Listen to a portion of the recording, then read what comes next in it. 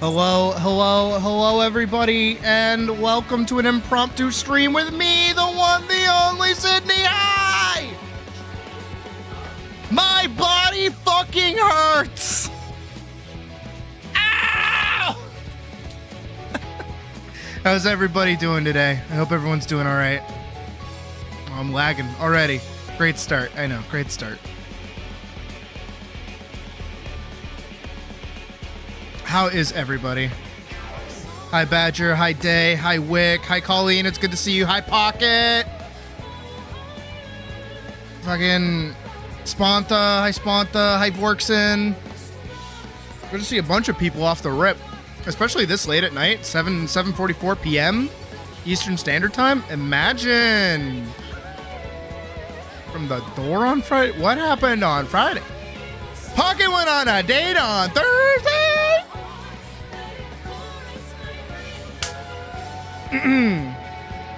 All right, step one.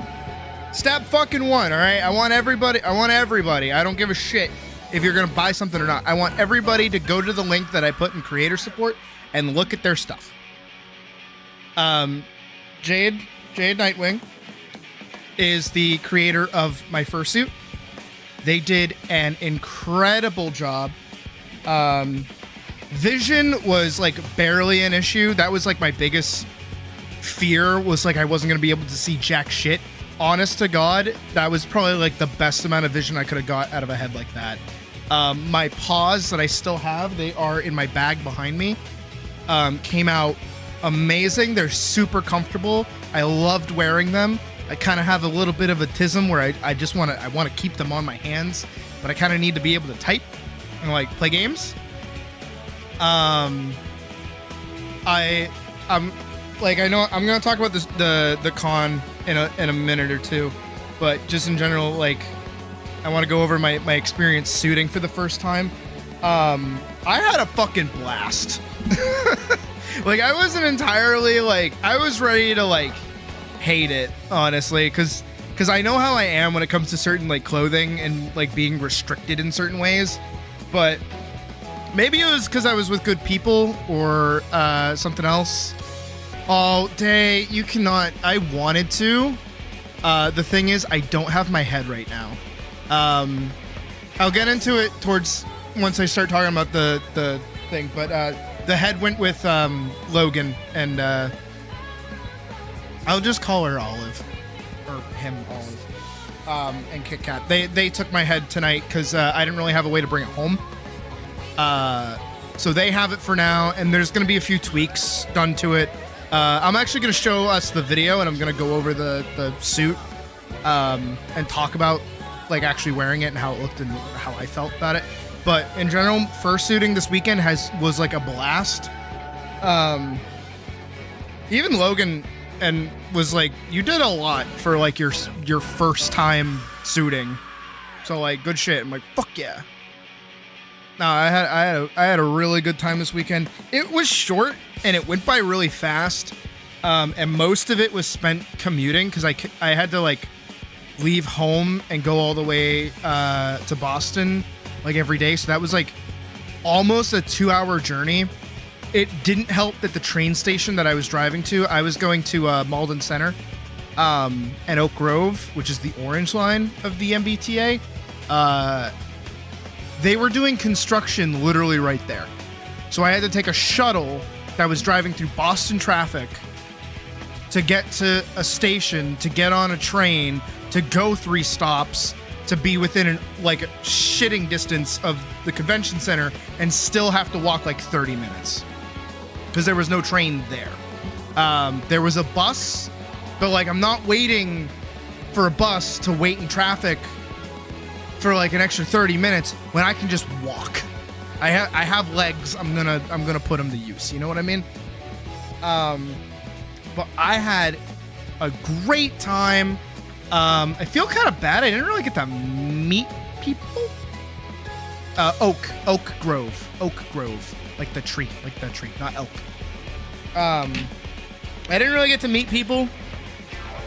I was in fact not the star of the show. I did not have streamer privilege while I was there, sadly. I was kind of upstaged by the group I was with. I was with Logan, I was with Olive, and I was with Kit Kat. Lovely, lovely people, all three of them. But the thing is, they all had props. And I didn't. I had my jacket, but nobody really picked up that I play 14 besides Kit Kat, who also plays 14 on my fucking server. And then the piece of shit didn't want to tell me his goddamn name so we could do content together. Imagine how fucking the betrayal? How dare you?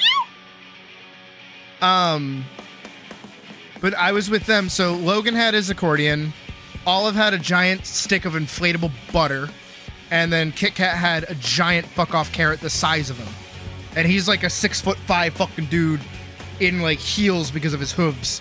He's a horse. So, you know, they're all in line in front of me. Meanwhile, there's like Goofy Cat just like struggling to fall behind them. It was pretty great. Highest note you've heard me hit? I can hit higher, I bet. I won't do it right now. Hey, Magpie.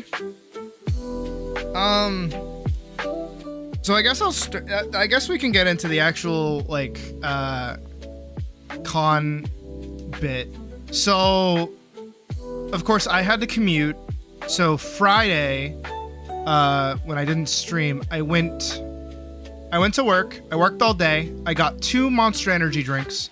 I drank one as I was driving to the con after I got out. Like I packed a bag of like a change of clothes and literally changed at the train station. I drove like an hour to Boston. And then I got changed in the parking lot of the train station, got on the train, did the whole bit. Because the train was running at that point from when I started. It stopped running on Saturday, which was fucking obnoxious. Imagine. But I got to the con. I got set up with. I got in late. I got in at like 6 p.m. Whenever like the con started Thursday, so I was late, like really, really late. So there was like next to no line for registration, so it was super easy to get through. And I don't know, there's something. So like as you guys know, probably, people don't actually call me Sydney in my day-to-day life, even though I'd prefer it.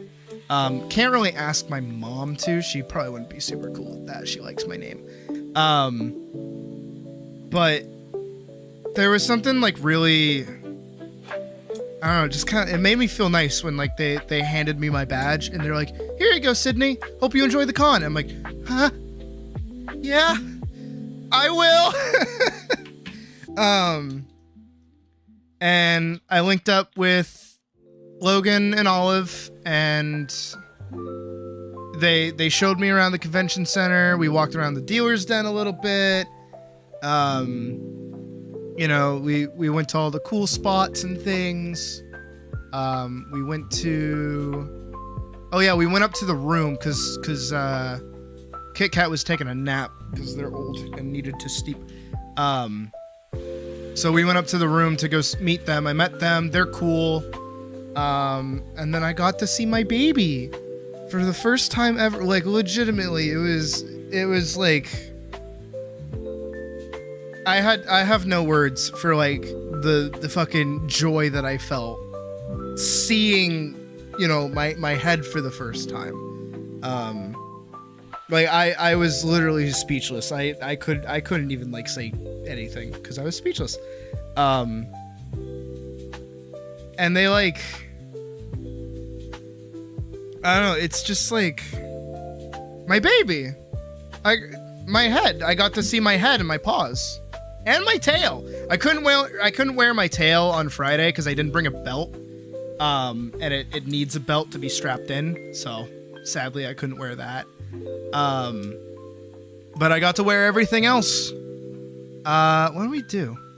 Oh, right. So we went to a panel, and that was the first thing I suited for. So you just sit down, you're not really doing anything, but you're sat in the suit. So I put on my head for the first time, and I was like, Dude, I can fucking see out of this thing. Like I can actually see. And it was fucking awesome. Like I didn't hate it. Hooves is good. I know. Actually, I don't know what Kit Kat used for gloves. I don't know if he had paws or if he had hooves. The fit in action? I'll show you the video in a minute. I'm just trying to recount the night before we got up to the actual video. So we went to the panel. It wasn't great. I'm gonna be real honest. It was not what we were expecting. We were expecting it to be like funnier. It was really cringe. It was actually pretty bad. But we all kind of agreed that we were like, no, it would be better if it was like that. I'm not going into specifics because it's not like super stream friendly. But then, oh, what did we do after that? I think we just kind of patted around. We went over to a headless lounge. For those who don't know, headless lounges are like closed off sections meant for fursuiters who want to stay anonymous, to like take a breather, get some water, just like step out. But let's unlearn shame. So we went in there for a minute, and while I was in there, I turned to Logan. I'm like, hey, look, I'm not gonna be here for super duper long, but tomorrow I'm gonna try and get here early, and I want people to know what I look like, because, you know, I want people to, you know, because I'm throwing stickers out, by the way. I had my stickers with me. Every table I found got like a sticker thrown on it, so people could pick them up. There was one table right out front of the room that I kept leaving stickers on. Every time we came back up to the room, they were gone. They were like, poof. So that made me feel really great. We do have a few new subscribers I've seen. We'll see if they hop into stream at any point. We'll see if those are stayers or not. But I was like, hey, can we go outside and like make a video? Like, you just like record me like moving around a little bit, and we'll go from there. And he was like, yeah, no problem. So we went outside.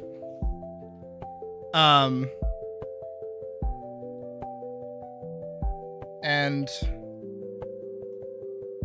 here I am. There I am, Gary. There I am, throwing gang signs.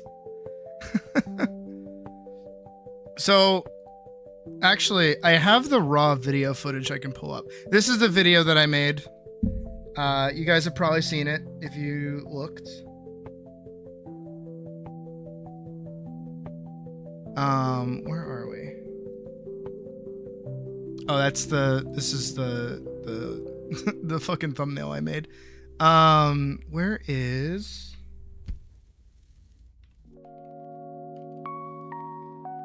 fucking Logan, where is he? Okay, I was bitching about train bullshit. So here's the raw file, so you can actually hear me in suit, right? Oh my goodness. Hi everyone, it's me. I don't want to listen to my own voice. I hate it. So there's me. That's me moving around. That's me in the suit. I got paws and like trying to make general motions. By the way, fun fact, that shirt that I'm wearing is from Vegas. It's from the Excalibur. It's got a dragon on it. I thought it was really cool. I thought in general, you know, I had a pretty decent look. I kept the jacket on the whole time. So like I was pretty consistent and everything.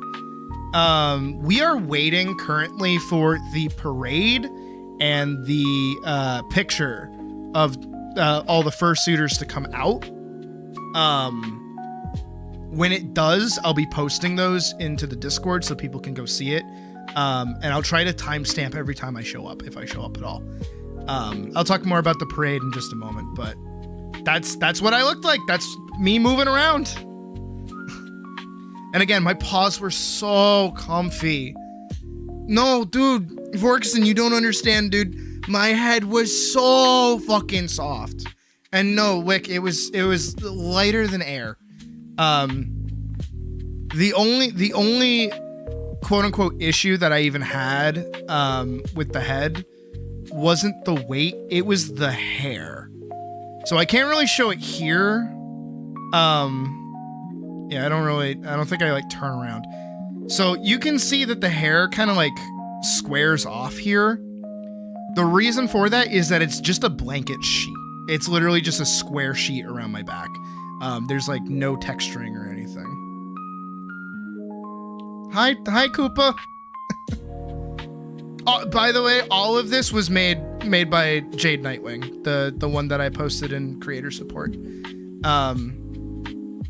But there I am, Gary, there I am. So the paws are custom made, the head's custom made. Obviously, it's me. And it's just such a good job. Again, the only gripe, and even Olive/Jade agreed that the hair needs some work. So we're gonna work together to kind of texture that out a bit more, which is why they also have it right now. So I don't have it, so I can't really make videos in it. But when I get it back, I'll try to do something with it. I don't really have any like in-person videos to do where like I need to show my face. However, I have my paws, and what I really want to do is grab one of my sketchbooks and see if I can flip pages. Because if I can flip pages in my paws, that means I can go through my sketchbooks with my hands, which will be very cool. Which is also gonna suck because it's a sketchbook. It's a lot of graphite. I don't want to get graphite on my very white paws. The one downside of having a pure white persona is that you get dirty really easily. But there I am. But again, during most of the events going on, I was kind of in the background. I want to see if I can't find it. I don't want to show people's faces without them being cool with it. Let me go over to Instagram really quick and see if I can't find a picture of Logan. Hopefully he's cool with it. If he's not, oops. But basically this was our first night in. I made this video really quickly. That's why like this whole section and then me coming to check up on fucking games on your phone, and then me talking for the rest of the time. This was just me to. I did. We're also experiencing snow right now, so I had to go park in the driveway. So Puck was asking if I made sure to do that, and I did. So I don't get a ticket because I don't want to get a ticket. I don't want to spend more money than I already have. I'm kind of poor right now. I spent a lot of money on shirts. I got a lot of cool shirts. But yeah, so I made this video really quick. And then we got pizza, and then we hung out in the hotel room for a little bit. And that was kind of the first night. That was kind of it. It was mostly registration, finding my way around, trying on the head for the first time, getting to see a not so great panel, and just, you know, generally hanging out with friends, because me, Logan, and Olive are already friends. And Kit Kat was new, but again, like, we connected over Final Fantasy 14 like immediately, so that we hit it off pretty great. So there were no bad vibes in the slightest. You know, we were all laughing and having a good time, making jokes. It was great. Saturday was a bit of a bitch though. I'm gonna be real fucking honest. But it has nothing to do with the convention. It has everything to do with me and my planning, my bullshit. So, step one, I got home after this at like 1 a.m. because I left at like 11, right? And it took me like 2 hours to get home because I had the 30-minute walk back to the station, had to transfer trains twice, had to get on the train going back to Oak Grove, realizing that there was not a train all the way to Oak Grove. You had to get on a shuttle bus, taking the shuttle bus all the way to Oak Grove, getting in the car, driving an hour back home, finally sitting down and being like, bleh. Hey, Slowline. You missed me going over day one. I'm about to get into the bullshit of day two. So day two is after day one, obviously, but I did not, I somehow, hey Raymond, I somehow didn't set my phone to charge. So when I woke up at 7 o'clock, right? I was ready to go. My phone was at 15%, and I went, fuck. Shit, this is my GPS. This is how I get there. This is how I know I'm making the right turns when I get to Boston. I need this to be charged for like the rest of the day. And I have time, and today is the parade, and today is the picture. I need to be there by that time. So, you know, I set up my phone to charge properly. It's charging, but it's charging very slowly. And I'm just kind of hanging out, and then time like slips away from me, and it's 10 o'clock. And I'm like, shit. So I messaged Logan, and I'm like, hey, what time is the picture? Like, what time do I need to be there? And he's like, doors open at 12:30. Doors close at 1:30. And so I'm like, all right, it takes me 2 hours to get there. Let's fucking book it. So I pack up, I get ready to go. I put air in my tire for my car. I put gas in my car. I stop at Dunkin' Donuts, and I get a drink, and I get some breakfast. And I'm like, all right, booking it. So I book it. And I'm driving like crazy on the fucking highway. I get to the train, and then boom, shuttle bus. Again, it's the shuttle bus to get to the fucking, North Station. Because again, Oak Grove. So the shuttle bus is going to take me to North Station to get on the Orange Line to take me to Downtown Crossing so that I can walk 30 minutes to the actual convention center, right? I'm like, fuck. I might not make it in time. I need to like, cause it's already like 11:30. And I'm like, okay, you know what? I got time. We can do this. I did not make it to fucking Downtown Crossing until 12:30. So doors had opened. I still had a 30-minute walk ahead of me. And then I would have to get inside the hotel. I would have to go up to their room, get dressed, and then go back down to the other side of the hotel to get in line for the picture. So I'm like, you know what? I got out of the hotel room. I got out of the train at Downtown Crossing. And I did a little bit of...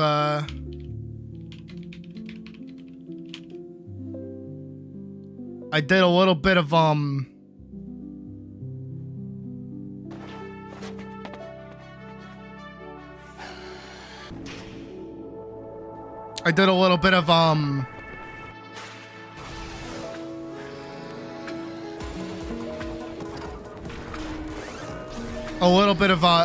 this.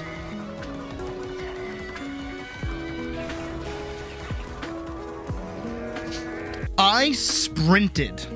That's a foot. Woof, woof, woof, woof. I'm gonna close that. I ran, literally sprinting for a 30-minute like walk, and I made it in like 15 to 20 minutes. So I burst through. The pause gave me power. No, sadly, I was not wearing my pause when I was running. I left everything in the hotel room. So I literally like buckled down. I fucking made it 15 to 20 minutes. I don't remember because I was like running through the fucking hotel itself to get up to their room to get dressed. And they're like, you made it like literally in time to get dressed and get ready. Like we need to go like 2 minutes ago. So let's go. So I got dressed, I got set up, I put my tail on, and we went on down to the picture booth. And then we got sardined into a giant auditorium. And we made it at like the perfect time where we were basically up against the door. So we didn't have to, so when the parade would start, we were one of the first ones out, which is actually pretty great for video wise, because I can find myself pretty easily, I feel, once those videos get actually uploaded. Because I've been looking for the parade. And I have not... What is that? They've got the dance competition.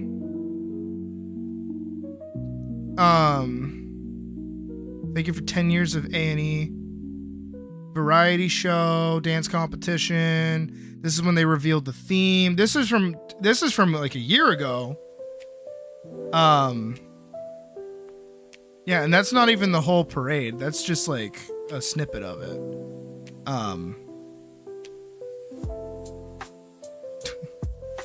Again, I have like nobody's really edited the videos yet, so I don't think anything will be up until like later this week.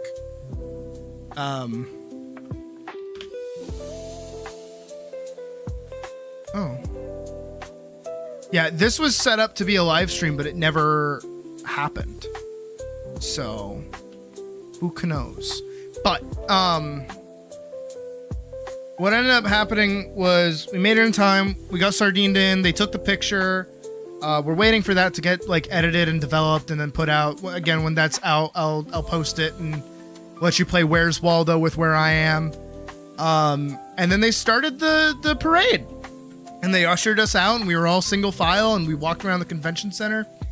And Logan like rocked up next to me, and right as we walked outside, and there were like a bunch of people with cameras like taking pictures and videos, and he's like, "All right, I know how you are, but you got to think of it like this: they're all here for you.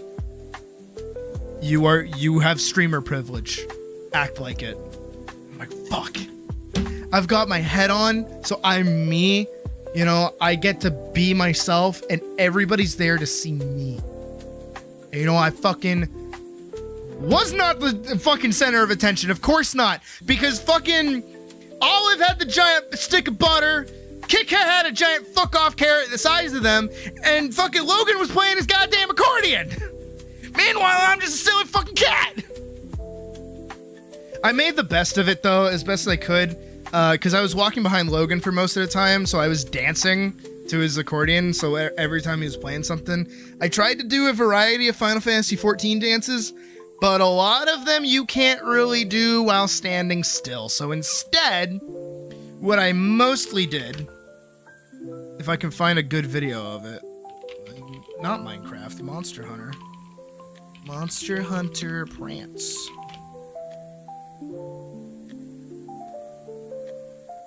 I was doing this. I basically just did this the whole time. Dude, okay, I was thinking about that. So at Walmart, they have like swords. They had like little foam swords that you can actually connect at the hilt, like viper swords. And I want to get those for next con, and just like actually I want to put together like my viper outfit. That's gonna be kind of hard. That's like an actual cosplay.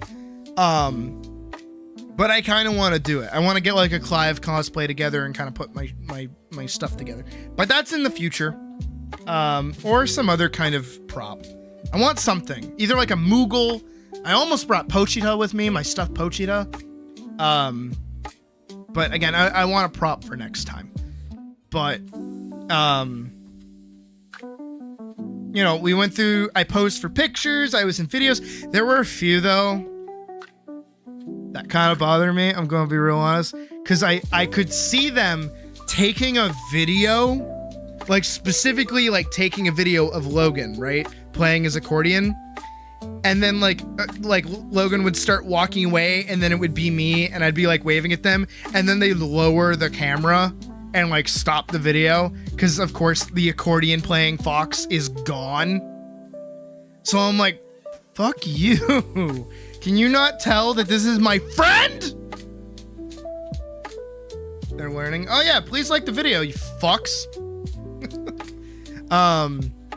What else happened? So we did the parade. That was really fun. And then, oh god, what did we do? Shit.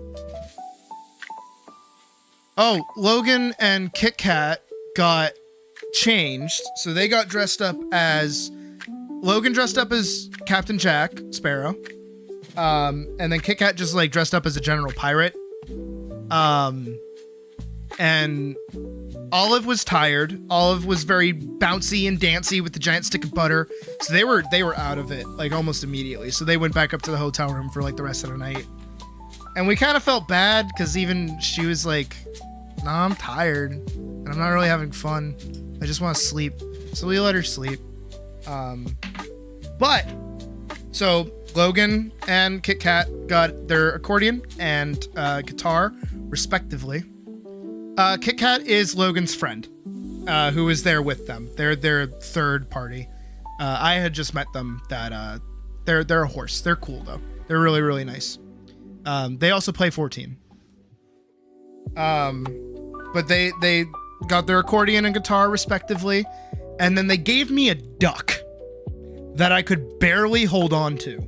And then it was stressed upon me how important this fucking duck was.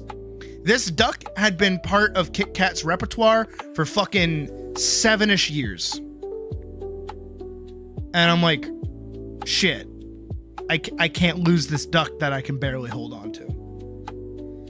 So we went outside for Kit Kat to have a smoke, and then they kind of played like a little bit of music.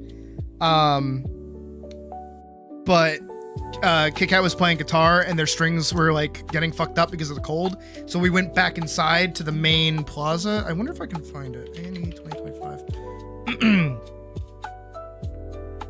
These are closing ceremonies. Because this is... Wait. I saw the crane. Yeah. So this was them taking the picture, if I can remember correctly. I doubt we can find me. Yeah, that's the dance competition.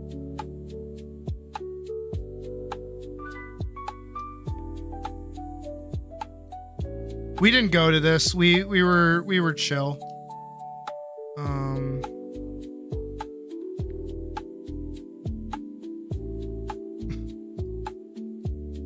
This video is so long, it's taking forever to load. Doesn't matter. Oh, sheesh. Yeah, we were not in there. I know what room that is. That is not when we were in there. That's too many people for what we went to go see. Oh, fuck, what happened? Oh, right, so we went inside, and there's like this big... I wonder if I can find it. Hold on.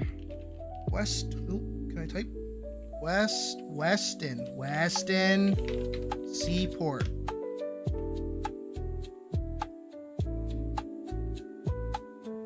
Yeah. Okay. So here. So this is like the main entrance lobby. This giant screen had a bunch of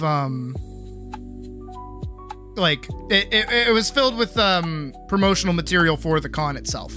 So we were stood right here while Logan and Kit Kat were playing, and I was holding the duck, and I was like petting it and pointing to it, and people would walk over and be like, "What's with the duck?" And I'm like, "I'm participating. This is our admiral."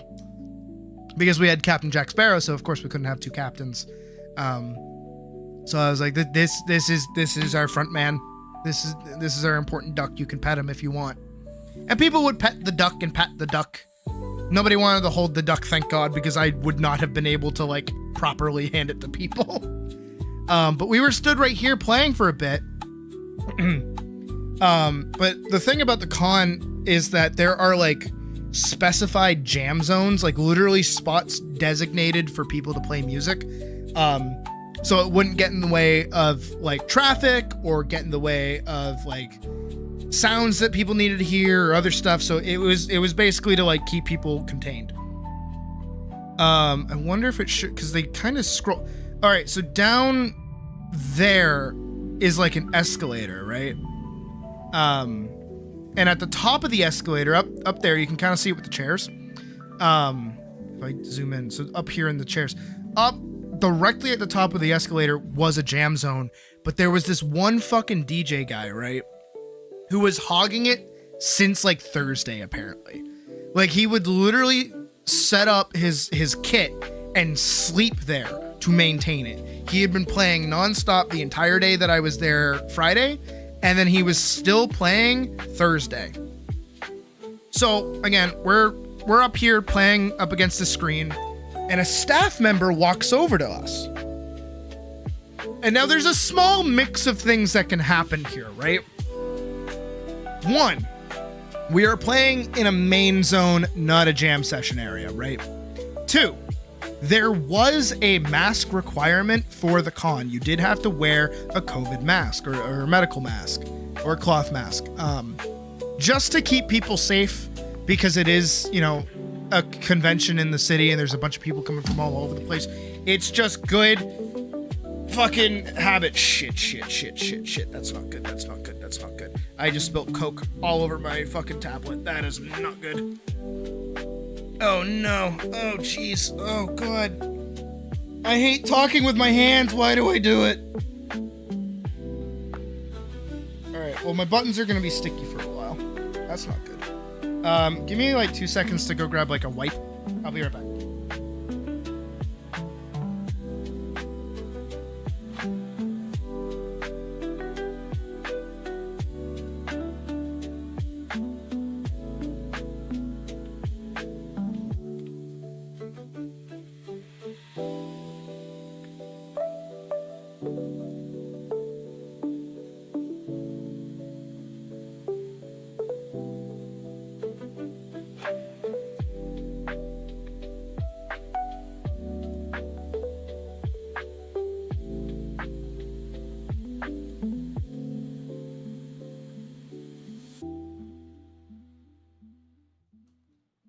Oh, that could have gone better. Okay. Disinfectant wipe on the tablet. We should be okay. Hopefully. Where the fuck was I? Oh, right. So staff comes over. There was like a mask requirement. Logan was not wearing a mask, but he was Captain Jack Sparrow, so he has the facial hair to pass it off. So, not a lot of people were really complaining. But, also, why isn't it a little worrying that the keys aren't setting up? I didn't fuck anything up, like, too bad. Just double check its sensitivity. No, we're good. That looks fine. Hold on, let me fucking... My hand is a little sticky now, because I handled the thing, but I don't think it's that big of a deal. No, I should be fine.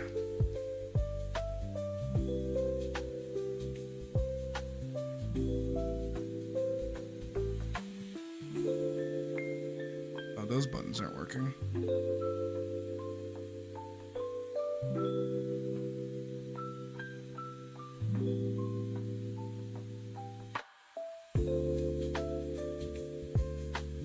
Oh no. Well, the tablet part works. It's not like I really use the buttons on this thing to begin with. Oops a doops. That's not good. Okay, see, it should be doing that. It is, in fact, is not doing that without the hue.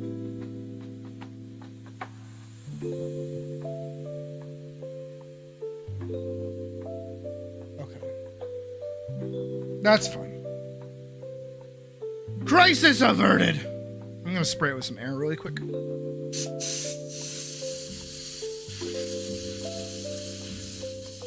liquid that's in there should get the fuck out.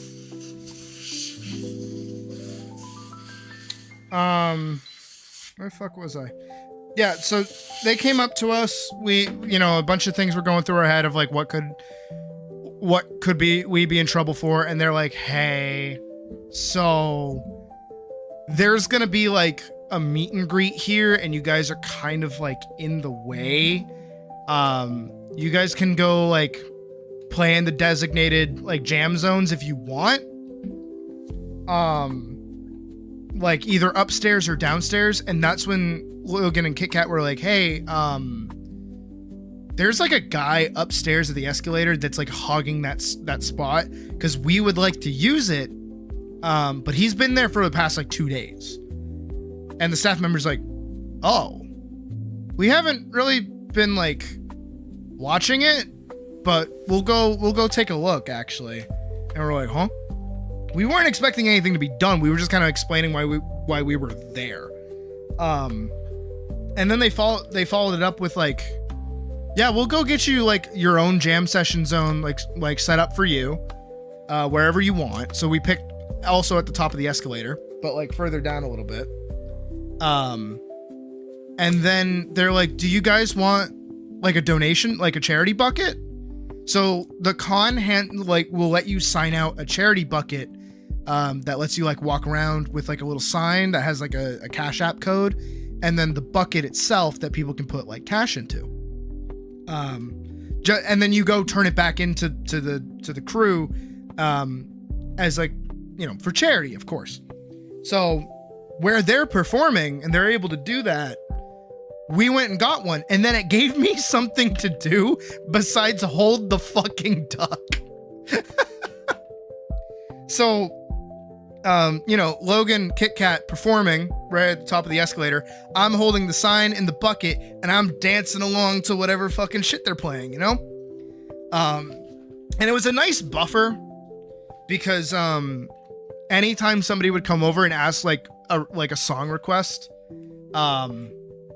and it was something that they either didn't know or didn't want to do, they would be like, throw some money in the fucking charity bucket. And I would like walk up to them and shove it in their face. And they'd be like, I don't have any money to give. And then they're like, sorry, we can't. There were also a few people that would come over and ask for like really obscure shit and like kind of get offended that they didn't know it. Also, it was weird because we were kind of set up in like a seating area. So people would kind of be like stood behind me or like sitting behind me. Hey, Eduardo. And they would kind of like be posted up, weirdly enough. And there was this one dude that came out of fucking nowhere, right? And he was English. And he asked for like some really specific Canadian folk writer. And none of us knew it. And he seemed like really upset that we didn't. And then he just kind of kept standing there expectantly. So then they played Wonderwall at him, and it was pretty great. They're a good bunch. I like Logan, I like Kit Kat. They're very fun. And they like taking the piss out of people a lot. But so the fucking DJ guy that was hogging that spot, you know, we could hear it from where we were. We were not too far away, but we could hear it like thundering the ground beneath our feet, him fucking doing shit. Also, the reason it wasn't great was that it was causing a crowd to like form right at the top of the escalators, which is really, really dangerous. So eventually the strobe lights and music stopped. And I looked over, because I'm looking around making sure that, like, you know, people could see that I have a bucket if they want to donate. And I look over and I lean over to Logan. I'm like, the DJ is gone. And he looks over and he's like, oh shit, he is gone. They kicked him out. So staff actually stepped in and got rid of the guy. Because when we had originally gone up to get, to like set up our jam zone, we went with staff who met with another staff member that was like top tier staff member, like running the show staff member. And they're like, is that the guy? And they're like, yeah. And then he's like watching them for a while. And then I guess he like told them to pack it up or something. So, you know, between getting our own jam session area set up, the amount of people that actually donated, apparently we like raised like $200, like plus $200, which was pretty great. But that's just in the bucket. We didn't even like know how many people donated through the Cash App. And we got the DJ guy kicked out, you know, because he's hogging the space. It's not that we didn't like the guy or that the music was bad. It was literally just like, you're hogging the space, other people can use it. You're not really being like, you know, considerate of other people. And then, you know, it was just like a general good vibe the whole fucking time. And then we were starting to wind down. I was tired. My body still fucking hurts because I'm like wiggling my butt to wag my tail around. I'm holding, you know, I can barely hold shit in my paws as is, and I'm holding a sign and a bucket. So I'm holding on to him for dear life. So my muscles are all fucking tense. My arm still like aches and hurts a little bit. And we're just like, you know, big wins. We're tired. We had a long fucking day. You know, we did a fuck ton. It didn't seem like it, but we really did. So we go back up to the room. We go reconvene with Olive. And we're like, food? So then we go and there's a restaurant in the Westin. This is where we were. Is there a picture of it? I wonder. It was some like Irish pub thing. It was pretty good. I think this is. Yeah. It was really, really good. I got like a really nice burger. This almost doesn't look like it because this looks like room service. This place. Yeah, that's it. This one right here. O'Connor's. And then there's a comedy spot right there. I was not dancing like I was in my intro. I would if I could, but I could not because I was holding the bucket in the side.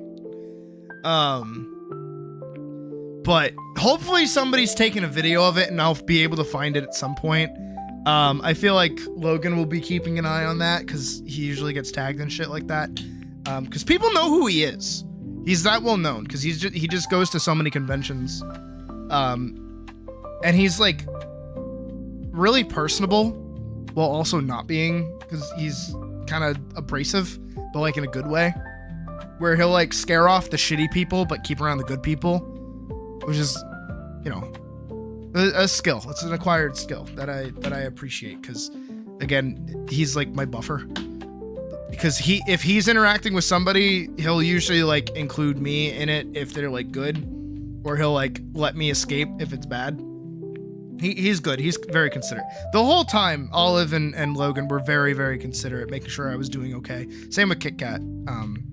They were making sure I had water. They were checking up on me as much as they could. So they were very good sports, and they kept me. Because it like also for like Saturday, which is when we were doing everything, I was pretty much in suit from like getting there till I left. And the hip sways, yeah, I was doing the hip sways. Maybe not as exaggerated, but like I was wiggling my butt as best I could. But I was in suit pretty much like a full almost 8 hours because I got there at like 1, and then I didn't leave, and well, we didn't go for dinner until like 10. So yeah, like 8 or 9 hours worth of suiting. And it was just really fucking fun.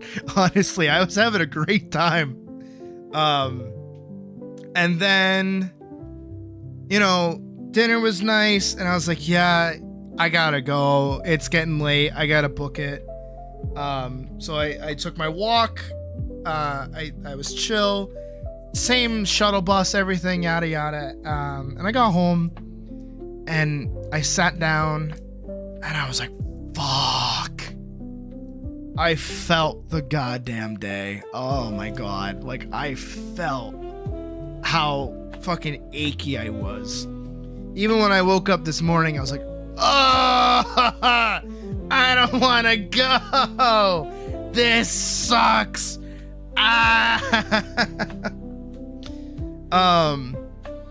So I got up earlier. I drove in. I got there like around 10 or 11, and I met up with Logan. Olive and Kit Kat were back up in the room, and so me and Logan, we went through the dealer's den and we bought some stuff. I got 4 shirts. They're all really cool. I actually really like them. One of them I could not wear to Disney, which kind of sucks, but that's okay. I've got one with like a dog holding like a Ramoon soda. I've got another one that's like an ultraviolet looking thing. It's like tech wear. It looks really cool. And then I got one that's called the most shirt ever. I'll take a picture of these at some point. And another one that says masochist. And it's like a pentagram with like a little fucking bitch kitten in the center, but it's like at each point of the pentagram is like different like junk foods. They're really cute shirts. I really like them. Actually, I'm pretty sure they like managed the temperature to be cooler. It was also nice because this is the middle of fucking winter. So if you need air and you just need to be cold for a minute, you walk outside. And then if your suit is ventilated like mine was, because my mouth is open, you just get like a breath of fresh air, and it's like really nice. I think the worst thing is that I was wearing a jacket the whole time. And it did not matter if I was in suit or out of suit, I was sweating. Even today, I felt really bad. There was a bluey button down that I really wanted. But they didn't have it in my size, but they had a size lower. And they're like, you should try it on and make sure, like, see if it fits. Like, maybe it will. And I'm like, it won't, but I will. And then I took off my jacket and I was like, my back is soaked. I don't want to put on like a shirt that's going to be sold to somebody else. But they were really egging me to do it. So I was like, okay, I'll do it. I'm sorry. I don't want to get your shirt sweaty.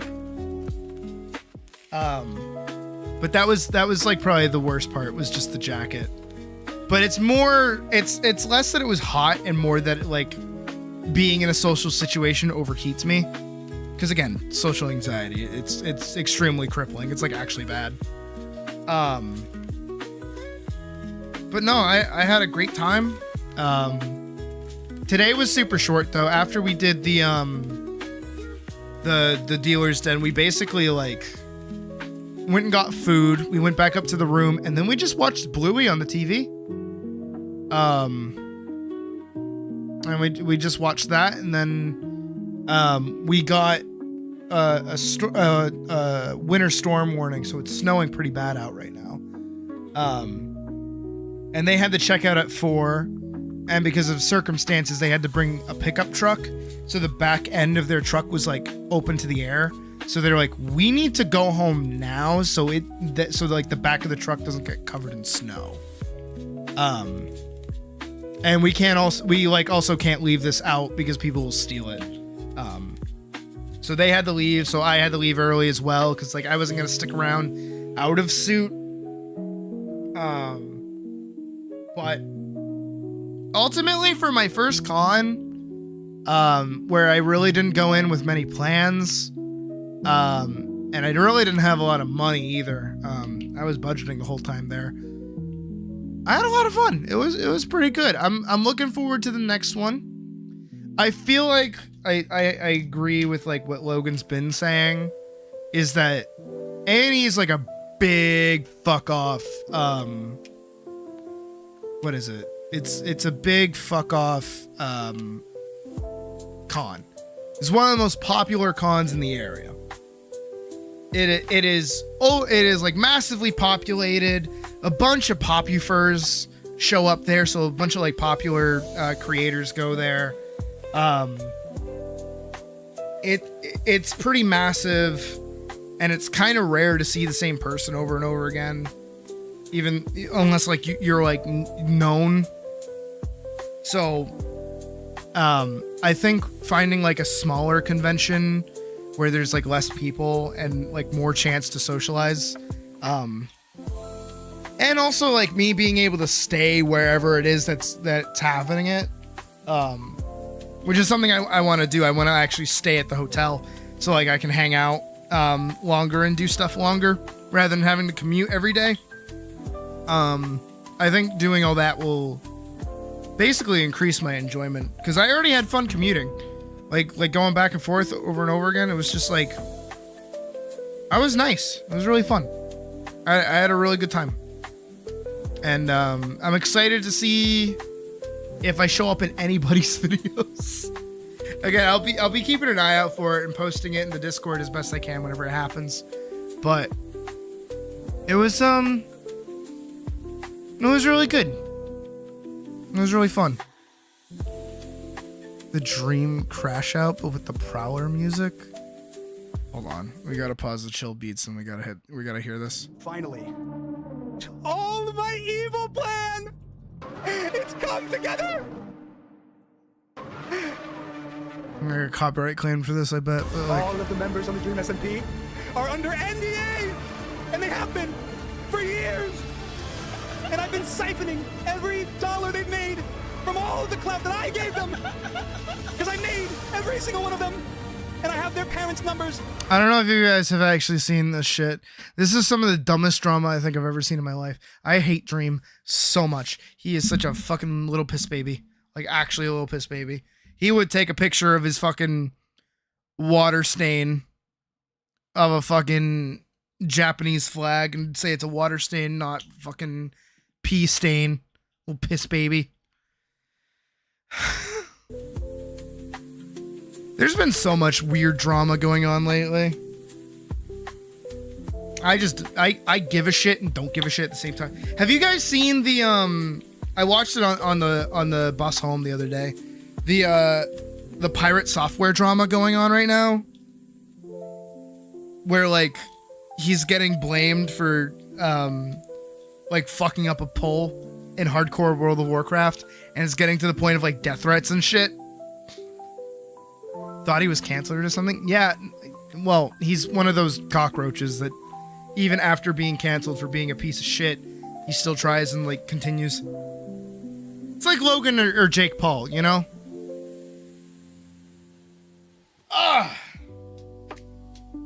Woo-wee. But that was my time at A&E, by the way. It was short, it was sweet. I had a lot of fun.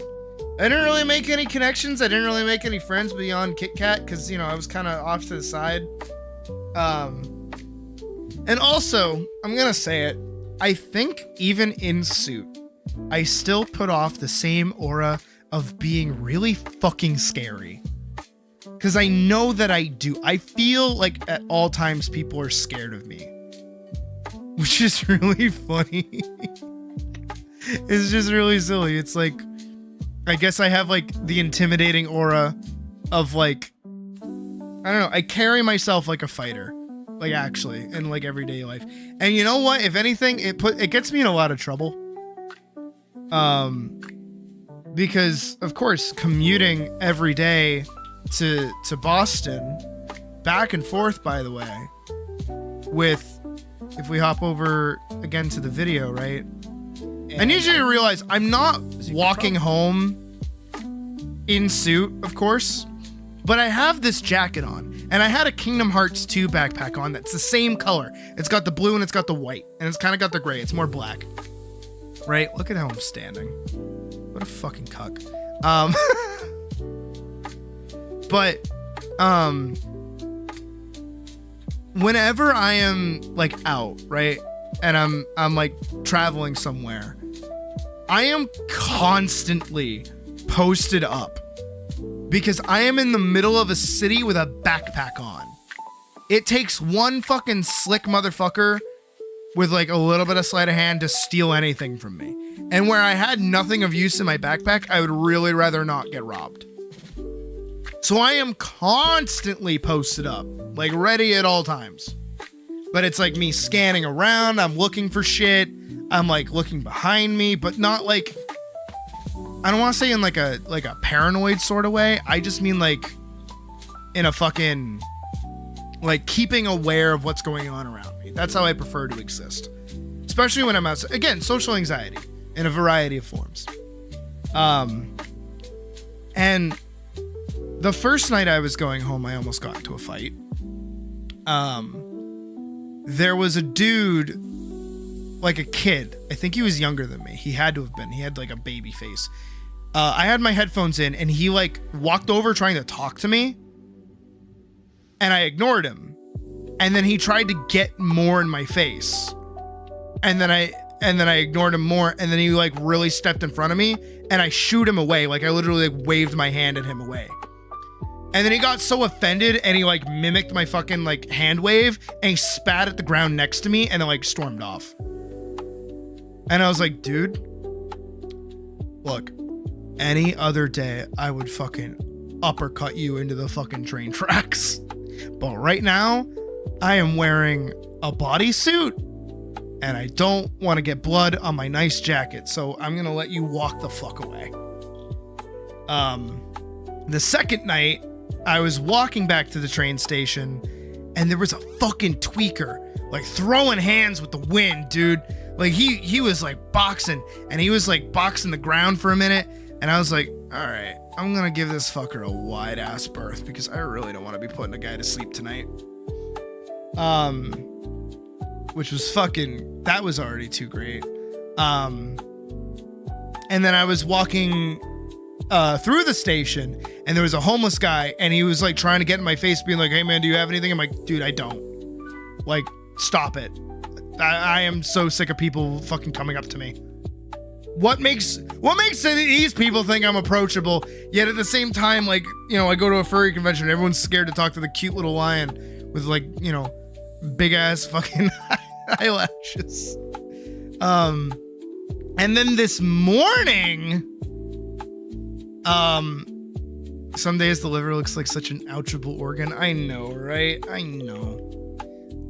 This morning I was waiting for the shuttle bus. I walked straight over, and two ouchable? No, it should be ouchable. Ouchable was proper. Ouchable. This morning I was waiting for the shuttle bus, and these two fucking tweakers, it was a guy and a girl, and they're like fucking dancing around, and they're like standing behind me, and they keep like sneaking up behind me, and they're like talking really loud and like conversing with each other. So of course I'm posted up, keeping like an awareness of where I'm at. Oh yeah, no, I've been liver punched once. It puts you down, you sleepy sleep. And I'm posted up because like they're directly behind me, and that's where my bag is, so I'm like making sure that they're not trying to steal my shit.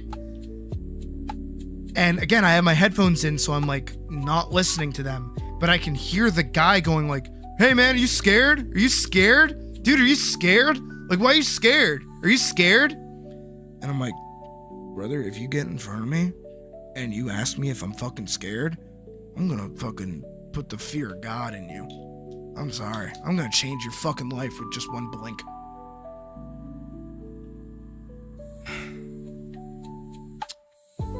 Again, I know I have a little bit of a tum-tum. You can kind of see it in the shading. But like, that tum-tum, it underneath is a fucking 6-pack of raw steel. Not lying. My time boxing has done me good. My time fighting has done me very, very good. No ego, but a little bit of ego. But it was great, because you know what happened is that the bus I was waiting for was not their bus, and when they realized it was not their bus, they fucked off. I was like, oh, thank God. Thankfully, getting home today, there was little to no problem. There were some rowdy guys on the bus when I was coming home, but they left me alone, so it wasn't a big deal. And if anything, they were just having fun. It wasn't like they were tweakers or anything. They were just like, you know, guys being dudes. So today was pretty chill, thankfully. I think the worst part was driving home, because I had to drive home in the snow on the highway with very low visibility and everyone kind of being an idiot at like 5 o'clock. So it was rush hour. Very fun combination of events right there. Very, very fun combination of events. But hey, it's just a theory, game theory. Thanks for watching. No, we're not done. We're not done. Don't think I'm done. Don't think with that I'm done. I'm not done. So yeah, that was my time at A&E. Summing up, it's pretty fun. Next time, definitely staying where I'm going, especially because I think the next con that's gonna be happening is like up in Portland, or it's in Maine, or is Portland, Maine? I don't know where Portland is. I don't know where anywhere is. I don't really go places. I kind of stay home, so I will have to get a hotel room where I'm going. Have a good night, Wick. I know. No, stream's not over. We actually have a little bit of a project to work on. I want to test something. And as everybody knows, when I say test something, if it works, it means that we're going to change. The cryptids in the woods seem better than other people. This is true, especially when people start becoming cryptids in cities. However, I want to turn your attention really quickly to the actual Discord really quick. If you guys want to hop over to Picture Share,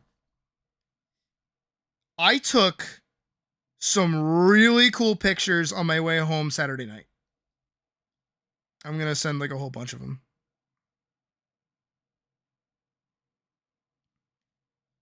Nah, these pictures were really, really cool. Go give those a look really quick.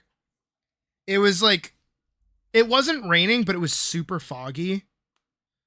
Ooh, that one's really nice. Again, I'm in Seaport, so it's like super duper foggy. And like the way the buildings just like disappeared into the sky was so fucking cool. Did my video end? What the fuck? What the fuck? This, by the way, leads into my bit that I want to talk about really quick. Just in general. A small little nugget of wisdom from your lovely Sydney. Which is primarily... go outside. like walk outside. Go outside. And look at buildings, look at locations, go places, go visit places. And take pictures. And just like look at how cool and like dingy and like neat places are. Because the more you do that, the better your art will be. And the better your set dressing will be. And you know what else is really cool? If you take pictures. So like, if we grab, which is why I was taking these pictures in the first place. Where's the good one that I really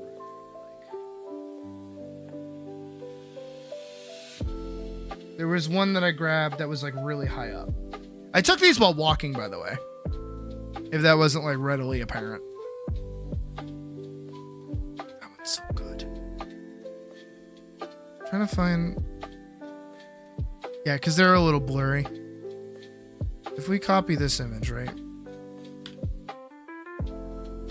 Right, if we take this image...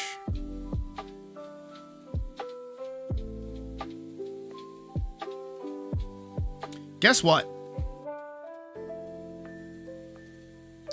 I took this picture. No one else took this picture. These buildings...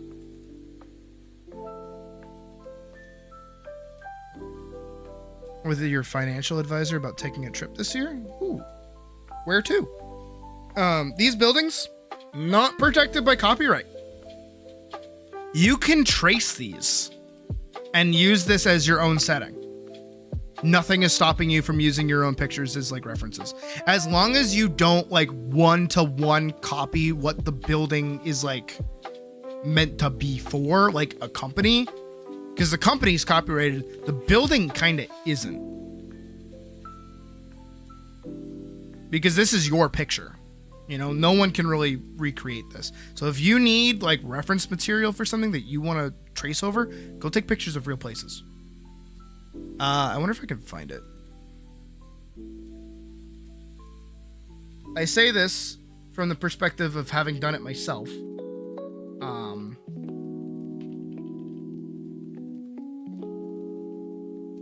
Trying to find what?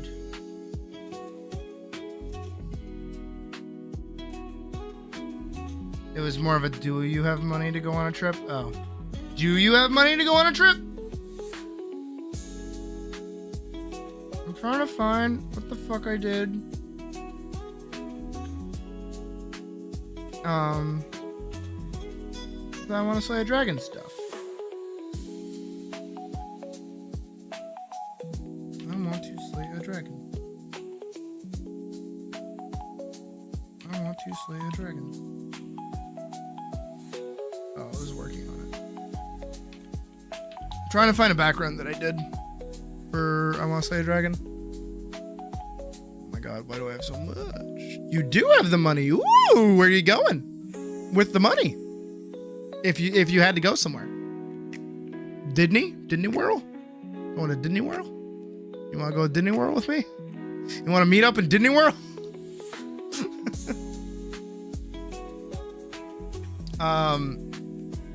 This is actually leading us into my project idea that I will share with you guys in about a moment.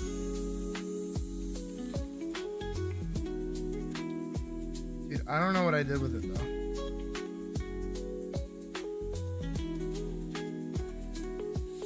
Oh, it's probably in here.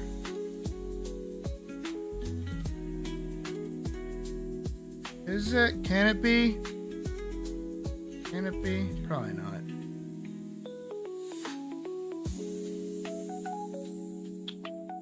Damn.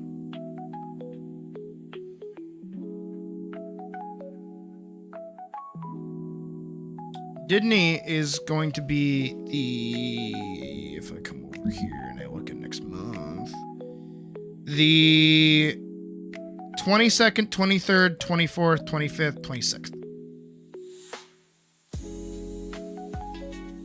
We are going on the 22nd, and we will be coming back the 25th, I think, actually. I don't think it goes into the 26th. I can't remember, actually. No, it does, because I needed to ask for 3 days off. That is right. So it is up until Wednesday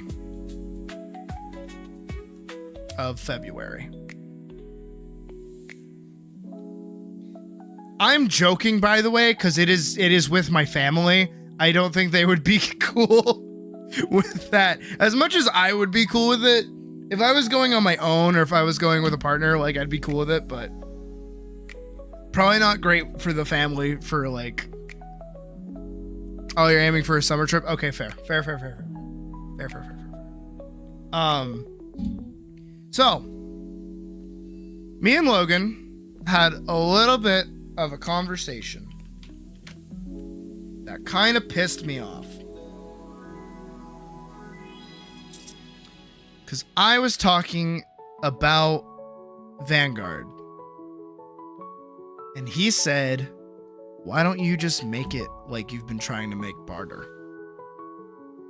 You seem to like it more because you talk about it all the time.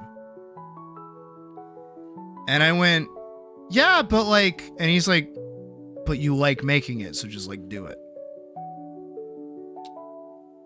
And I went, shit. And then I went, shit, because I'm like, fuck, he's right. So here's what we're gonna do. Here's what tonight tonight is gonna look like. Step 1. I'm going to design a variant of Elise that is Vanguard friendly with the sensibilities of the way I have been drawing her recently. So basically, if we take the more recent live junk, new. There's me. There I am, Gary. There I am. Arms and legs. Shit. Where is it? Hold on. You guys get to see behind the scene. Okay, so like this, right? We're gonna design her like this, while keeping the modern sensibilities of Vanguard, right? While also rewriting it just enough that it's not complete dog shit. I have an idea. I have like a really cool little reference idea for an outfit that kind of fits her personality a little bit more. At least in Vanguard. We're gonna try and keep as close to Vanguard as we kind of can. So that's where I'm at. So that's what we're gonna start with, right? We're gonna design a new look for Elise very quickly. Probably not a full reference sheet, but something usable, And then what we're gonna do is we're gonna take a small break after that, and we're gonna play Final Fantasy 14 for a little bit. I want to do more PvP. I'm gonna be real. I did like 3 more games of PvP as Viper after stream, like yesterday and the day before. I have been killing it as Viper. I don't know what the fuck happened, but I'm like really good at Viper. So we're gonna start by working with a little bit of Elise junk. We're gonna use this reference sheet that I have. No, it's not really a reference sheet. It's just like an outfit, but it's literally from 14. And I kind of fuck with it, and I think I can do something with it in my own special way. But that's what we're gonna do. So we're gonna work on a little bit of art. And go from there. So tuck in, hang out, and then we'll play 14 later. For now, I'm gonna swap music. I want to listen to something else. You know what I want to do? I want to pull up my old. Good. My old Vanguard mood. Not gonna play Earth. So I'm not gonna play Earth. You know what?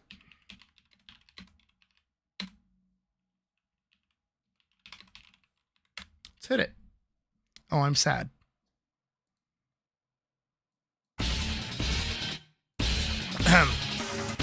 Back to work. My little guy's in the way. Yeah, it's a little sticky. This is the wipe that I used. Alright. 15? Yeah.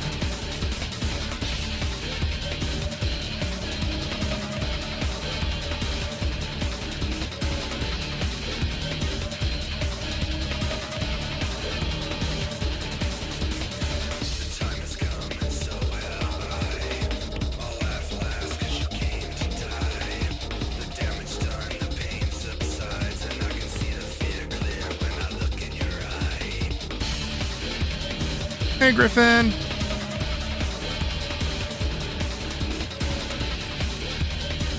I am actually kind of copying the pose too, but it's for the sake of I want to do the hand position.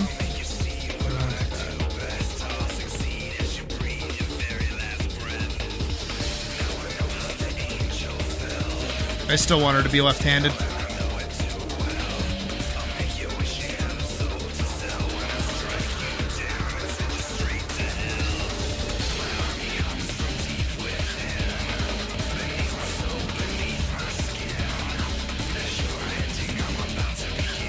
Dude, I love DMC. Like, unironically, I love DMC.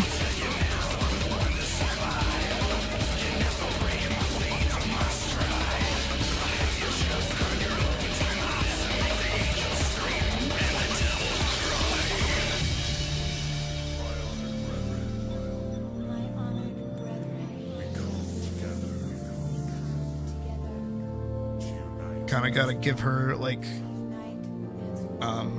more angular eyes. Whoa, just got like a massive wave of like, not nausea, what is it? Give her the little nubby eyebrows that she used to have too. Within reason.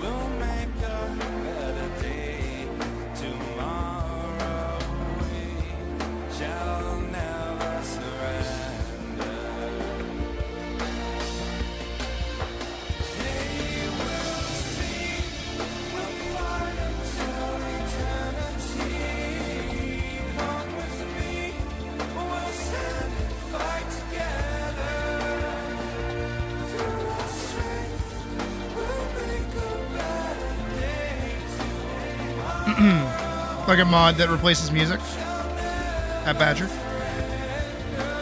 I only just looked at that.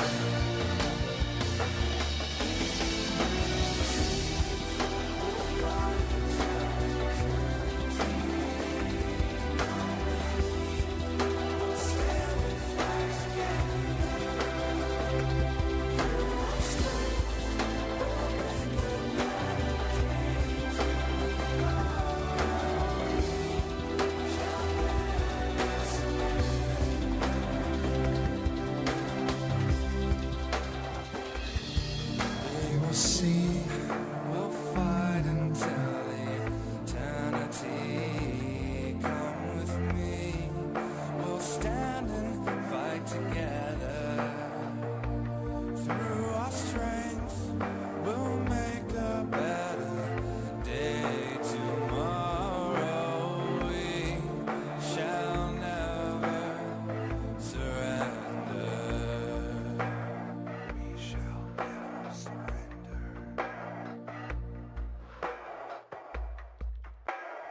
We shall never surrender. Give her the little bunny tail that she always has. Give her the nice butt. Big fucking thigh. How tall is that compared to the rest of her head? Too tall is the answer. I'm gonna kind of cut her off here and shrink those down a bit.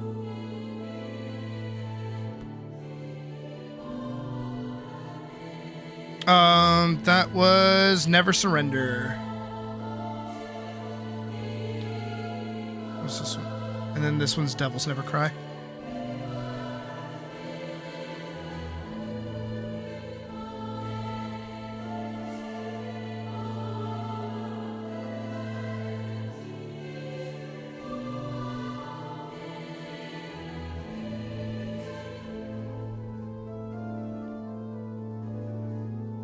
Yeesh. Maybe I'm dehydrated. That's what I'm feeling. I have water.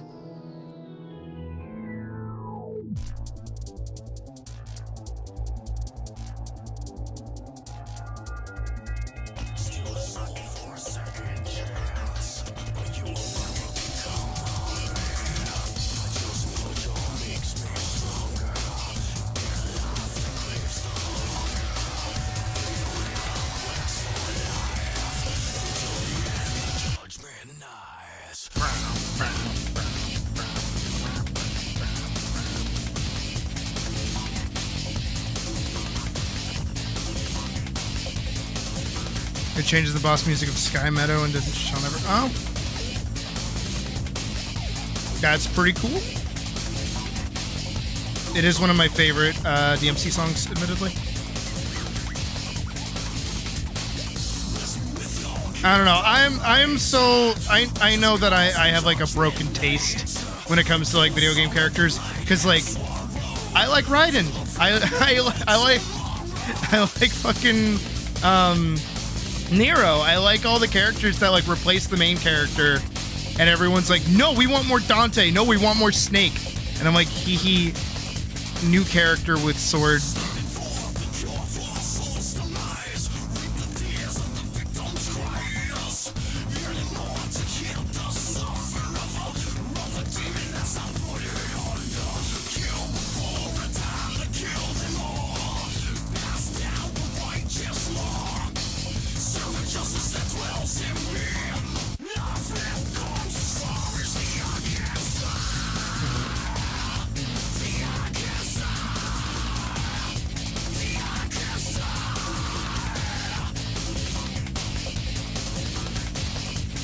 I can see.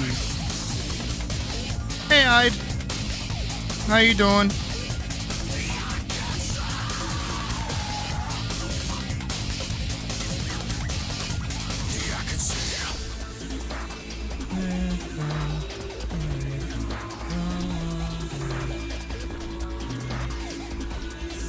Honestly, a lot of DMC went into making the original Vanguard as well.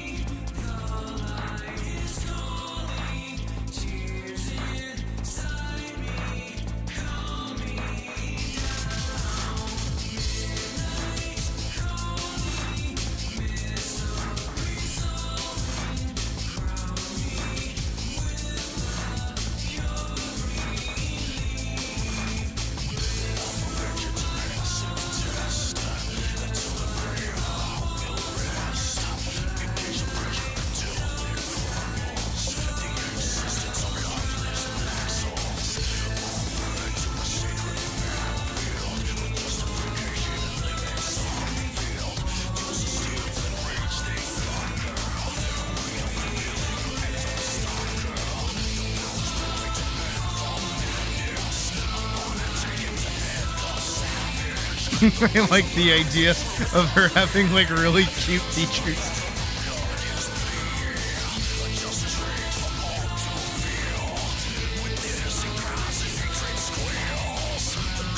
Nah, everyone's gay for release, don't worry.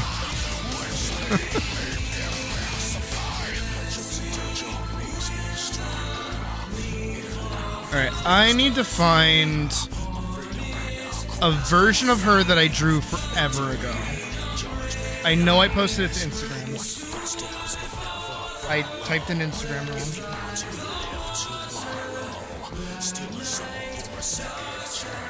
I'll show it to you guys in a second.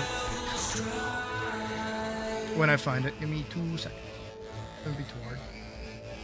I didn't really make a whole lot of posts to... Okay, maybe I did. Maybe I should shut the fuck up. Where is she? Where is she? Where is she? There she is. Alright, so this top. Holy fuck, I like this top. I like this little cross thing that I did on her shoulder, right? So I'm gonna do that. I still love that I gave her an iron apple because it's supposed to be like iron brew. I don't know if anybody's ever had an iron brew because I don't think we have a lot of English people in the in the stream, but like, dude, I love iron brew. It is one of my favorite sodas ever, and I wish I could get it like more often in the States. I think it's actually banned. I think it's like actually illegal to get here because of a food coloring it has, which is odd that something from England is banned here because of a food coloring. Usually it's the other way around. But this little cross design, I want to put that somewhere on the jacket, which I think I'm just going to do like right here.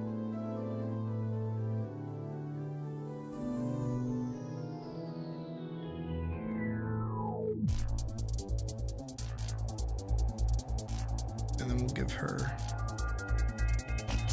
a sword. Okay, this is the same song. We already listened to this song. I'm gonna put on a different song. As much as I like this song, we already listened to it.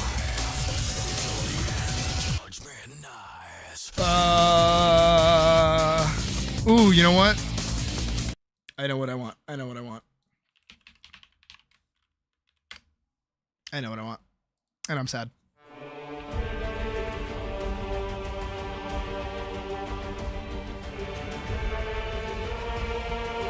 Where's that? Ooh, Quentin. Another message from Quentin.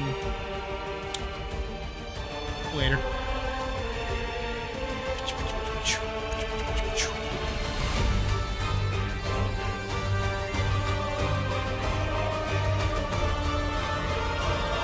Feel like she needs something. Also, yes, I'd very based comment. I love 16 so much. Dude, Bahamut went so fucking crazy.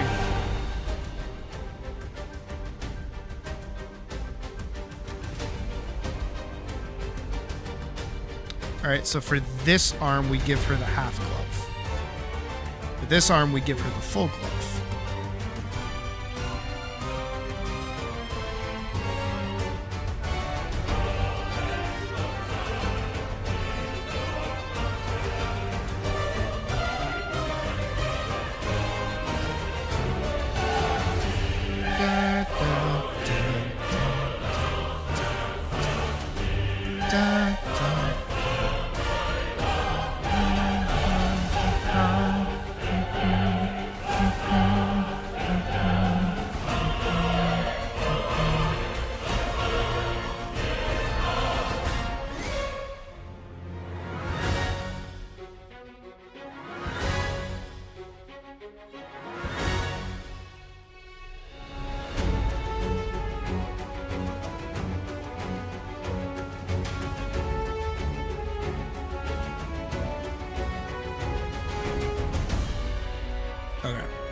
I am going to line this. I'm actually going to line it.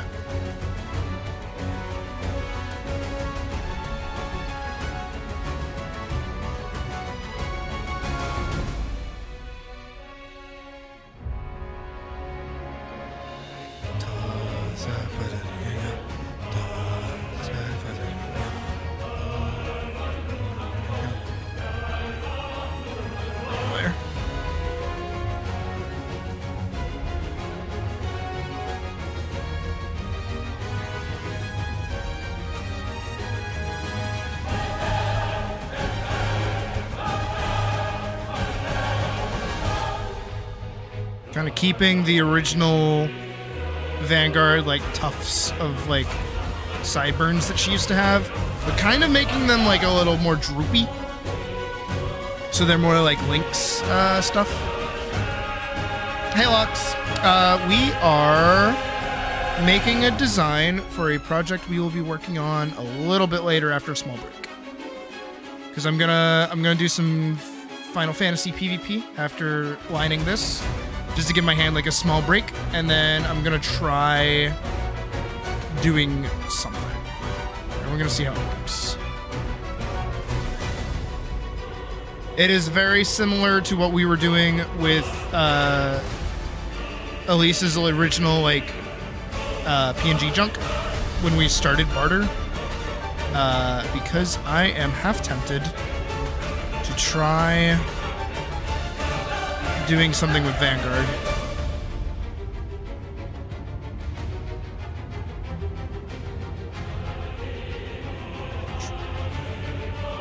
We have to make stuff first.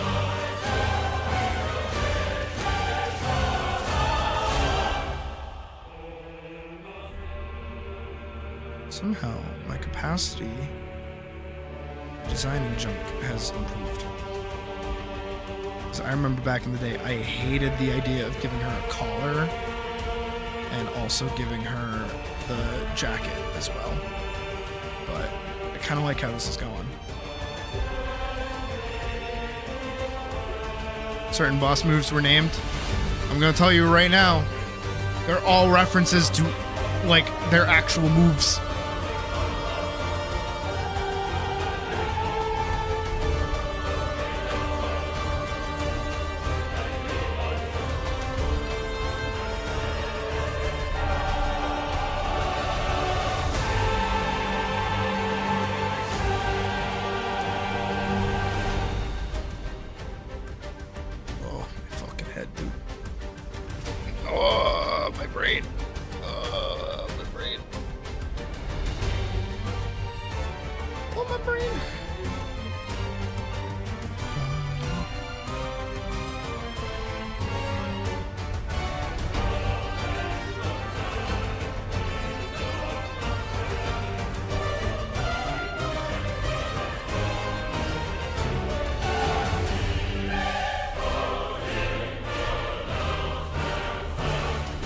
I don't know what this is, but this sucks. My head actually hurts. I think it's legit, just like exhaustion. But that's okay.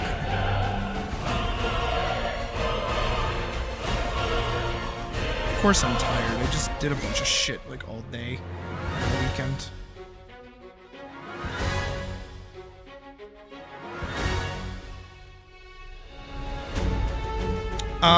You probably couldn't get it super finite with a mouse purely because like you wouldn't have like good pressure sensitivity. But there's a way to fake it. There you can set like parameters to have it like have predisposed pressure sensitivity, but it's not gonna look as good as unless you did like a normal scratch. There are workarounds for it that are mostly like painting, but if you're trying to get like an actual like line, it's gonna be difficult. It's not impossible, it's just difficult. That's the distinction I'm trying to make. There's ways to do it.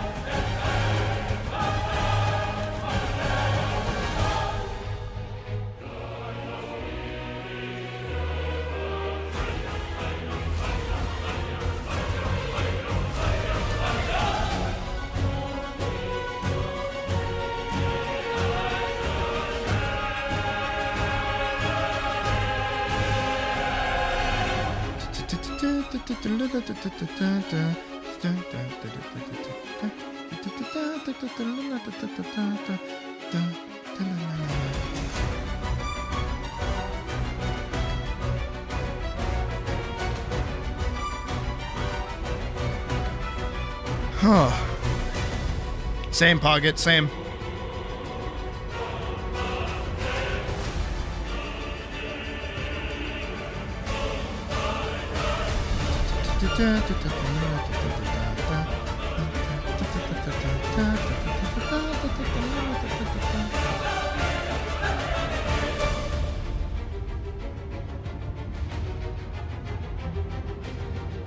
See, this is also a small reason why I want to shift gears towards this test, is because I feel like I just like don't draw anymore because I'm focusing too much on animator.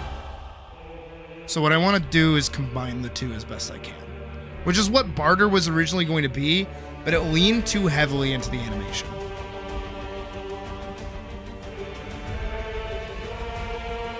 Oh my god. Oh my Jesus. Holy shit. Oh my god.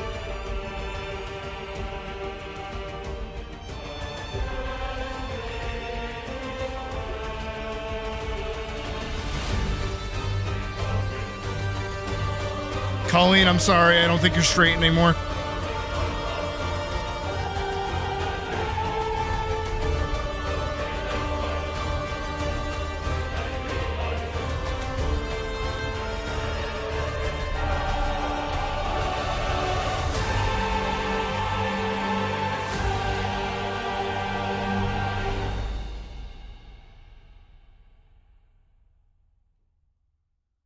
Oh my god. Oh shit. Oh wow, wow, wow, wow, wow.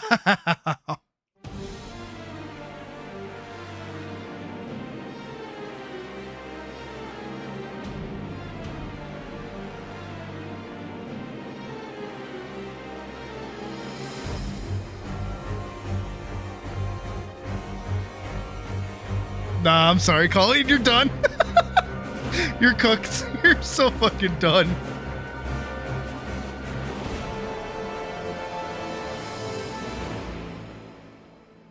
Hit me with it, Phoenix!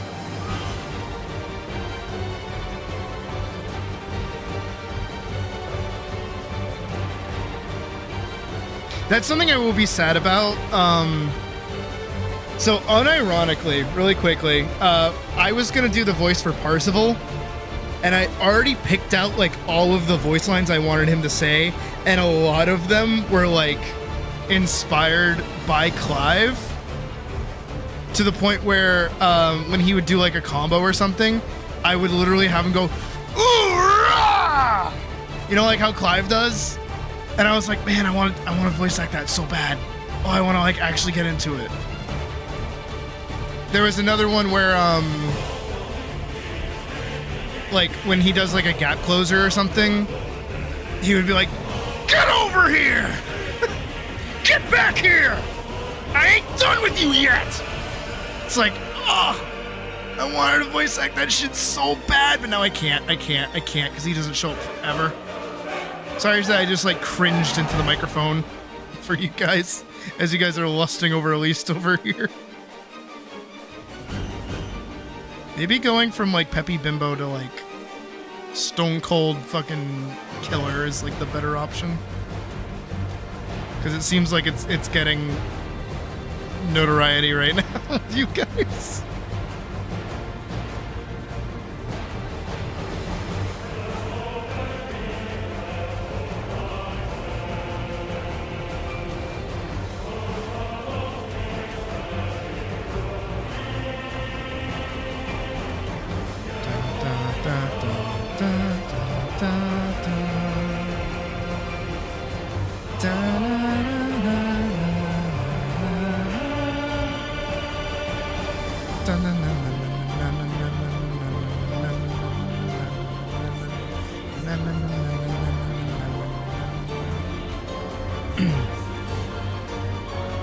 I am a voice actor. What do you mean? Like unironically though, if I wasn't so like nervous about like being cringe on stream, I would probably voice act more in like games and stuff.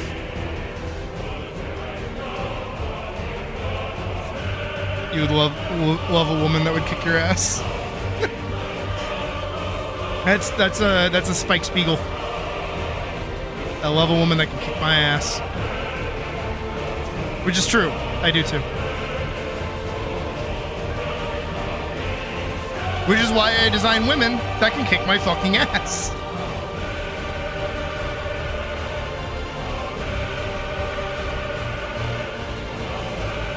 This isn't my art, by the way. What the fuck? I have never drawn eyes like these before. I was trying to like accentuate that and I ruined it.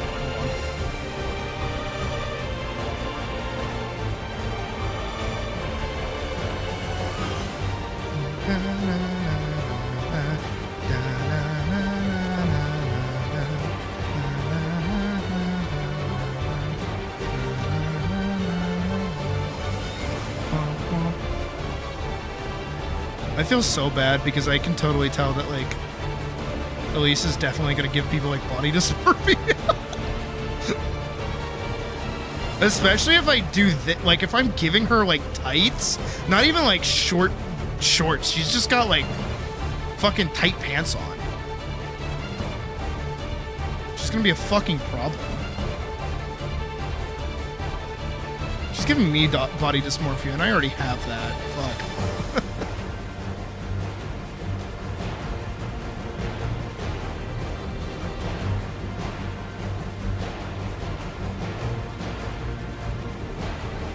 I know. I've never. I don't know. I'm awakening.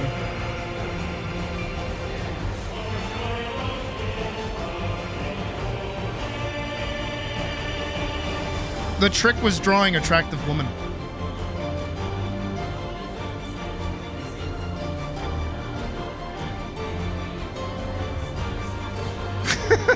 No, right? Oh, I wish. Oh, I wish. Alright, that's too round. This is like...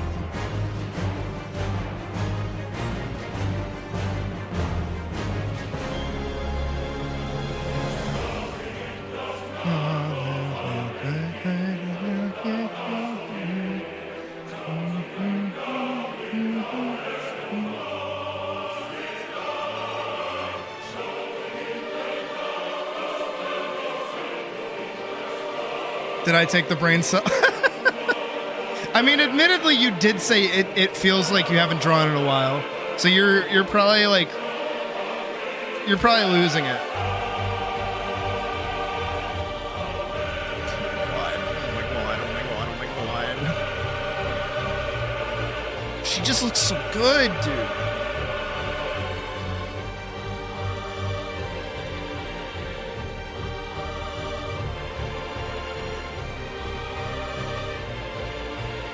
Tonight's a good night. Tonight's a good night. I can't wait for this week to go to shit.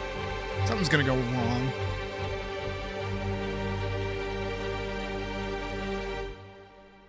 Nothing good can last, so shit's always gotta go down. I gotta just, like, be mentally prepared for it, that's all. Can only wonder what it's gonna end up being, though.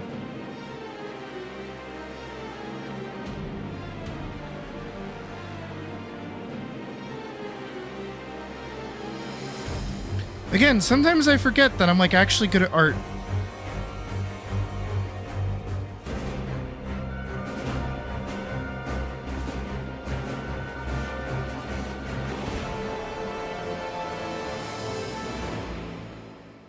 Hit me with it.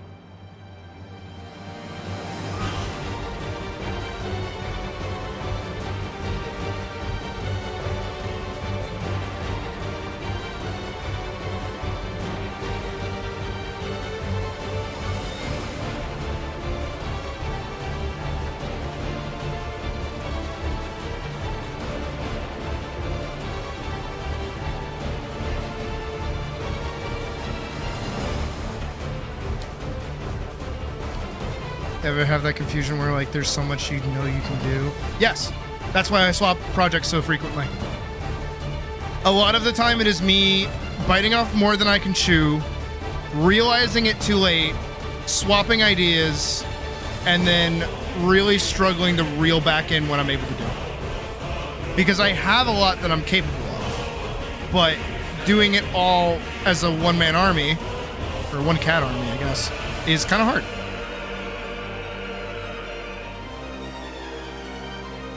The more you know how to do, the more restricted you become. Surprisingly. Like, the less you're able to do, I guess. Can body dysmorphia stack like a debuff? Probably, yeah.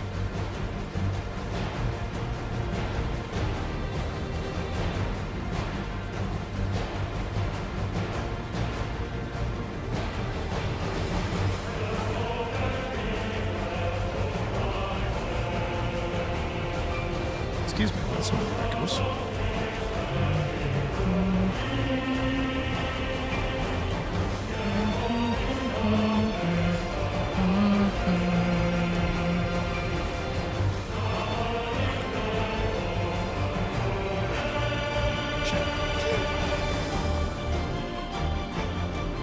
I'm so sorry, guys.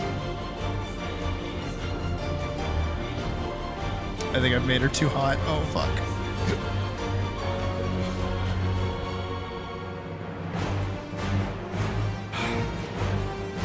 Shit. No slide. I'm right here. Let me. Also, Badger, I'm gonna be like 10,000% honest. He does not. He knows how to use a gradient tool. That's it. He does not understand lighting. I do. Trust. Ask me what you need and I will help you.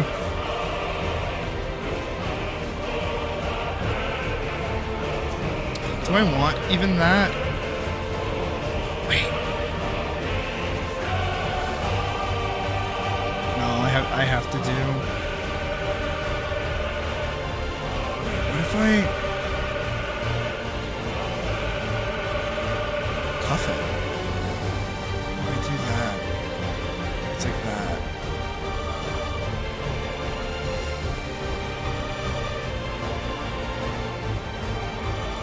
Oh, you don't want to do the lighting and shit yourself? It's easy though. What are you talking about?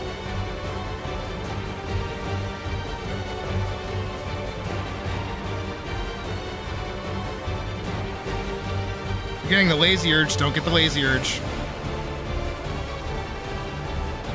Don't do that. Nah, I should keep them cuffed. They look better like that. That just looks better.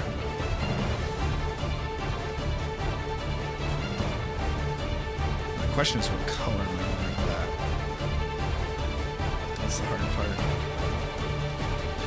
I am fully rendering this, by the way.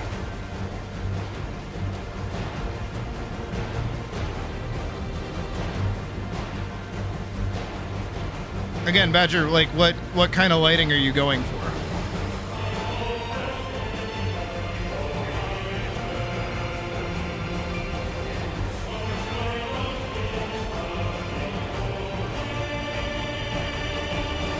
Because also another aspect of it, you know, not actually shitting on Kudrow for once, imagine, is that the way that he will do shading will not match your style. The big death robot you were thinking of,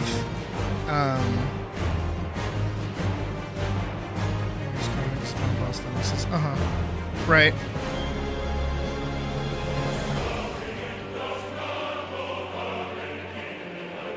Like darkness with glowy stuff. This scene's supposed to be dark alley with bits of light peering in.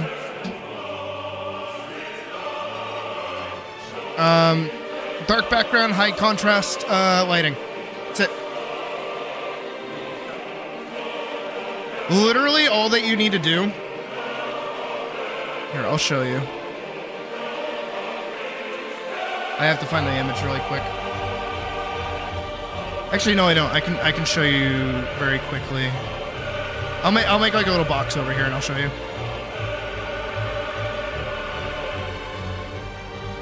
So we're gonna. I don't want to do it on this layer. Hold on. So we're gonna set up a scene. We're gonna have like a little grill here in the wall, right? Just so this is like a vent grill or something, right? And then we're gonna have like the ground. And then I'm just gonna kind of like set that up with like a little grate like that. It's not perfect, but it's serviceable. We're gonna grab like that, go underneath. So that color, we're gonna go here. We're gonna grab that color. We're gonna go down here. We're gonna grab that color, and then we're gonna go here and we're gonna grab that color. So boom, immediately already we have wall, thing on wall, little border, the little like floorboard thing or whatever the fuck, and then the actual floor itself, right? And then what we're gonna do is we're gonna go over the color.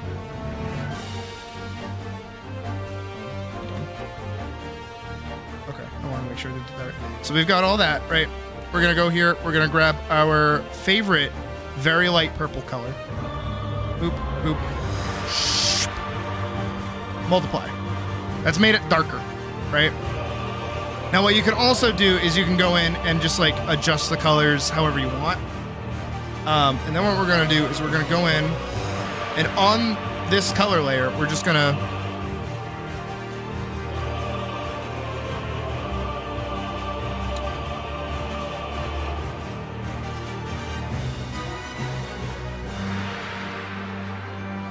so it's like the vents are open. And then we're just gonna put those. So how many did I do? 1, 2, 3, 4, 5.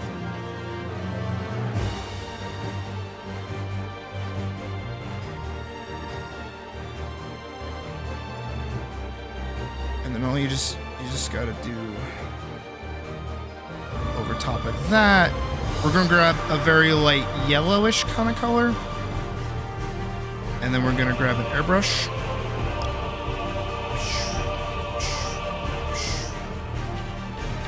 Try to get it like as close as you can. You know, God ray it a little bit.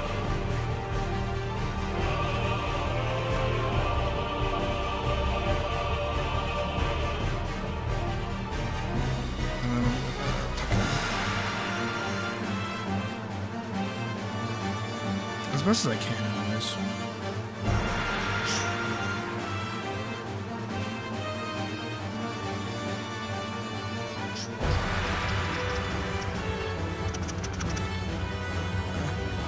It's a little hard. That all has to stay, but.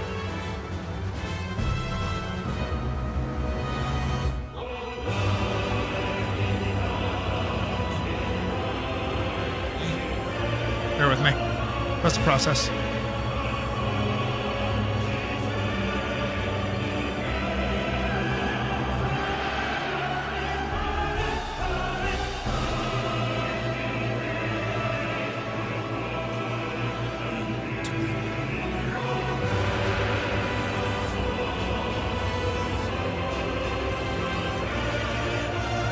That's pretty convincing.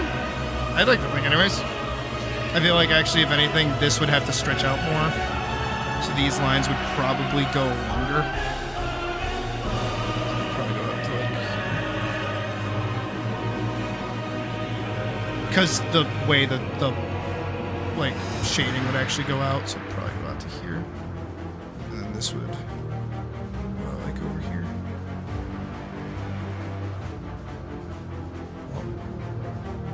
Oh, I'm drawing with blur. Hold on.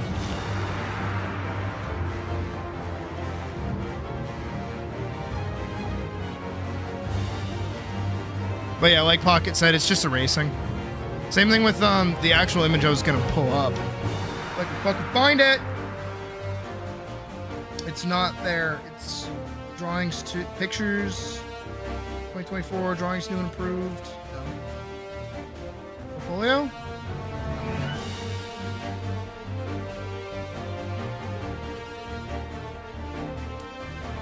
Where the fuck is it?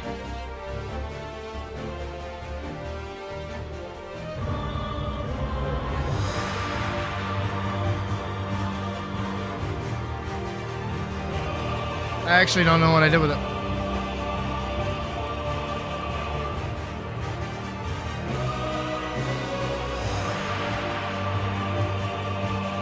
What the hell?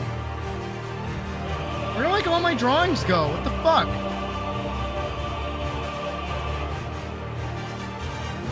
Like unironically, I don't know what happened to it, but it's the one with silica doing the thing.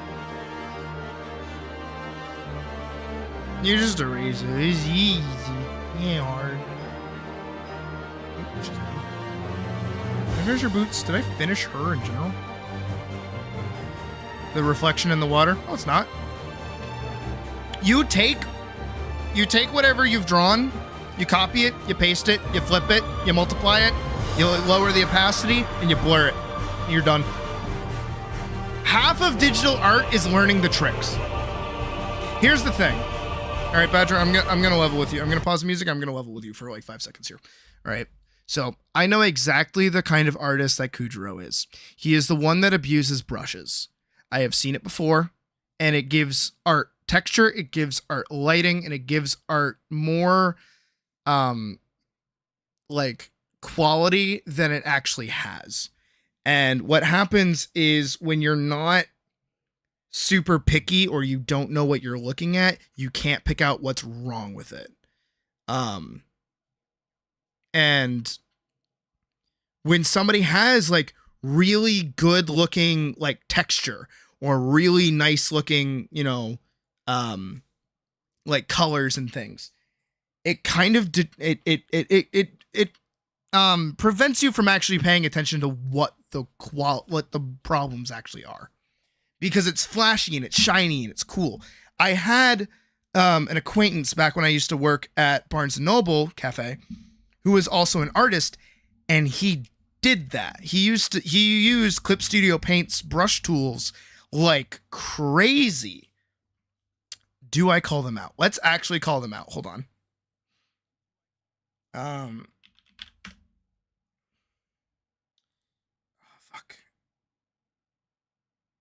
Fuck, what was it called?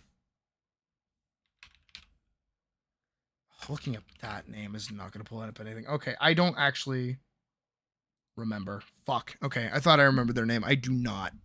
Which is probably for the best. Actually, maybe I do. Maybe they follow me, actually. Because I'm pretty sure I just retooled. No, I don't think they did. I made... Oh, wait. They followed this account.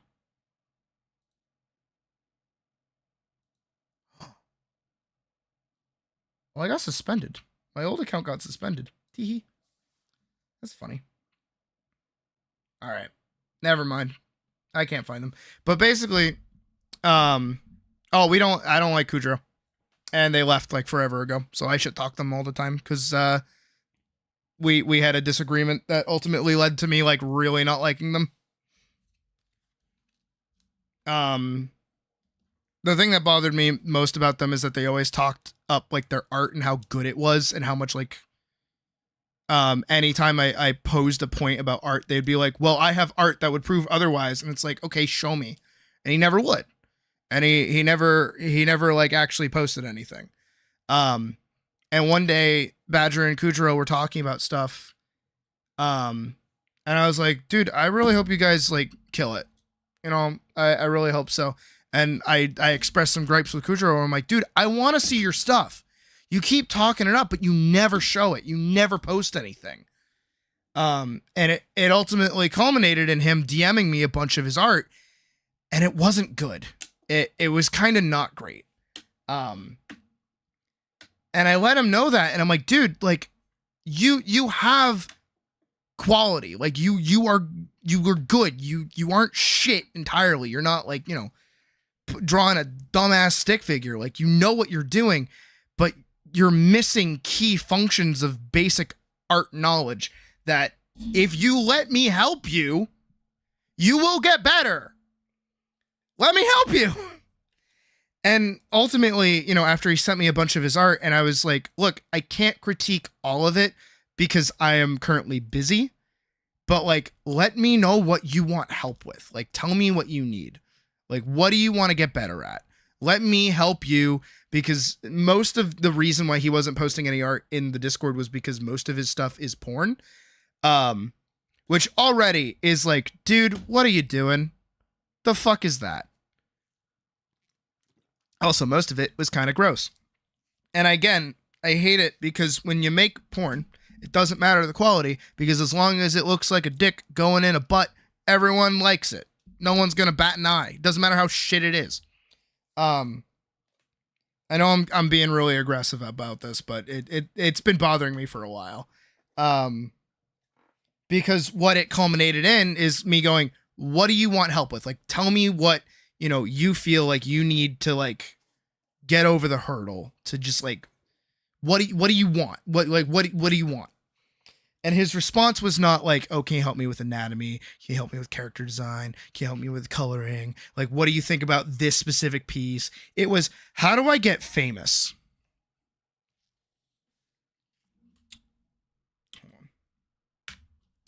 Hold on. How do I get famous is not a question you ask somebody when they're asking you how do you get better at art. That is not a question that you ask. That is something that happens that is just like not the move. That is not the question you ask. And the thing that I asked them then in turn was, who the fuck are you? Which is a very aggressive question. I will understand. But it is not meant to be a, you are nobody, you suck, you are terrible. It is, no. What do you bring to the table as a creative that actually makes people want to engage with your content? Because that is what will make you famous, is people want to see what you are making. If you are making garbage, no one's going to care. If you are making at normal content, no one is going to care. This isn't even against Kudrow. This is like general advice in general, right? This is common knowledge that if you want to be famous, you need to make something worth being famous over. You can't just blink and like sneeze and have people follow you. You can't just make like brain theories over stories and stuff and hope people follow you. This is literally the reason I started streaming, by the way, was because most of what I was working on was stuck in my brain. And even now, you guys are witnessing it in real time as I'm working on Elise right now. I keep flip-flopping over ideas. I am actually going to make a video at some point talking about why I struggle with like actually sticking with an idea. Because I know a lot of people also deal with it, and I get it. But again, this is why I picked up streaming, is because it gives me an outlet to grow people around my work, even when I'm not completely finishing something. It's the idea of working towards it, seeing me play with stuff. Because a lot of what I'm doing lately is playing and testing and trying to get shit to work. And when people like that, and they also come from my personality, I'm growing more beyond my art. And then I have people interested in my art when that comes out. I made this conscious decision specifically with all of that in mind. However, again, when it comes to getting better at art, I am not here to tell you how to gain followers. I am trying to help you with your anatomy, your character design, your contrast understanding, your setting understanding, how to make like better comics, how to write better, how to understand your own stories in a better light, how to feel more engaged with the content that you're making. Because the most important thing about getting famous is that you need to like what you're doing. If you don't like what you're doing, you're fucked. You are fucked from the word go. It doesn't matter, because you are miserable and people are going to fucking feel it. And that is what I have been feeling from Kudrow basically since day 3 or 2 or 4. Is that every time he talks about his work or he talks about anything that he's doing, it doesn't feel passionate. He says it's a passion project, but it is not. It is something that he's doing because he wants attention, because he wants people looking at him. That is not something people are drawn towards. Unless you're actually someone worth looking at because of like any amount of good qualities, that isn't going to draw people in enough. That isn't enough to have people crowd around you. I don't ask you fuckers to be here, by the way, right? You guys come here of your own volition to watch me work on shit and loop in circles and fucking joke around. But at the same time, like, I know how to be personable with people, you know? But I gotta shit talk it like a little bit, because it's more context behind what's going on. Because I look at what Kudrow makes, and all of it, by the way, is inside jokes with his own community on YouTube. That's not gonna get people involved in your stuff. That's not gonna open the door to new people. That is for your people. That's what you're making. You're making content for your people. And that is literally fine. Right? Oh, Pocket, you can try, but it's not gonna work. That's what, like, a lot of his stuff was like, inside jokes with his own community. Same thing with fucking the more recent video that he made, which actually really pissed me off. And the reason I learned that he was missing from the server was because I was going to put one of the mods up to talking to him about it, because like I was too pissed, where he went into people's builds in Minecraft and fucking put shit in their house. He griefed their houses. It's not, I know it's small. I know it's small, putting an item frame on the ceiling with a fucking piece of paper in it that says gullible, but it was obnoxious that he went into everybody's fucking house. Everyone's fucking build. Don't do that. I specifically said don't fuck with other people's builds unless they're online and they're able to see it, because that's shitty. And I was like, I need someone to go talk to him about it, because that actually really pissed me off.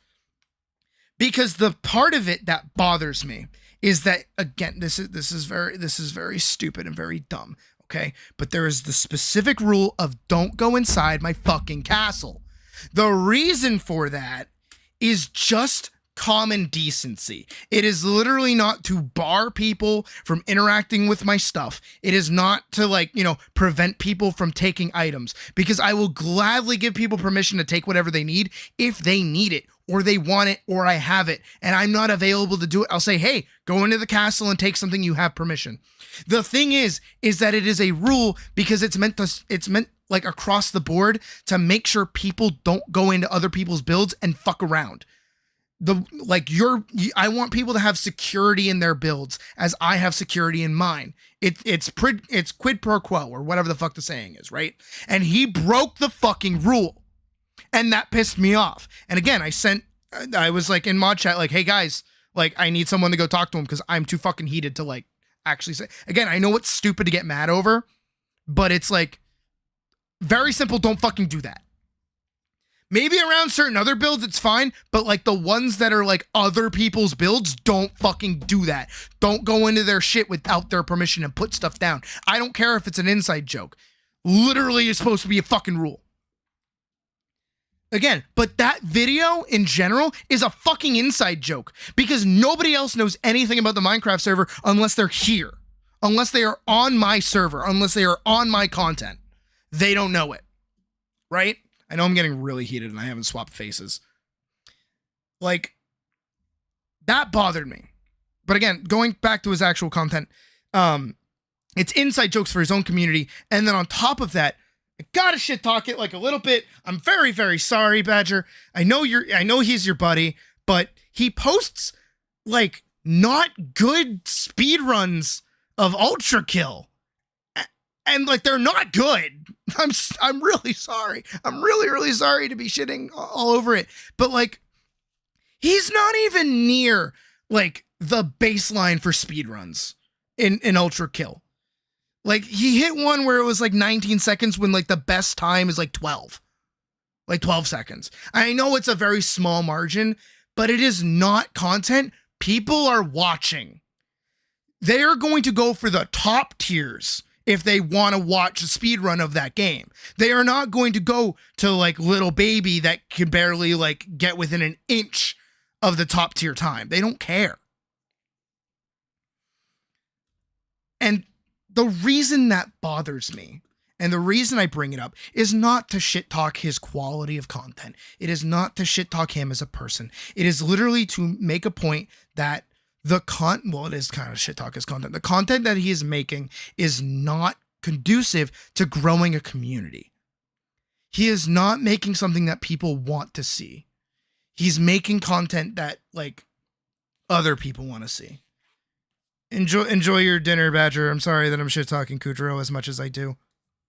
I'm like actually sorry. I hate doing it, but it's such like an example. He is the example child. He is the example student. That it's like, don't do this. Because it flies in the face of everything that you should be striving for. If you want to make YouTube content, if you want to make, streaming content, if you want to do any kind of content, you can make stuff that's been done before. Can he not make content that he likes to do? No, he can absolutely make the content that he likes to do. That is fine. I'm not saying that content is necessarily wrong. What I'm saying is that it's not conducive to growing a fan base. If your entire goal is to grow your fan base, you cannot sit within a niche.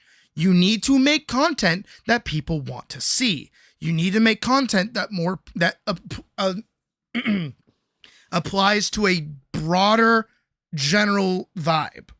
Because otherwise, you're making videos for very small people, like for very few people, right? Like for me, for instance, right? Using myself as an example, as I always fucking do. When it comes to me playing video games, I play Final Fantasy and I play Minecraft. Those are two of the like largest game series out there. Everybody knows Final Fantasy. Everybody knows Minecraft. You know? And primarily I center around Final Fantasy 16, right? That's what I center around. And so not Final Fantasy 16. I'm looking at the picture of it right now. That's why I'm saying 16. But I center around Final Fantasy. So I'm trying to bring in people that play and like Final Fantasy, like the anime aesthetic. Same thing with my art and my animation. I'm trying to bring in art people. So that's why I do art streams. That's why I do Final Fantasy streams. That's why I put so much effort into them as well. That's why I do thumbnails for them. That's why I go out and do crazy shit. Because that's the kind of people I want to draw in. I want people that are interested in Final Fantasy to come to my content. So I make stuff for that. I don't explicitly want to get famous. That is not the end goal. It is hopefully a byproduct of me making the content that I enjoy, but the content that I enjoy and that I want to build a community around is not like niche. It is Final Fantasy. It is Minecraft. It is art. There are plenty of people that are into that kind of stuff. And the more we kind of scoop up, the better. You know, that's what I mean. And the reason I have an issue with Kudro's content is that he doesn't seem to understand that to grow a community and to get more famous and to have people approach you and be interested in your content, you need to make content that, you know, ultimately draws them in initially. If you're not doing that, but you want to make fun content for yourself, you can't get mad when nobody watches it because no one gets it. There is literally an entire video on his channel. Again, I've watched his content because I've tried to support like everyone that was in creator support. I was watching videos. I don't really comment because I don't really know what to say half the time, but I give it a like and I give it a watch and I give it the full watch time to help the analytics because I know what that's like. But again, watching his content is a snooze fest because I don't get the inside jokes and nobody's going to get it besides the people in his community. Which on one hand is fine if he's making those videos for his community, and that's what he's doing. But on the other hand, it's not going to draw new people in. And when he comes to me and he's like, how do I get more people? How do I get more attention? How do I get more people to notice me? It's like you can't be making content that nobody is going to watch. That's the point that I'm trying to make with this, is that he's not necessarily making bad content. It's that he's not making content that's going to help him grow. And there's a difference between making good content that'll grow you steadily, good content that'll grow you quickly, crap content that'll grow you quickly, and then crap content that's not going to grow you at all. Right? There's a whole bunch of different directions with that. But primarily with all of his content, especially his speedruns, is that they don't serve a purpose. They're just kind of him playing around and uploading to YouTube when he feels like. He's not consistent. He doesn't really do anything beyond like shit posts, and most of them are inside jokes. And when I told him this, he just kind of took it poorly. And I'm like, dude, look, you gotta find the thing that you can do that people are going to come to your channel for. I make art tutorials. Everybody wants to learn how to get better at art when they start looking shit up like that, right? Our fucking most recent advanced stick figure tutorial just passed 1K views. That is the most amount of views I've gotten on a video in like forever. And I'm super happy about how well that did. And I'm super happy that consistently I'm getting actually a lot of posts of people following the tutorial and like improving. And it's great. That's awesome. Holy shit. That's fucking awesome. I'm so happy that that's happening. But that's the thing, right? Is that I made a video that I knew people wanted to see. I had something unique to say and people are responding to it in droves and they're really, really enjoying it. Simple. But again, if you look at the rest of my videos, you'll notice a lot of them that are more towards for me, things that I enjoy, the things that I like doing. Even my more recent video of me being in the fursuit, being an A&E, right? I'm going to look it up. I'm not going to pull it up just because my video for A&E has 89 views. I did not make that video for views. I made that video to show off, this is what I look like. I'm putting stickers around. If you see me, say hi. Literally a throwaway video. The VOD that I re-uploaded, I just edited out some shit. That's literally why that was like re-uploaded. The Parzival splash sheet speed paint, that's just there because I wanted to do a speed paint really quick. Happened to happen. The server tour, 90 views. Again, another throwaway video. I don't really care how well these videos do. I'm just kind of throwing them out to the wind. I'm not intending on getting a shit ton of views with these. Now, the Elise animation movement test, kind of gave a shit about that one, but that one has 715 views. That one did really good. A lot of my views cap out around 100 to 200. Atlas was usually my better views.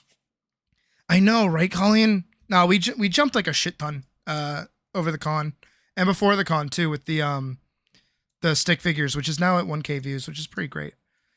The fucking part 0 of Atlas is at 3K views, which is like nutty and wild. Yet some reason my Atlas stream early access long play part 1 only has like not even 300 views. It's kind of silly. I'm hoping when they add new content and we go through it, I can make another video on it. I think that'll be really fun. But again, ultimately my point, and again, why Kudrow bothers me and I'm trying to coax over it. Hi, Morgan. Is that if you want to attract people to your content, you need to make content that will attract people to you. And then you also there's like a bunch of shit that comes with being a content creator that nobody really pays attention to. And this is, again, a little bit of an ego. I'm really sorry. This is the difference between me and most people, is that like when I want to do something, I study it. I don't just like, go, oh, I'm going to do it. I study it. I engrave myself in it. I have watched other people stream. I have watched, VODs of streams.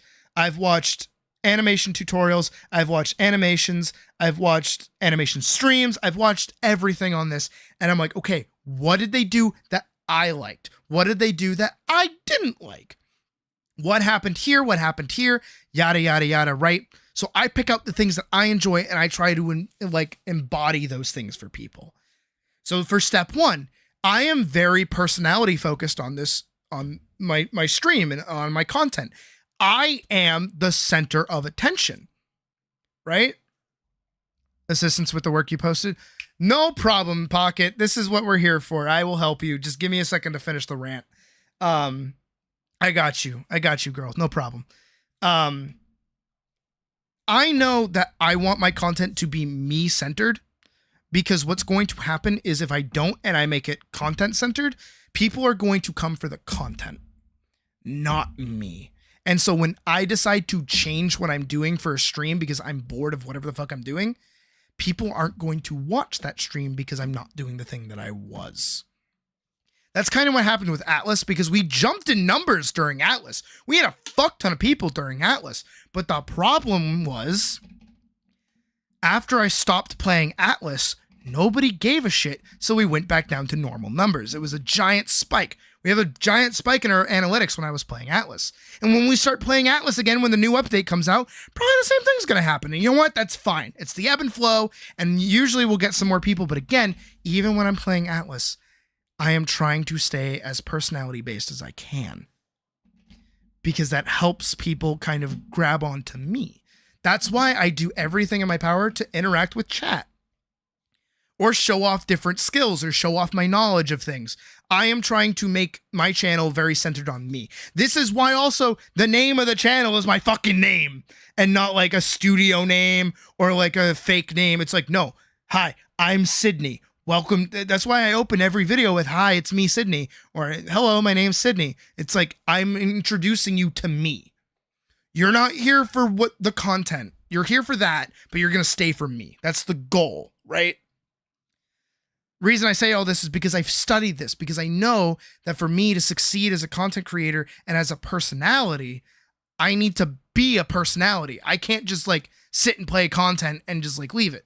It's the same thing when people watch Markiplier, or people watch Jacksepticeye, or people watch Game Grumps, right? Nobody goes to Game Grumps for the games that they're playing. They go for Danny and Aaron riffing off whatever game they're playing. That's the bit. Some people will show up because they're like, oh, they're playing Doki Doki Literature Club. I want to see them play that. It's like, okay, cool. Yeah. And then they stick around because Danny and Aaron are great with each other. Markiplier is just a good dude. If you like his energy, you fuck with that and you stay there. Same thing with Jacksepticeye. Same thing with PewDiePie. Same thing with a lot of Let's Players that were really successful, is that you stayed for their personality, that you liked who they were. And the thing is that when they start falling off, it's because that personality started to die off. There was something that shifted. That's how I feel about Cinnamon Toast Ken, actually. I used to really like his content, and then he moved to like Australia, and his content shifted. It got really weird. He just does reaction videos now. It's really weird. But he doesn't have the same vibe as like the Couch Buddies, where it's him and his buddy, because now it's just video, so it feels like even more lazy. So I don't like his content anymore. I just fell out of it, but I like the older stuff. But again, where I study this, content creating is really difficult. It is not easy, but it is easy. It's easier than most jobs, but it still requires thought and process.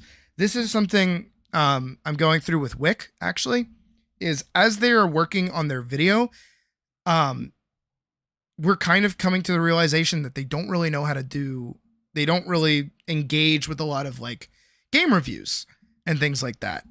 So giving them more reference material, they're like, oh, I really like this. I really like that. I really like doing this. And it's like, good. That's great. You're learning. You're seeing things that you like and you're taking it and making it your own, which is what you should be doing. He actually commissioned me to do a bunch of poses for him because he really likes those reaction videos where like they have the standees, like Saber Spark or fucking most furries that do like fucking commentary bullshit. Armored Skeptic back in the day. Which is great. That is good. But at the same time, again, wrapping up the rant, because I want to help Pocket and I want to finish Elise. Not even just Kujiro, but everyone in general that wants to make content. It is not just making something and then putting it out there. You have to be aware of what you're actually making and who you're trying to attract. What is your audience? It is very, very common. Again, animator. I went to school for animation. Part of it is learning how to direct animation. Part of learning how to direct animation is understanding your fucking audience for whatever show you're making. If you're making a children's show, right, you're not going to try and put in fucking sex and blood and guts and shit. No. That's not who you're trying. If you're doing that, you're trying to attract adults or teenagers. You're not trying to attract kids. That's not how that works. One of the greatest examples of that is fucking High Guardian Spice, unironically, is that it's really geared. It's like the style of it looks like peppy, preteen, like wannabe anime. But then they get into like gore and blood and guts and characters are dying left and right. And it's really fucked up. And there's a bunch of shit going on. You're like, what is the tone of this show? And finding the tone of your content is really important. But if you're just pumping out shit for fun, that's fine. But it's no different than drawing as a hobby rather than as a job. Those are two very different things. And if you really like art and you want to do it as a job, you have to improve and be at like a certain tier. Because otherwise, people are going to compare you and not like you unless you bring something unique to the table. That certain tier doesn't mean you have to be that good at art. You just have to bring something to the table that makes you worthwhile. Whether it's your personality, whether it's your style, whether it's what your subject matter, it doesn't really matter. As long as you're making good content that people want to see, they will come. They will show up. If you are doing something with passion, they will come. They will show up. But if you're just making shit to make shit, Don't expect people to show up. And if you do, you're delusional and you kind of need to like look at what you're making. That was a long bitch. That was a long rant. I'm gonna shift gears. We're gonna go put on some chill music so I can breathe. We're gonna get copyright claimed by whatever fucking song I decided to put on. We're gonna go over to Discord and we're gonna grab whatever fucking Pocket's dealing with.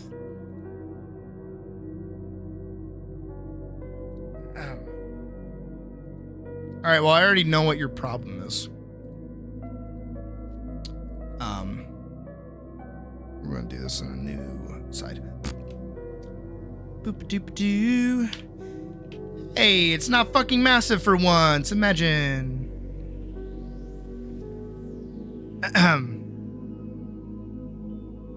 True rip control, I know.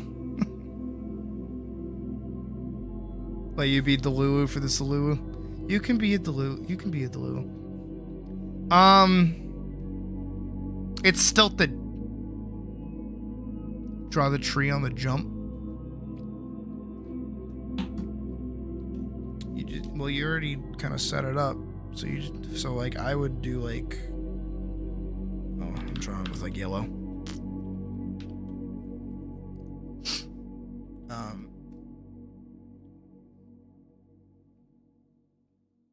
And you just kind of like shag it out like a little bit here, like that. Same thing over here. You just put like one there and like one back there and one here, one over here, one down there, and like one under here. There you go. Your pose is really stilted though. Even this horse. I know that you know how to do horses. But like I don't know how to put this tea pocket in like a nice way. I'm trying to word it properly. I feel like you like have a stranglehold on realism. You can't let yourself push a pose for like dynamicism. Even just this pose in general is like, it's really boring, right? Because look at the legs are stilted. You know, you've got really plain lines going on here. You know, you're just kind of like,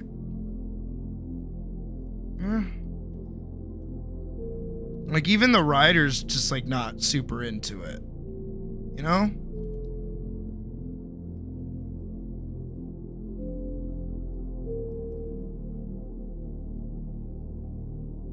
Trust me, I know what it's like because I, for the longest time, you can see it in a lot of my early art too. And the horse must be anatomically correct. You can always push it. You can always push it. That is my, see, again, this comes back to what I always say to you guys. Are you a printer or are you an artist? Again, Pocket, you're not a printer. You are a lovely, lovely artist. You make really good stuff. And the worst part is that you're so fucking like good at what you do. But if you push it, if you push a pose, if you push the direction of what you're trying to make, you can give it so much more quality than the junk that it surrounds you. I've seen what the art that people in your community make, and it is so boring. It is Hallmark Christmas movie boring. And I know from your Dungeons and Dragons art that you make that you can make shit not boring. You gotta make it fun. Just so you can get stuff out faster. Speed ain't the game. Speed ain't the fucking game. Ooh, wait. Pocket. Solution. Idea. Brain blast. Here's what you can do.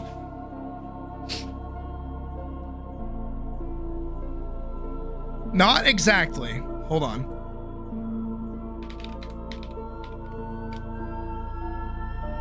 Not exactly, but...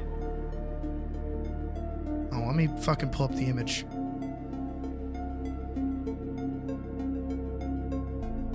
Boom. Not exactly. I'm not asking you to draw Odin, because that's kind of fucking insane. But what I think you should do, unironically,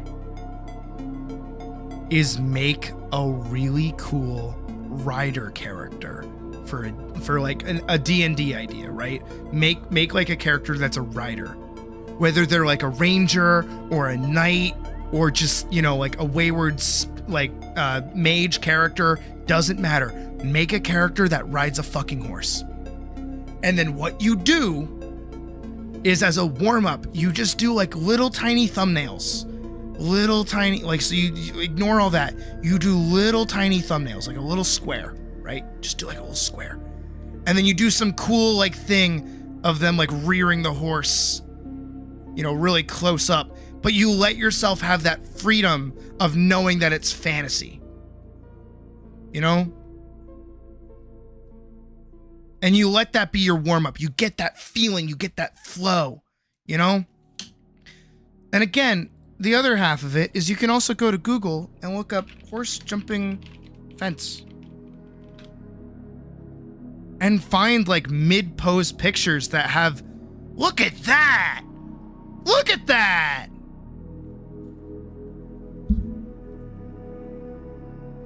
You can take these as inspiration. You don't have to trace over these.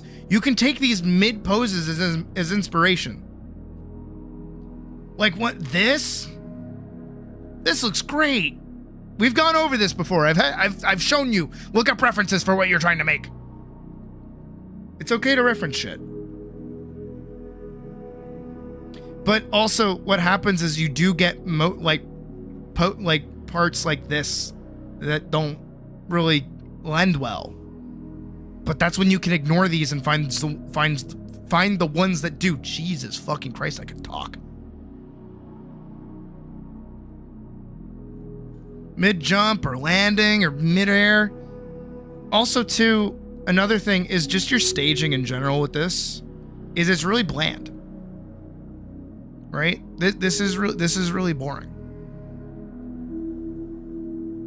This is the equivalent of having, I know I'm gonna call myself out, actually. This is the equivalent of having like two characters like sword fight.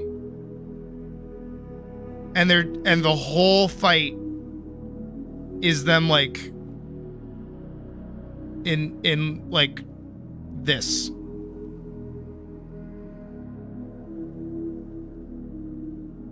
Right? The whole fight is just like sideways. But it doesn't do anything interesting. It's just like, oh, here they go. They're fighting. That's it. That's really boring. It's really sleepy, you know? So I think if you fix your staging out of this, if you get a more dynamic pose and loosen up. Again, this is why I really stress sketching. Because this feels really sketched. Like a really cleaned up sketch. Don't. Fucking get loose with it. You know? Get fucking flowy with it. Get movie with it. References can be hard to find, but like... sometimes you just gotta like fuck with shit. You didn't do it right.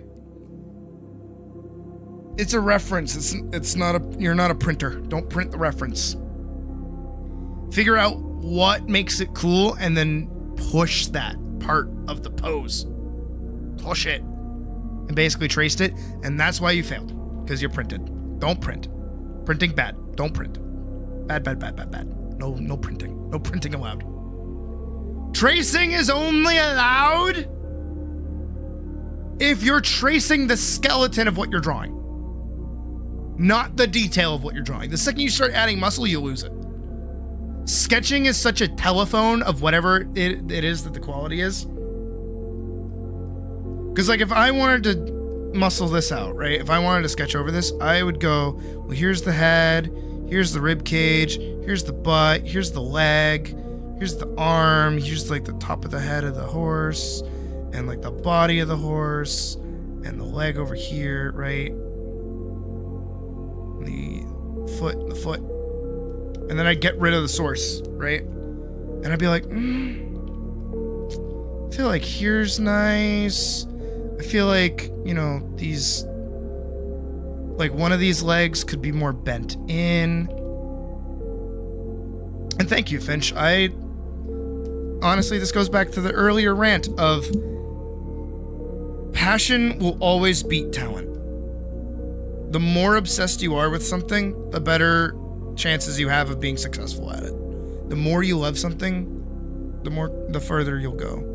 And I ignored the tail, so I'm gonna put the tail out like that. I'm gonna like tuck in the rider a little bit more too, because I think like them being like here would be cool, and like their neck would be like here, and even the horse could be down here, like there, right? Let me just kind of put that there. And then again, we're gonna rotate it here. And then we're gonna hit that, and then we're gonna put the fence like over here. Kinda like a little bit of a fake Dutch angle or whatever. So it really gives it more air. I'm gonna kinda lower it and scale it up. So it doesn't look like it's so fucking high up, but it's like really cool.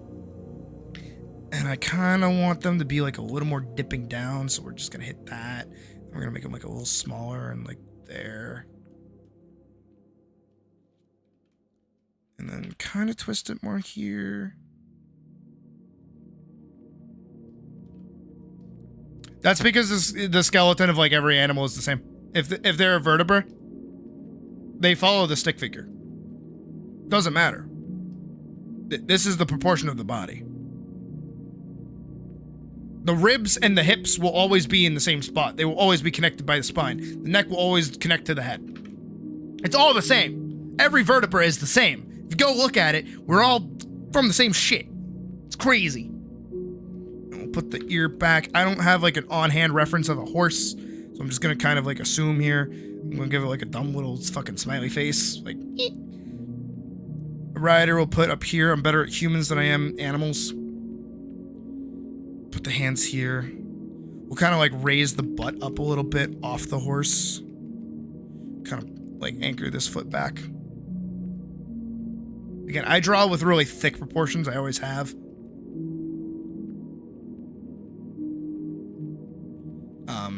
Because I like thick ladies and I like skinny men.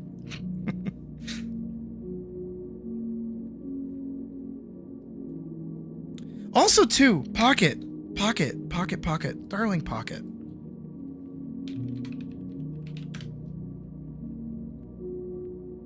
I'm gonna give you homework. Are you ready for homework, Pocket? That's too small of an image. Hold on. That's also too small of an image. Hold on. There we go. Pocket, here's your homework. Go watch this movie. I don't care if you've already seen it. Go watch this movie. Go watch The Last Unicorn.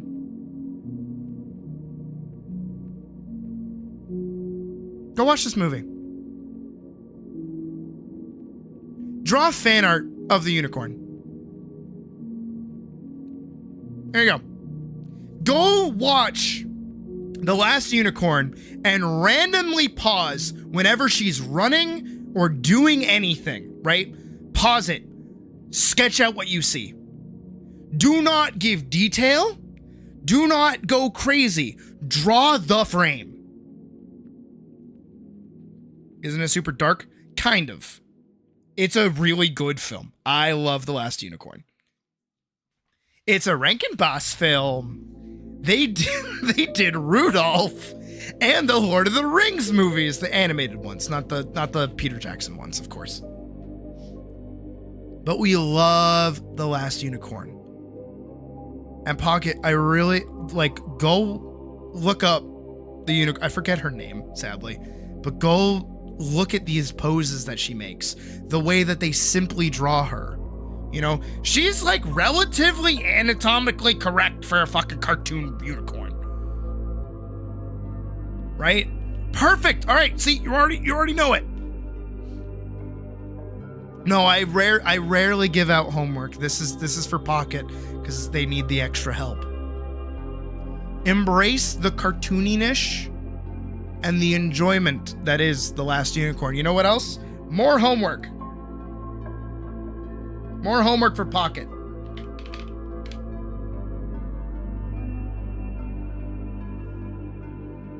It's not that good because of the fucking voiceover, but I don't give a shit. Go watch Spirit. It's fucking James Baxter. Put it on mute. Ignore the horse. Ignore his weird fucking voice. I forget who voices him.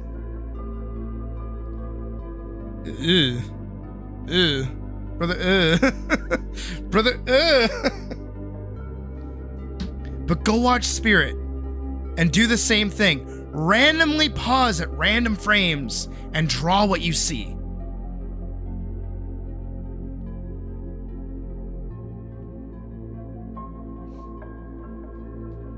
When is the homework due? The homework is due whenever you finish it. You've seen every horse movie? Go watch every horse movie and just do still frames. Just literally do still frames. You know what we did back in college?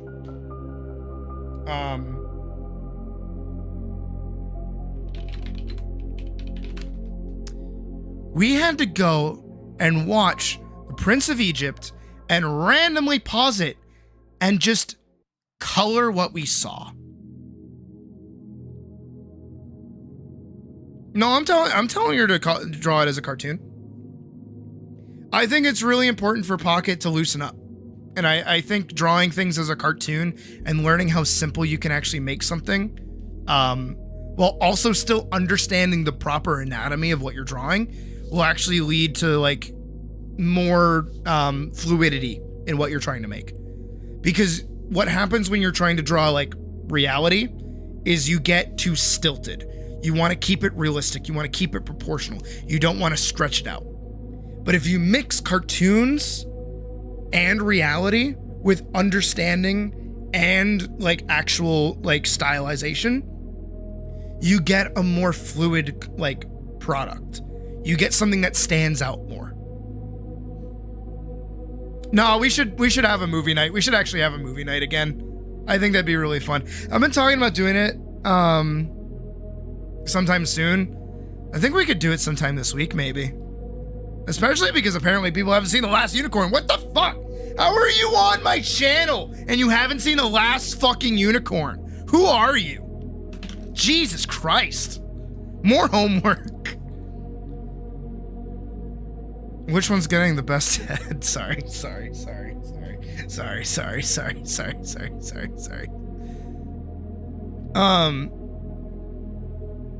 No, but just like look at these poses, dude. Early DreamWorks 2D animation was like something fucking else.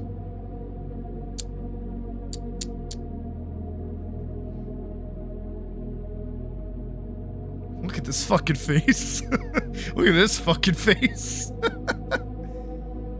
But these stills are so good. This whole movie is fucking awesome.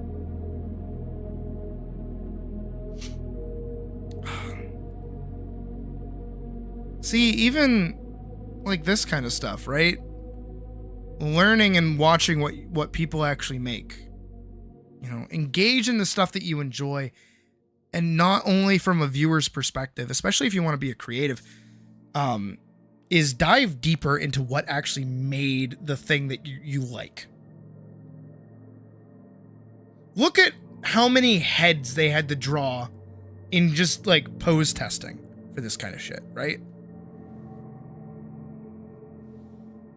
Fight the force in your head telling you cartoon art is bad for Pocket. Yep. No, because you know what? Pocket, I would love to see more cartoon stuff out of you because you have such great fucking ideas. You have incredible, wild out there ideas. And I feel like keeping things so like restricted by reality is really holding back like what you can push out. Because again, I don't want to say this because I don't ego. I'm so sorry. My art is really stylized nowadays, right? It wasn't always like that. If we go back to my fucking DeviantArt, if we go back to my DeviantArt and we go back to my stuff and we look at some of my early garbage. Oh, maybe not DeviantArt. Ew, maybe not DeviantArt.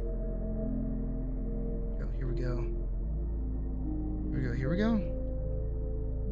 Here. If we look at my early DeviantArt, like when I was working on Dust Bunny, I was like, I couldn't let go of like anatomy. I couldn't let go of like reality. Some of it's okay. Some of it's pretty good. Some of it's not. But see, like, even my stretches in the like stylization, they look like garbage. They look like shit. I'm gonna be real honest. Rauta looking like this is so bad. This looked like shit. This came out looking like shit.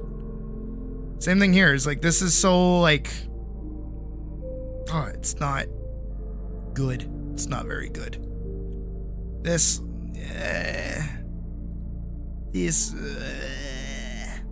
even Jackie's design was like garbage. I feel so bad. Jackie got done so dirty. Oh, some butts. Who doesn't love some butts? But I was so beholden to like trying to keep everything like anatomically accurate. Look, this is garbage. I'm so happy I can go back through all this and say it's garbage. I'm so glad I've hit that point that I'm just able to see it. So many characters are over-designed with like a bunch of fucking colors everywhere. Jesus Christ. Look at Elise. How many belts does you need, girl? How many bandages do you need over your fucking boots? Jesus Christ. But this was around the time that I was sticking pretty close. What is this fetish art of Mrs. Invisible? What the fuck? Over here. What is this? What is that? None of these are very good examples of what I was talking about, but my point kind of stands. Is like, I was stuck trying to stay really close to proportions because I didn't really like doing cartoony looking stuff. Waiting. Maybe a little too late. You need to find your old art. I've seen your old art. Don't worry. Oh, yeah. Back then.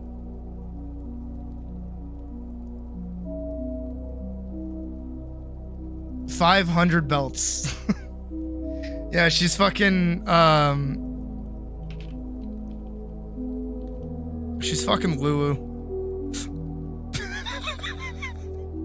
Oh, Nomura. How you never fail to amaze me with your character design. Oh, you know what I just noticed? I've played 10 for years. I love 10. I am only now noticing that in all of these belts, she has one little gap to show off her fucking thigh.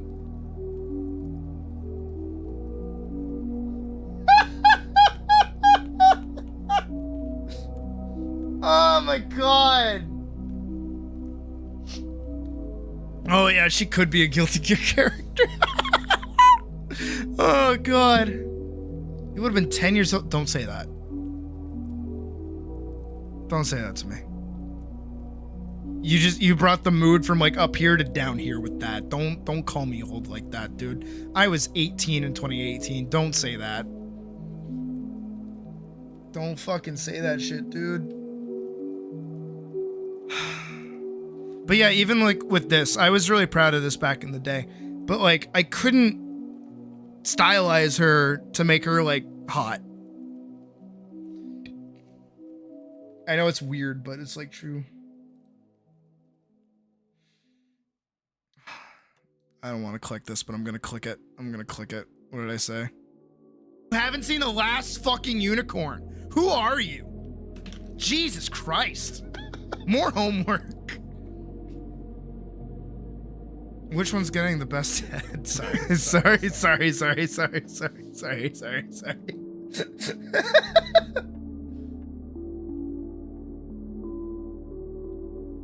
Oh, but Pocket, shut up. These are good.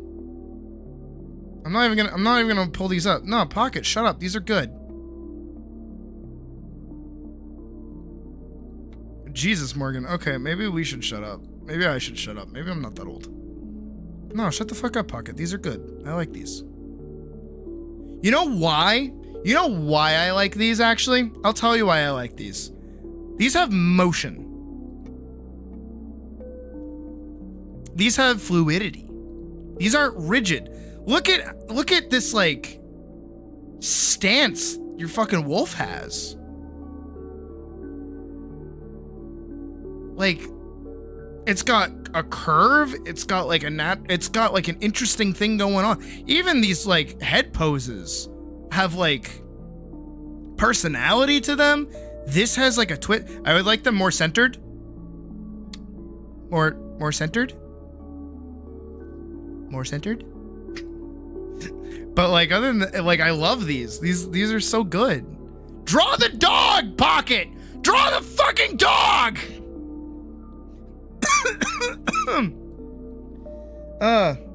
And Badger, do you want me to give you like help on stream, or do you want me to like wait till later? Because I can give you help on stream. It's a good teaching tool.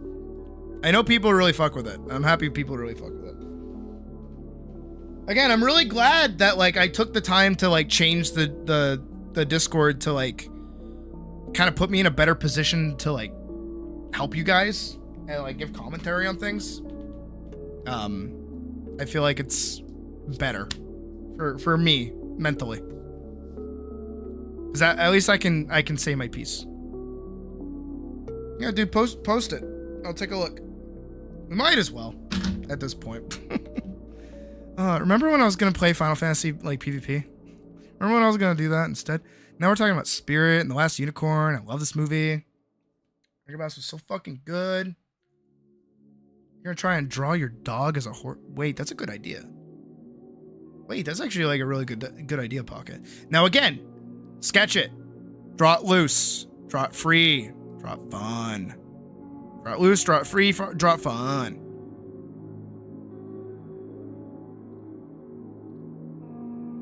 Figuring out what to draw. My best advice for that: find a character that you really like. Elise across the board is like my favorite fucking character. Out of every single character I've ever made, all of them have had their turn in the spotlight. She will always return. She is always constant. And I love her so much. Regardless of what she looks like, what story she's in, what's going on with her, it does not matter. I will always fall back to Elise because she is my favorite. I love her so much. I am so mortified when I color in her eyes. They are going to be so hot. Holy shit.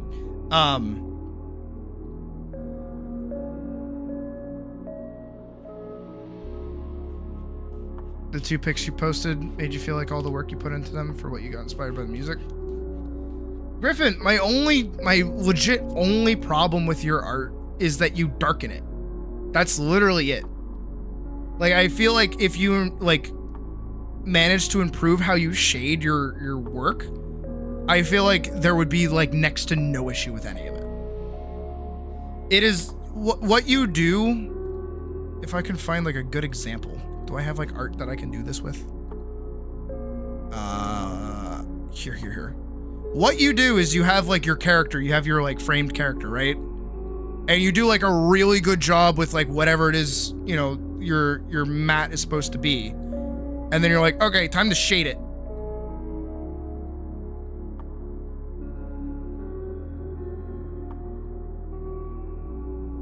And that's what you do. And it's like, on one hand, that's not terrible depending on the lighting, but it kind of diminishes the work that you put in. You're on Procreate. This is what it looks like you do. I'm sorry. And like the fix is really easy. And that's just like shading with color instead of with black. Because it feels like you just shade with black. That's what I see when I look at your work, is that you're just shading with black.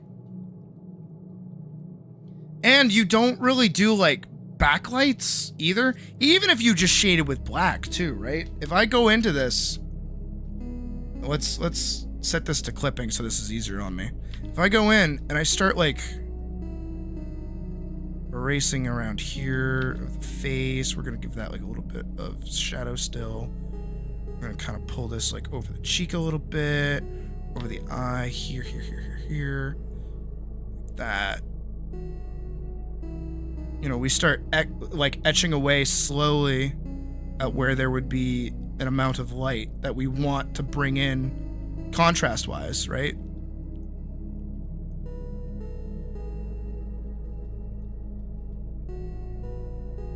We need to structure her cheek a little bit better. Like, we're just kind of like shining a light directly on her face.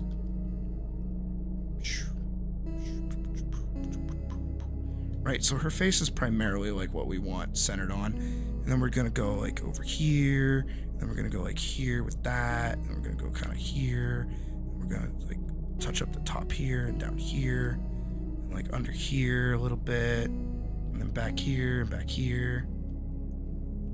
And then we're gonna go down to the chest. And I'm gonna grab like a really big part. And just gonna go like that. Same thing with her shoulder. You know, we can grab like her arm a little bit. We can kind of get like the front end of her leg over here a little bit. Like her gear. Look how like more dynamic that lighting is. We can also like brighten up her ears a little bit. Even though it's not perfect, that has so much more intrigue in what I'm trying to propose to you as a detail, right? Griffin, do I have your consent for me to pull up your art on stream for this? As well as me taking a look at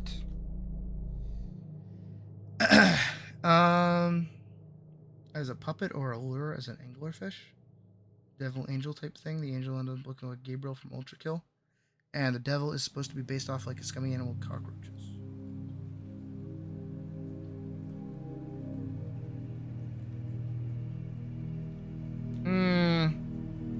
I see the pose that you went for, Pocket. I actually see it that on. Surprisingly. You know what it is, too?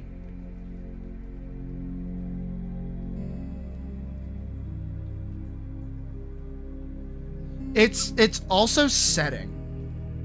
Looking more at it. Okay, thank you, Griffin. And then also, I will get to you in a second, Badger. You have more detailed stuff. So like this, right? This one I have like a big issue with, but it's literally because like you're kind of kicking yourself in the foot here with this, right? It's like your character here is great. This is a super dynamic pose. This looks awesome. Hi, Doc. Hope you sleep good. Good seeing you. You have a super awesome dynamic pose for your character. You know, you have like intent, you have action, you have everything. You even have like good line streaks going on in the back to denote like direction. This is awesome. And then you just kind of muddy your own work for like no reason. And that's the thing I don't understand is why you like muddy it yourself. Because you blur it, so it becomes really blurry. And then on top of that, I want to do the contrast test. I have not done the contrast test with this. What is it, like color? Nah, you have like okay contrast, but for the most part, this is all the same. The whitest white that you're gonna get is right here, and even this is gray. You know, you don't really have like a lot of contrast going on in this in general. And because of that, it all mashes together. Even the like, and especially because you blurred it, all of the detail kind of gets lost. I feel like what you, also just your staging in general, your character is like out of frame. Your character's like over here. They should be center mass. Because this is 1 point perspective, right? So if we draw across through your frame, they should be here. This should be the focal point because this is where everyone is going to look with their eyes, right? But your character being over here, even though it's like, yeah, they're falling in this direction, if you just like added like a little bit more to the picture, it would be fine. Like all of this having this texture would be fine. You could even include like a bit more of the arm. And then don't blur them, blur the background. We're following them. This is your focal point. It's like the picture that Pocket just sent of the reference. They sent it to me. The horse is perfectly in frame. This is in motion. If we were watching this horse like gallop past a bunch of shit, the background would be blurry, but we would have a perfect still frame of the horse running. Because that's how cameras would work. I know, don't be a printer, but at the same time, like, you're trying to capture a movement, a moment. If they were like in response to another character that was like not blurry, that would be different, because then it's contextually speaking what's going on in the scene itself. But again, you're pushing your character out, you're darkening your work, you're blurring your work, and ultimately it's ruining what's otherwise a really good image. Like, you did a good job with this. It's just the extra fluff and VFX that you're adding that kind of muddy what you're doing. It's the equivalent of like when I did Free Night and I added the VHS filter. Let's pull that up. Free Night. Will it come up? Well, it's like, is it gonna be? No. Animation. Okay. Bro, are you fucking for real? Bro, are you fucking for real? I'm gonna fucking end my career. You cannot be real. Where is she? There she is. This VHS filter and the way that I actually did it ruined a bunch of the Dullahan's effects. Like, you can kind of see it there. This red was way more vibrant in the actual like animation that I did, but you can barely see it here. Even right here, right? Where she like parries him, he has like a spark effect that comes out of his eye, but you don't see it because I muddied it with the VFX. This isn't just a you thing, I do it too. But again, like when it comes to this, like you darken it, you muddy your own work, and like otherwise this would be perfect. Same thing with the thing that you posted before too. I said the same comment. Like, this is so dark. And you have lighting and you have streaks, right? But it's hard to pick out details.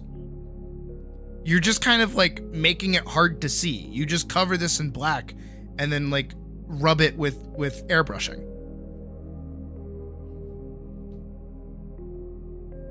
And if we take this and we hop into here, right? I'm gonna grab this, and we do that. And then we do our famous test. Look at the contrast here. You kind of barely have any. The most that you get are out of these streaks. But again, these are gray. These aren't white. You need white. You need like a full color spectrum. Even in a really dark image, you need a really light and a really dark.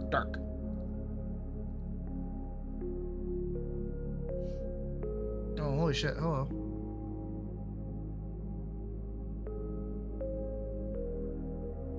Oh. Okay. Again, see?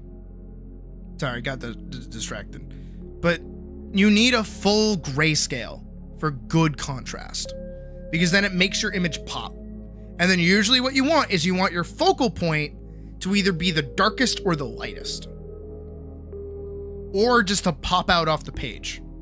If you want a dark background, you can make a dark background and then shade your character like a grayscale like 2 up, and then that'll still make them pop out more, but it'll keep everything more consistent.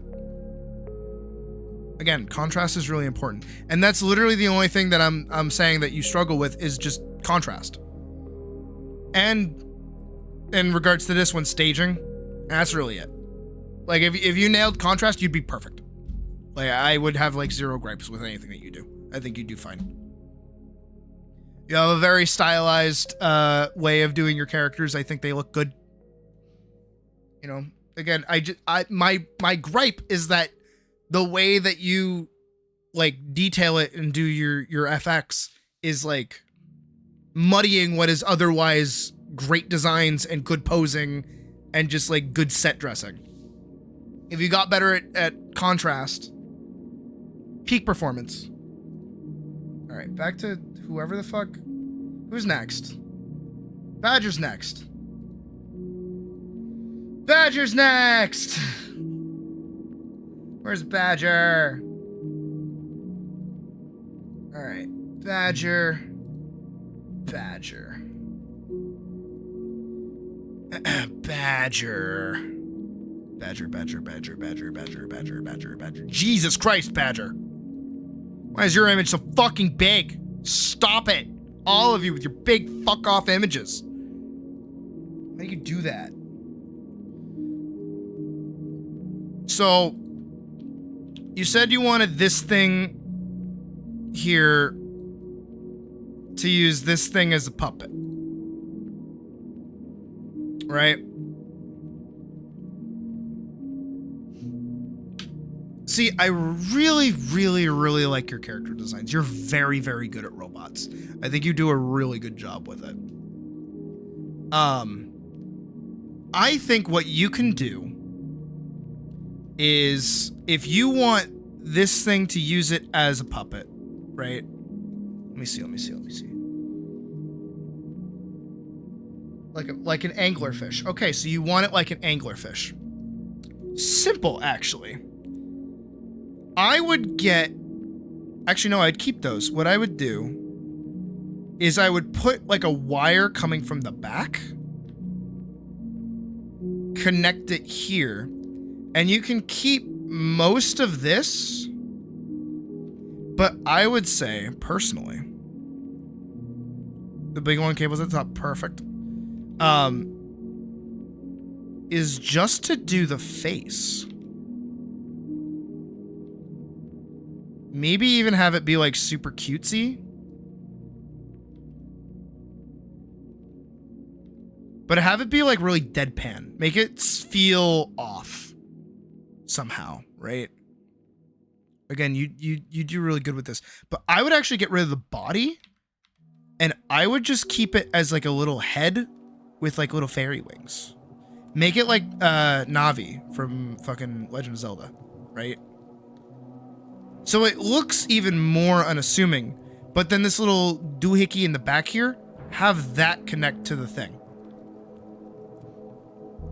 That's what I would do, personally. I would like hone in on making this thing as cute as fucking possible. I would make that so fucking cute, people would be begging for a plushie. This body IMO, in my opinion, again, when it comes to character design, a lot of it is like purely opinion and what you like and what you don't like. So you could tell me to get fucked right now and that'd be fine. But I think also a really cool thing that you've done, I don't know if you did it on purpose, is you've kind of made a juxtaposition of the shape of this with the shape of this. If anything, make this but cute, and then put it on the end of it of like a stick.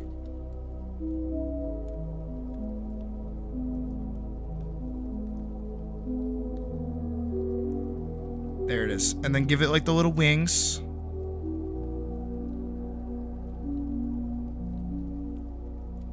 Also, if you really wanted to get fucky with it, make the thing that's connected to the angler a already existing creature that is actually helpful or like not like harmful. But give it some kind of distinction that something's wrong. Change the color with that collapse palette you made. Right. I remember seeing that. Nah, dude, I think your designs are great. Like, I think you do a really awesome job. I feel like you do a really good job not over designing them too. I just feel I don't even feel like that. Usually I say that like as a bad thing. Sometimes you just wear your inspirations on your sleeve, and that's not a bad thing. That's good. If anything, that's pretty awesome. Like wearing what you love on your sleeve is really great, because usually what that does in like a good way sometimes is it actually attracts the people that also like what you like. Like when I made Vanguard and I gave Elise a Gunblade, everybody that loved Final Fantasy XIV and was playing Gunbreaker lost their fucking shit. They were like, "Oh my god, you gave her a Gunblade! That's so cool!" They're like, "Holy shit, Gunblades! We love Gunblades!" And it's like, yeah, it's from 14. The opening that's meant to resemble 7 is meant to draw people in that want more 7. Same thing, you know? Wear what you love on your sleeve, and it'll attract the people that also like what you like. That's why I'm a fucking furry. But again, my only advice, other than, you know, you keep playing with designs, is like, make that into an actual like little fairy and make it a pre-existing design as well. And other than that, you should be like fucking golden. I don't think there's any problems or any issues or anything with this. Again, I just feel like the robe is a little much, actually. I feel like that's the only thing I don't like about it is the robe. It feels too priestly. It feels like it should exist on its own rather than be connected to a problem child of a behemoth. But no, seriously, like you do a great job with all of your designs. That's why I give you shit for not making stuff, is that you have good designs. Use them for things. I know it's the fucking pot calling the kettle black because I make a lot of cool designs and then struggle to make shit. But at least I'm struggling to make shit. We can struggle to make shit together. Yar. And also, just in general, you have like an awesome grasp on like making really cool stuff. And concrete backstory for the big thing doesn't need one. Not everything needs an explanation. Sometimes evil things can just be evil things. Just make it an evil thing. Figure it out later. Make it just cool. Literally, that's it. Last thing you post, is that better? I'll be the judge of that.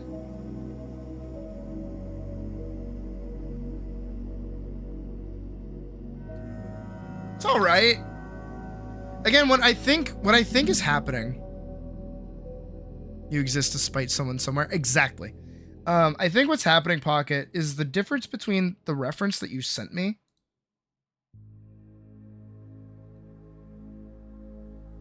Ooh, wait.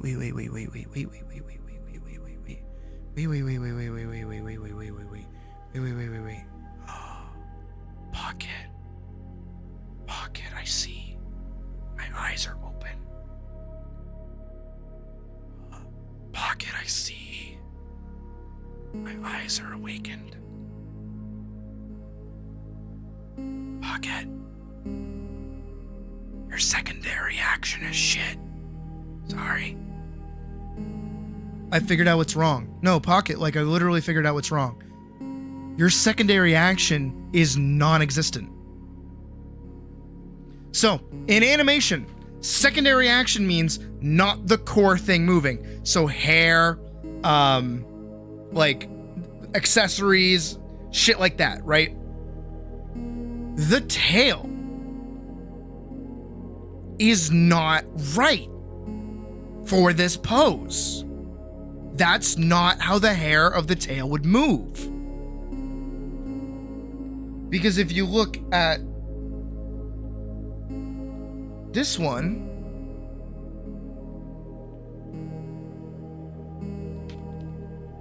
look at the difference of how the tail is moving.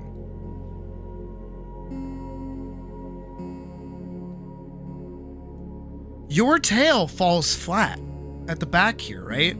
It goes down like that. This tail is going out, going under, going out again, going under, going up, going down. You're just staying consistent around here. This has no follow through. This has no lift. This has no punch. This is just straight. Same thing up here at the top of like the head of the horse. It's going up like that, and it's going around the ear too. This has dynamics to it. This doesn't. There's no dynamics happening at all. Same thing with your rider, is that their hair's all bundled up and neat. If anything, it should be flowing out, not that far, but it should be flowing and going in all these crazy directions because of the momentum and weight of jumping. She's bald, she has no hair. That's okay. What the fuck about her tail, though? She got a tail pocket! Use it! I don't like using the angry face for that because it sounds like I'm actually mad at you. I'm not. But again, look at the difference between how you handled your tail and how this image handles its tail. If I go back over to the other image that you sent me, I'm pretty sure... Yeah, because this is good. Don't get me wrong. Not saying this is bad. But a lot of what happens with the motion, even in this image, because I assume this is the one that you're using as a reference, right? I feel like a lot of what's being lost in these sketches is, again, secondary action. So this tail is like going up and like flowing over. It's got all this detail. There's no tail here to denote like direction or flow or anything, right? Which is fine. And then also they exist in a blank space. They're just kind of like there. If you start adding like more texture and more like props and things, like even just like roughly sketched out, I feel like it'll better contextualize what you're actually drawing.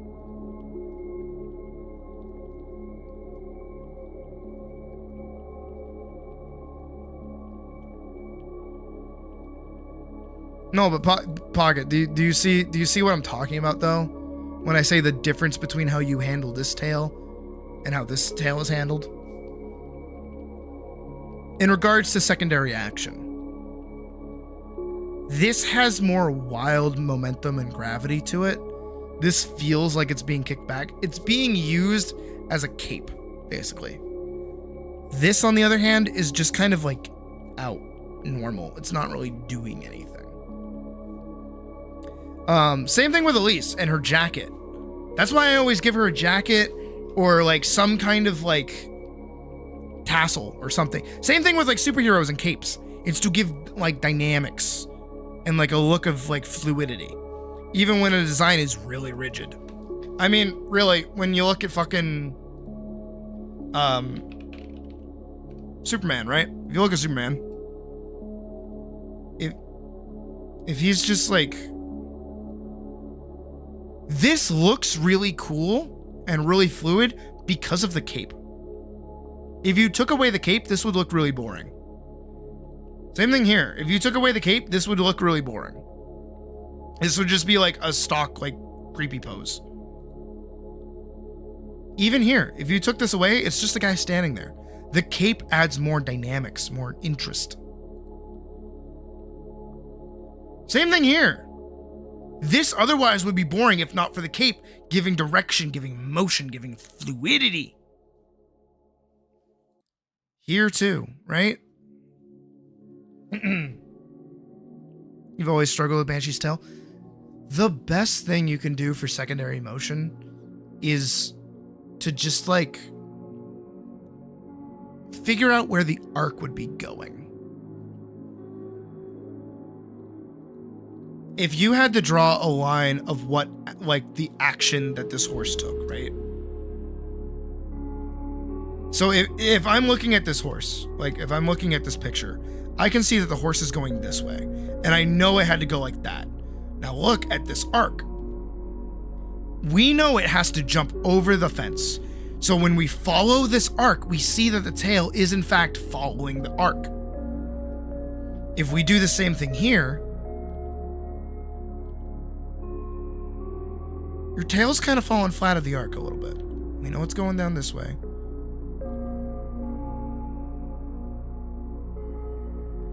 But it's not following the arc. It's not going out here. It should follow the arc and kind of kick up where it needs to. Within reason and proportion wise, you know? So the best way to kind of get it is to understand the arc of the motion that you're making and where that secondary motion's happening on that arc. If you lift this tail, so if you start here and you just kind of have it go like that, and keep with the fluidity of how you draw tails, perfect. You'd literally be fucking peak. For the big demon bot, you want to make it more mobile? Cool. Eat it. Love it. Sip it up. Love Final Fantasy VII designs. They are so good. Why do you think I stole them? Thin tail, and like you keep making it thick and full. And draw a line and stay in the line. Like if you want like a really thin tail, draw a line. And then just kind of like detail off of it with what you need. There you go. Thin tail. And it follows the arc. You can throw like some wild hairs to give it more texture, whatever you want.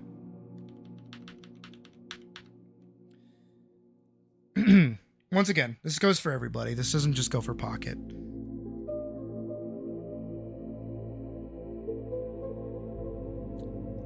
Rotate the fucking cube! Hold on. Rotate the fucking cube! There we go. Better.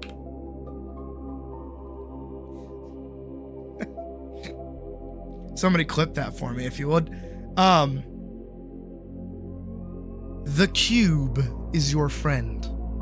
The reason I say rotate the cube is because break down whatever it is that you're working with to the simplest of shapes. Why do you think when I draw Elise, right?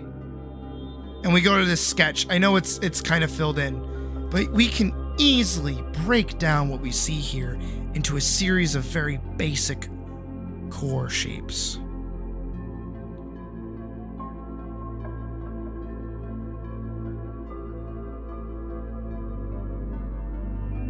Like right down to her legs, even her chest. Yes, they're more organic than straight squares, and I know where some portions of anatomy jut out. But in general, everything that you see here, everything that you're witnessing come out of her, are very simple shapes that anyone can draw. Anyone can draw a triangle. Anyone can draw a fucking circle. Anyone could draw an oval. And then we hide that. That's still Elise right there. I have broke her down to the most basic of basic shapes that you can get. We can break her down even further. If you really want to get into it. You have a rectangle, you have a line, you have a line, you have another line, you have another line. Thank you, Misty. You're the best. Oh, hey, look, it's the advanced stick figure that I always talk about. Want to get even simpler? Thing everybody can do?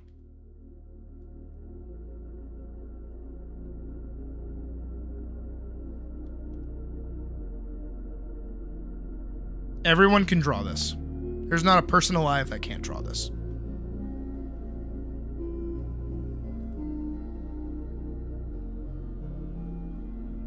This turns into this. Simplify what you're working with. Understand the basic shapes of what you're trying to make. Lean into geometry. Lean into shape language. Lean into actually like handling these things. This is also why I push Pocket towards cartoon stuff. It's not necessarily that I want her to be drawing cartoons over realistic stuff because I think it's better or I like it more. I think instead, understanding how to break down something into a very simple, immediately understandable form, especially for animation where you have to draw it over and over and over and over and over and over again. So of course you can't get every fucking detail right. And sometimes you gotta smear frame for it to work right. Even when something doesn't look right, it still feels good. One of the best things. Badger likes it. I like it. We all like it.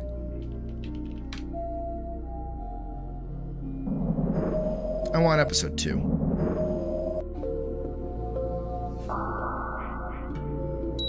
I'm gonna show you really simple shit.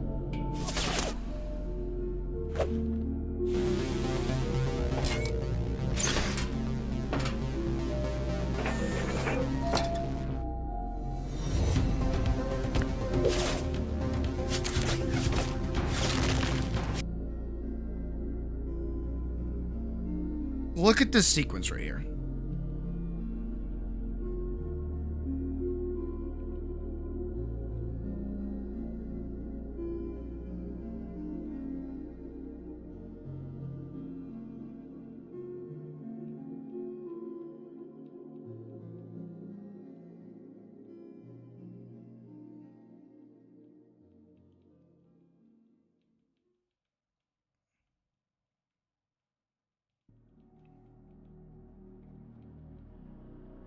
Watching this, like, frame by frame really makes me feel like I could make this.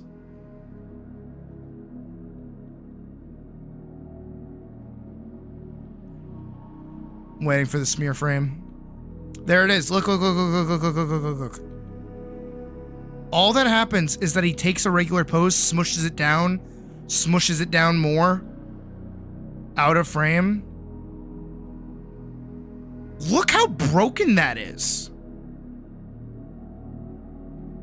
I was looking for this specifically, by the way. The only thing that's moving in this frame is the tail. And even that's, like, not super, like... Oh, look at that. Look at that, like, stretchy smear frame of that same...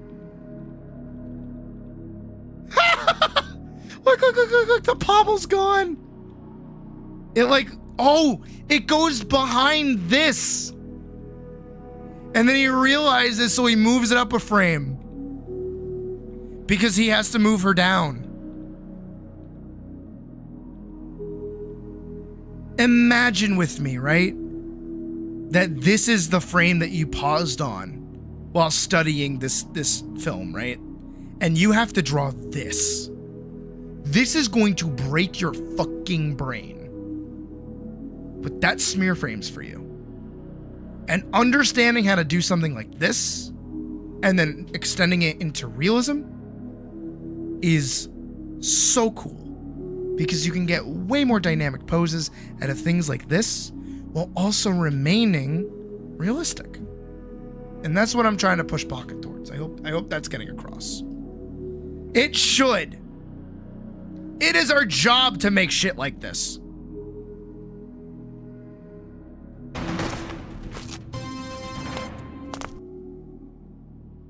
Should you not flip her off?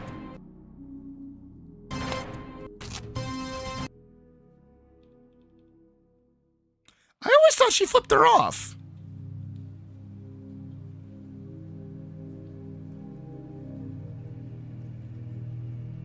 Can we watch the rest? Yes, we can watch the rest. Here, if anything, I'm gonna loop it back to where we were. Keep an eye out for those frames. They're literally blinking, you fucking miss it.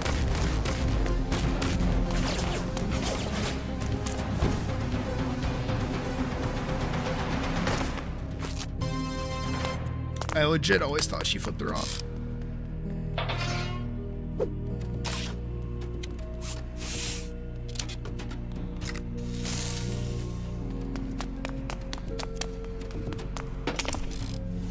Go die in New Jersey! Oh wait, not yet.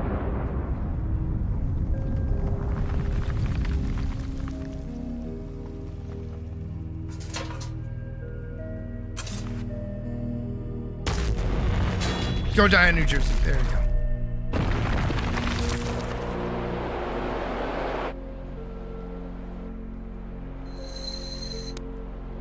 Oh, even just the Daystone moving is fucking stretched. Also, do you want to know a fun fact? So this really impressive like spinning of the gun animation, I studied it for a class.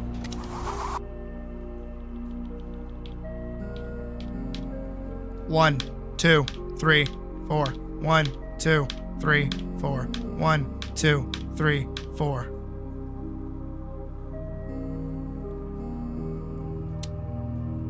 It is that simple to get a spinning object. It is literally the same, I'm pretty sure 3 frames, 3 images. It's not even really like rotating around her finger. It's just kind of drawn over her finger with this kind of like smear frame over it.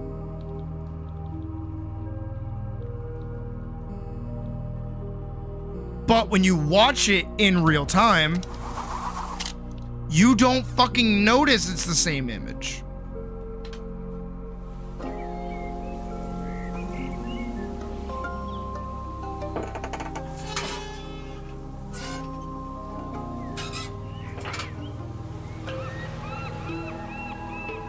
I love animation. I love animation.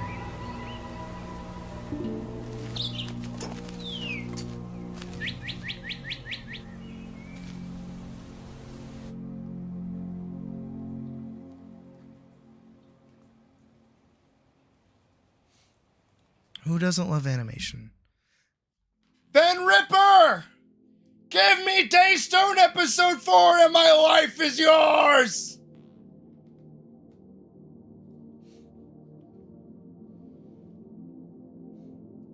And then you want to know, unironically, do you guys want to see what I like studied that to make? It is not good. Do I have it? I do. Do I have the good one? I do.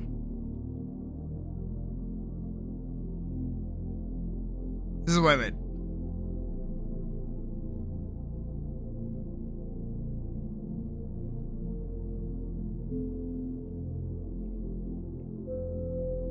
It's not good.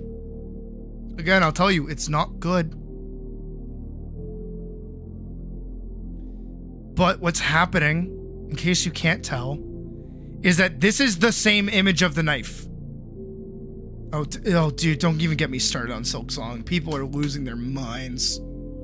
People are like actually pissed off at Team Cherry. It is crazy. Rightfully so. Don't get me wrong.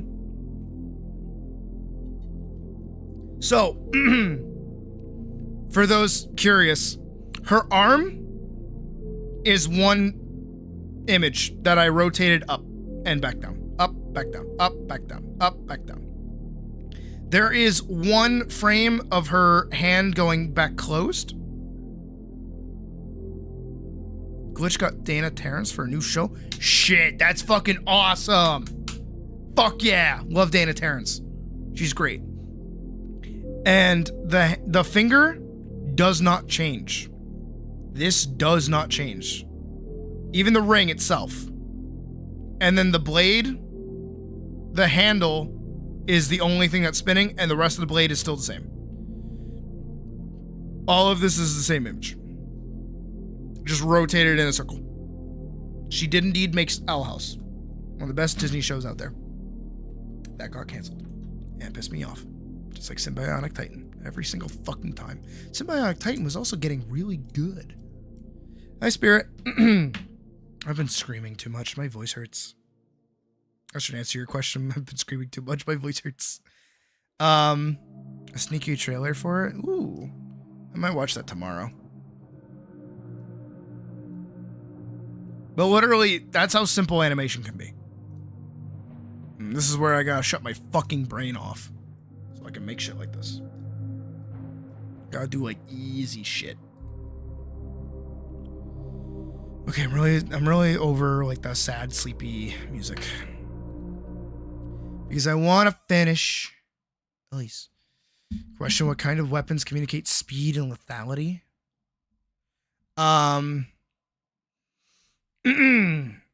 Dagger, rapier, any kind of small sword. any kind of small crossbow, any kind of small weapon. Anything small usually leads to speed.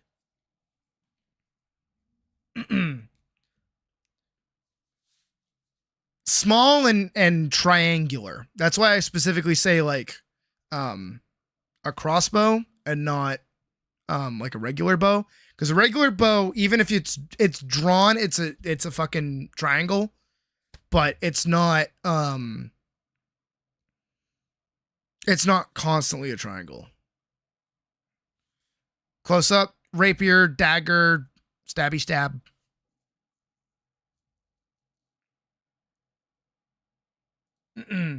Really small, thin weapons, usually.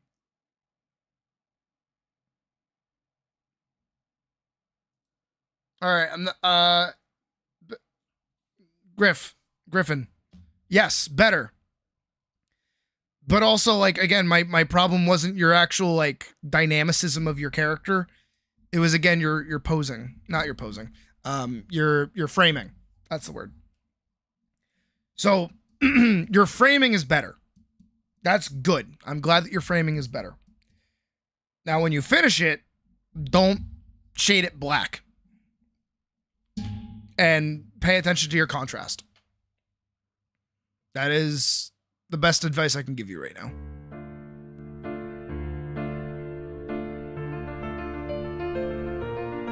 Alright, let's finish Elise fucking finally. I was supposed to work on stuff tonight. I still will. Alright.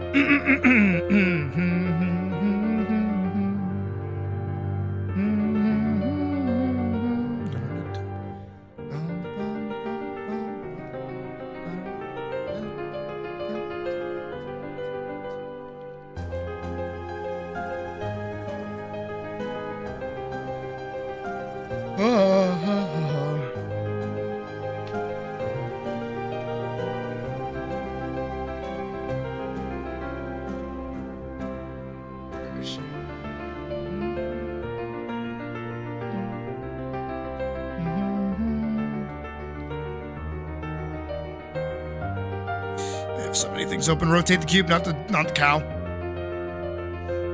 Work on contrast for shading. You make good shit. Fuck yourself. There you go. There's a rapid fire critique for you guys. Should close this. Man, it's so wild. That was me. That's so crazy that was me. That's wild, dude. I'm a fucking furry. Imagine.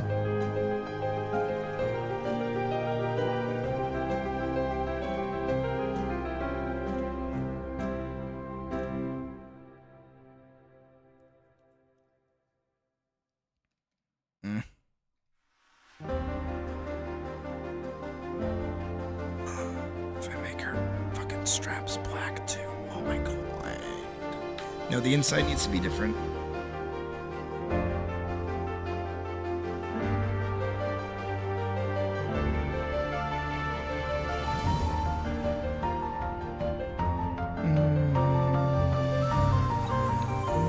Yeah, okay, so the bands were black.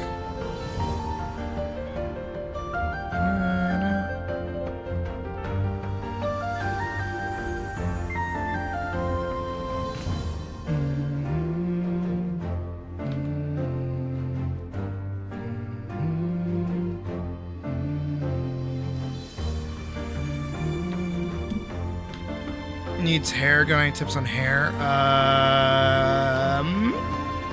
In what regard? Do you want hair that tells like who your character is? Do you just like want cool hair options? Do you want like crazy anime hair?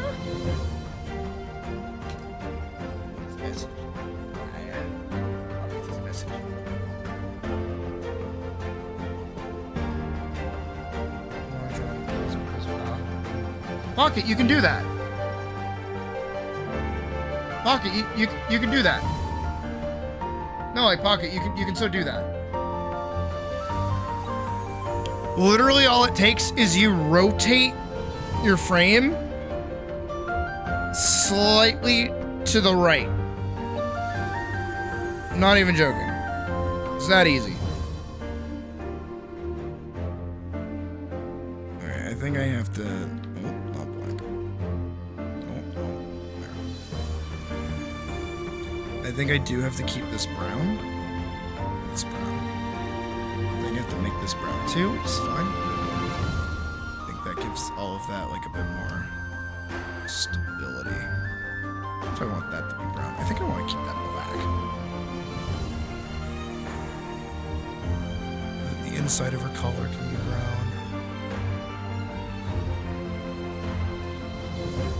brown.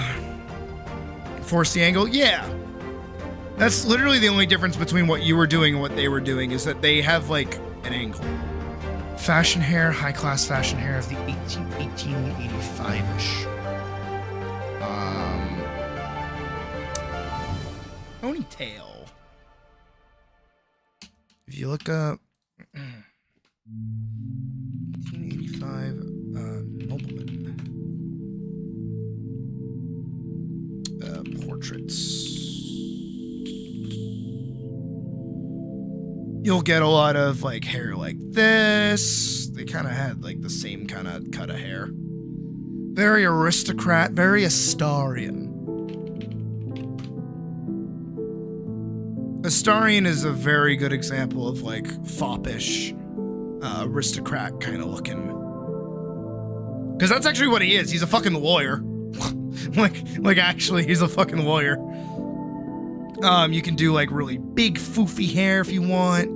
This is more like female hair. Okay, then you do noble woman.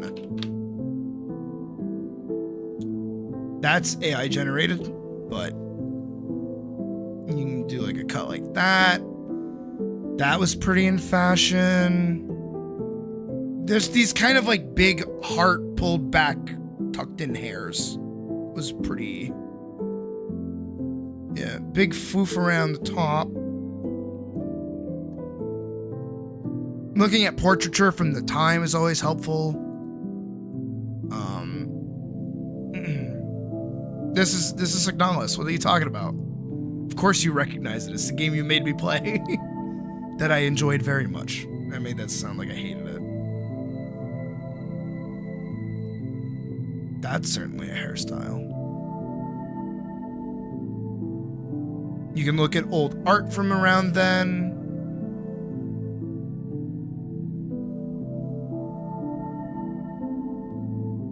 Very curly hair. Ooh, Jesus Christ, that's a fucking neck. Homework, draw this.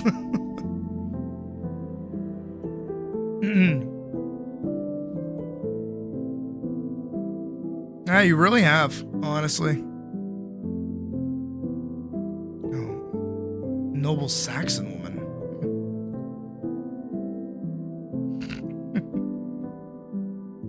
But yeah, you just look at references like this. You look at stuff from the time period. If you're actually curious how to draw it too, you just look up the portraiture. And you can see the texture and the brush strokes that they actually made. More homework? Yeah. I don't know, if I want hair references, this is usually what I do. But I don't really do timepieces. I just kind of like do shit that I like.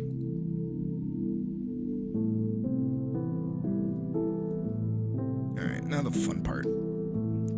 This is where the fun begins. So I actually don't know what I want to do for her boots. I kind of want to make them brown.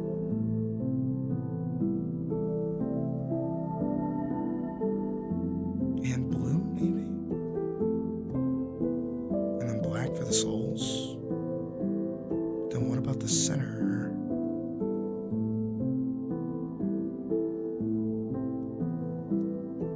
I don't know, this design's kind of all over the place right now.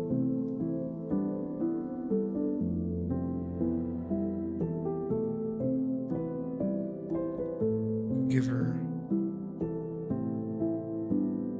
Are you scared to post a line art for the con? Why? I'm not not gonna critique your stuff unless you ask me to. Everyone's been asking me to, besides Griffin, kind of. That was more to prove, like, why they shouldn't be afraid to post stuff. And to reiterate the point that it's like, no, I don't dislike your stuff. It's more that, like, you can... These are the things that I feel like you need to work with.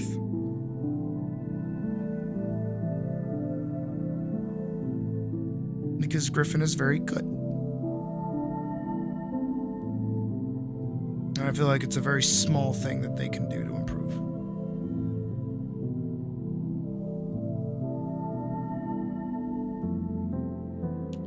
Morgan posted their work. Oh boy. Give me 2 seconds.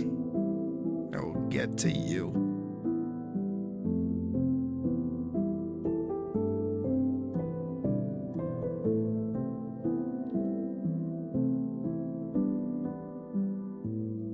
I wonder if Colleen's still here.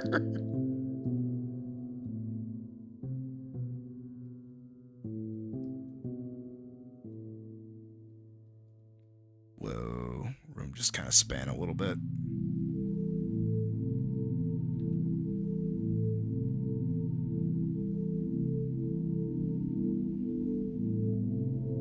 You're just overworking it? That's fine. I mean, it's not fine, but, like, I get it. I don't really want black on that. I guess, like, another brown is fine.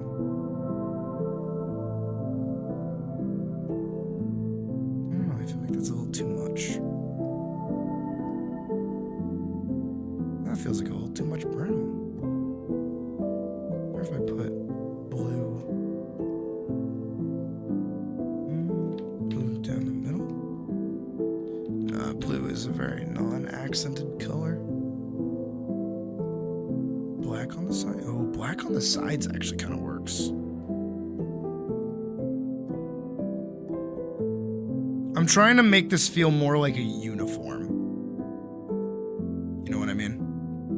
Because that was like a big issue that I had in the original Vanguard, is that her outfit wasn't very uniform-y.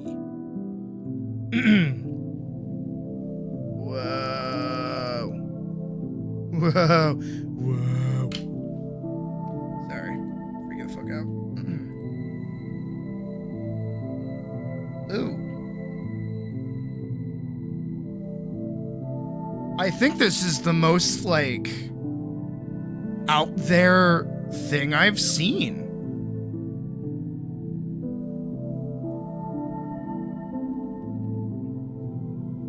Now, on one hand, because I don't know intent, Morgan, I don't know intent, but this is pretty fucking cool. Not gonna lie. Hey Wick, we are doing Sydney Gives People Critiques night while I try to draw shit in between critiques. This is fucking something. It is very low res though. You have very blurry blurs. Very blurry blurs. Now again, I'm speaking from a perspective of I don't know intent. Because one of the main things that I really try not to do is critique style or mark making. Well, mark making I do a little bit when it comes to like line confidence. I do that. But if there's a certain aesthetic someone is going for or a certain style somebody likes, I don't really like griping on it. But that sometimes leads to a double-edged sword of like, there are not necessarily problems, but there are things that could be done more either like anatomically correct or more like, I don't want to say better isn't the word, but just like in a different way that I would do it personally. And when certain things come down to that, it's like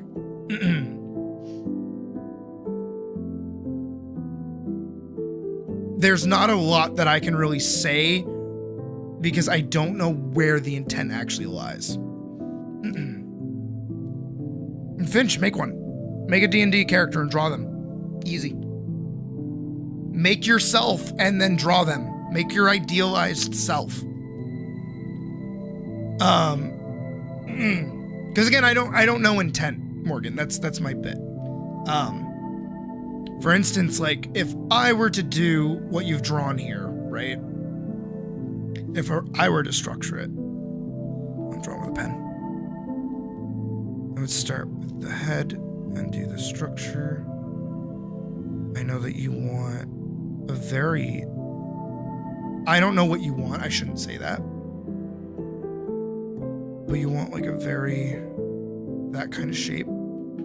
This is about where the hips would pop out. So this is about where that goes. Even back in the day, that's what they kind of wanted. You would flop that out about there.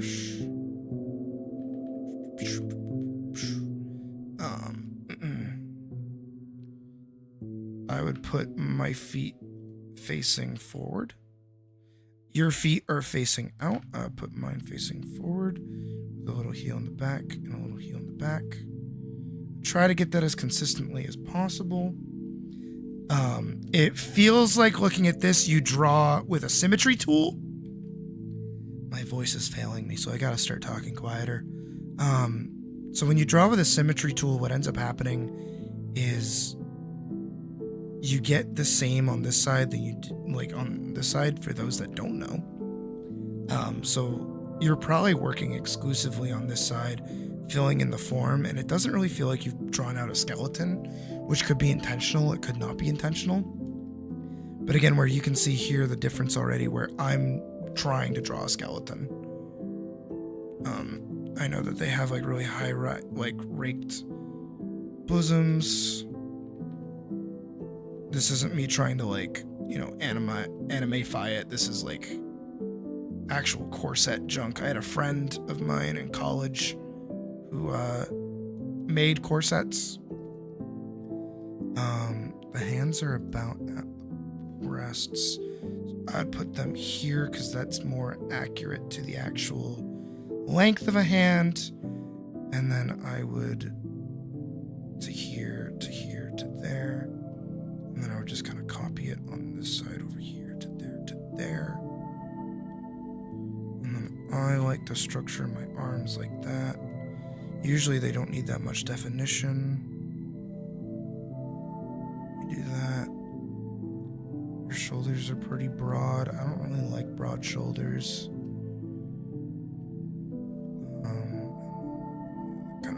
That kind of made the neck like really fucking long, but that's okay. Woo. And it seems like you have.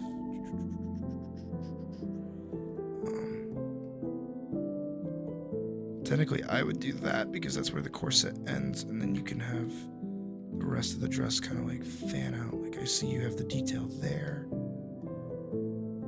2, 3, another one. Like so. You have, I need to draw it out more like that. You have like frilling around.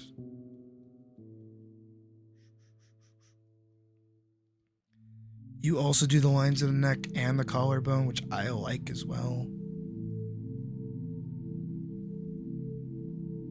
And then my eye line is lower than yours. So I'm going to put that there. You structure the nose. You have a line for the nose. And then you have full lips. I don't really do full lips. I do the anime thing of like implying lips. Like that. I'll make the head like a little longer to accommodate that. Do you have ears? You do not have ears. Structure that. And then I don't know what the little mechanicoid things are, but I would personally make those out more wild from what I'm reading them as, like little Doc Ock arms. Because then It's a stronger juxtaposition, seeing very prim, proper. Again, I know I fucking animatize the boobs, but like, you have a very prim, proper, symmetrical state, and then you get to like the mechanical arms, and they're just fucking everywhere. That's very eldritch. That's very crazy out there. And then if you wanted hair, this feels like an elderly kind of, not like elderly, like old. I mean like mid 30s, like 25 to 30s. So I would do like the big like back hair with the little twizzly, and then like the like twizzles down here and here. And you just kind of like wrap those back like that, because that's how the hair would be wrapped around the head, like so, and then you could pop the ears out. And then because you said void tentacles, I'm just gonna fill in her eyes with darkness to make her all the more scary.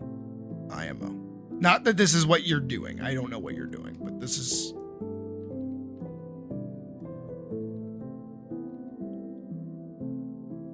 I'm trying to get... I don't think eyebrows are right for this, honestly. And then I would structure my nose like that. That's how I would do what you did.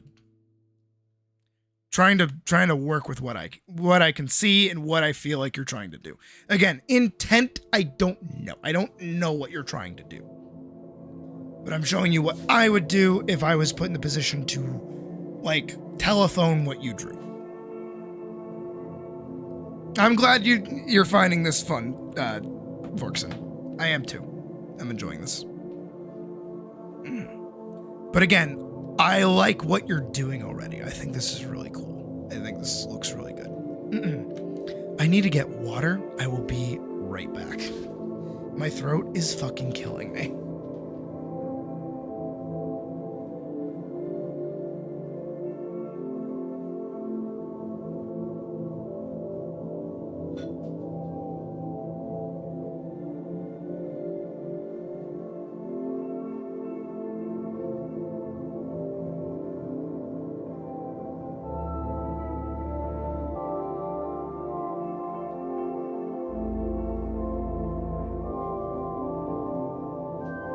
Standing up was a fucking problem.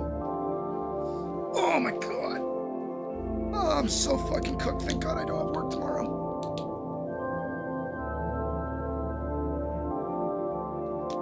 I critiqued like 4 people, dude. You know how much I talk. Alright. But no, Morgan, that's really cool. I really like that. Realistically, my only gripe is your void tentacles. Make them more wild. Make them scary. Make them juxtapose what's already like a really stagnant pose. Because I think your way of drawing is cool. Again, I don't know if it's intentional or not. I don't like critiquing style. I don't like critiquing how people like aesthetics and things. Because what happens is that if you critique someone's style and you try to like wean them out of their way of drawing, what you end up getting is you lose people like Junji Ito. Don't do that. That's stupid. We like Junji Ito. He's a cool dude.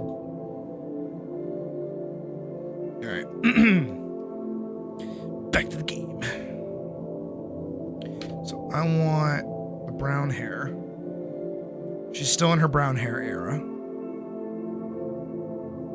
And then I also want her skin.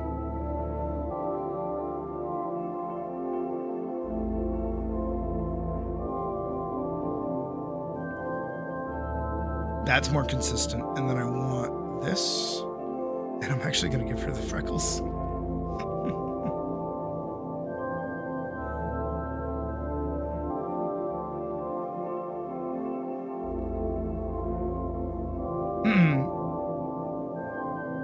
Yeah.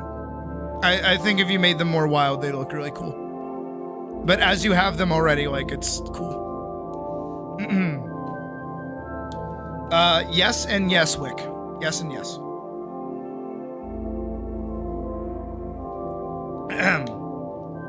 So Wick, I'm gonna break it down for you, and I'm gonna break it down for everybody else here right now. Tomorrow will be an early stream, but it will be a double feature. I'm going to open the stream playing Final Fantasy VII, and then after about 2 hours-ish of playing it, we will swap over and we will begin doing stuff with Wick. That is the plan. 2 to 3 hours, roughly. I'm going to try and get up at 10, and then I'm going to aim for around about like 12 or 1 to swap over with Wick, if that's a good time for you. Eastern Standard Time. Right now it is 11:44. Use that as a reference point, buddy.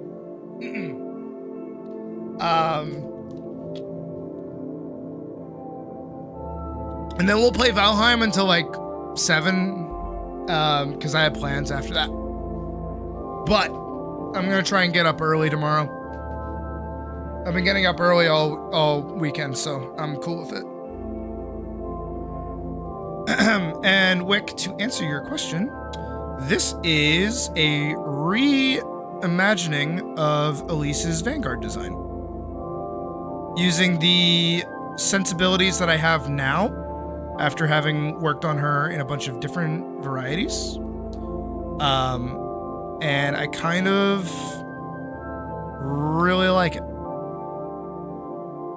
And I'm trying to fix a bunch of issues that I had with the original design that led me down the rabbit hole of like, get it, rabbit hole, because she's a rabbit, redesigning her over and over and over and over and over and over and over and over and over again. Just some of the styles of brush you have, that's fine. Sometimes brushes do limit us a little bit.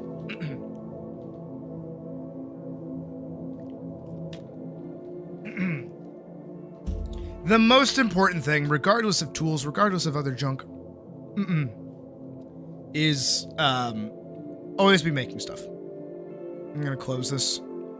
If you want a picture of it, now's your chance, but I don't really save like sketches or anything. They're ephemeral like that. Because I also want to impress upon all of you that I don't really care about sketches. Because I can do them again. And if I really need to do them again, I can pump them out really quick. It was not me saying I don't care about like your work or my work or anything like that. I'm saying like when it comes to sketches, you don't need to like hold on to them like they're gold. I'm 3 hours ahead? Okay.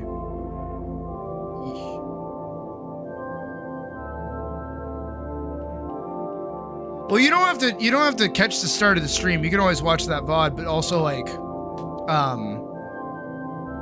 if then that would be like 12 around your time. Not 12. That would be 10 your time for like that around then. For when I would want to start playing Valheim. Realistically, we'll play it by ear. You know, if you're ready at the usual time that we always play, then that's good. If you want to get up earlier, that's fine. I just don't want to fuck with your day off, you know?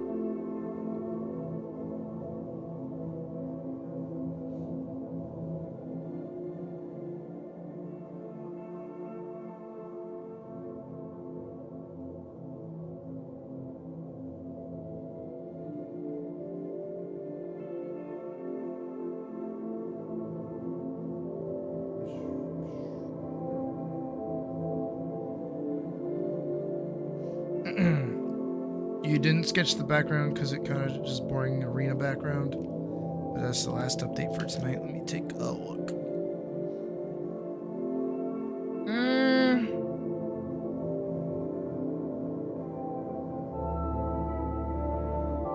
You still didn't turn it.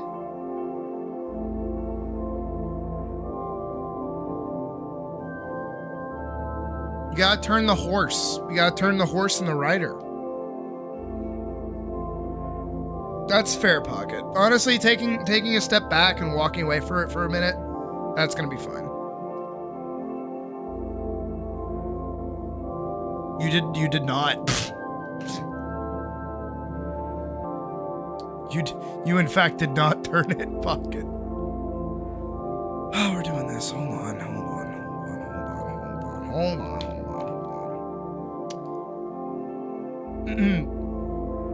Your horse is still there. The landing of the horse. Your horse is there. Your horse should be like, if we draw out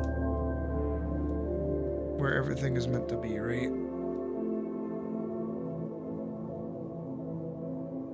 Did I draw that on it? Fuck, I did. Well, that's okay. I'm gonna lower the opacity anyways. So I would want this like over here, and then we're gonna shorten this a little bit, move this here, there, and then we're gonna move this back not that far, like there, yeah, there. We're gonna put one arm up like that, another arm, like, I'm saying arm, but you get what I mean. There, like that. We know that this is where the head is. So the head is going to start back here, front here.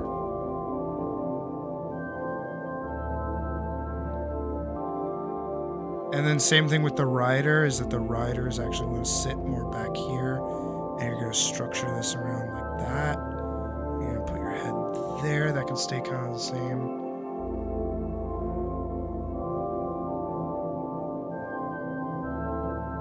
And then we can put this more like that. Right.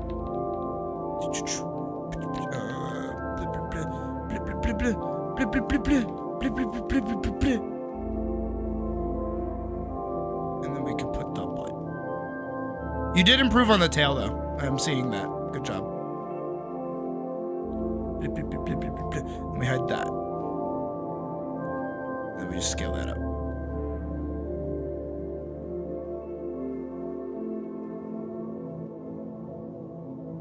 Jump lines and rotate the horse?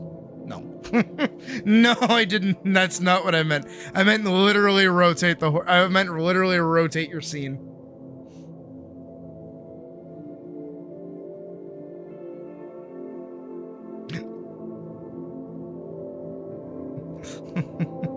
No, literally rotate your scene. But again, as you can see here, this is the importance of understanding the cube. Because as you saw in real time, I took the basis of what is a sideways pose, right? Drawn by somebody else.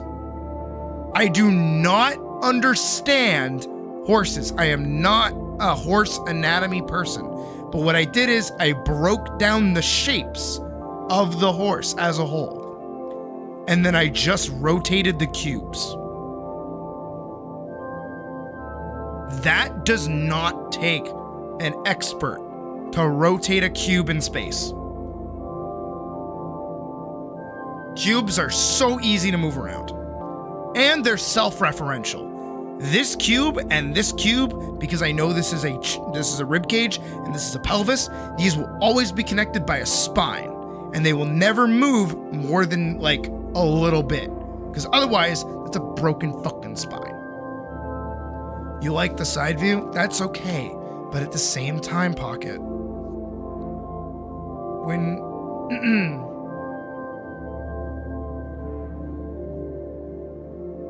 when you look at the people that you're comparing yourself to, they're rotating. Anything like Torbox, Logitech, MX Creative Console? What the fuck was any of that? What is that? I don't know what that is. If we look at this picture of this artist that I do not know, by the way, if we break down what they've drawn here, this is where the rib cage goes. We can see the back end of this pelvis. I am drawing on top of it again! Wrong layer! That's where the rib cage is. That's where the spine is. This is the back of the butt. This is the leg. The head kind of there. You can kind of see it like that. Even the rider up here is kind of in that 3/4 turn. Ooh, even their foot is like in that direction. Look at that. Look at all of what's happening in this singular line. That's crazy.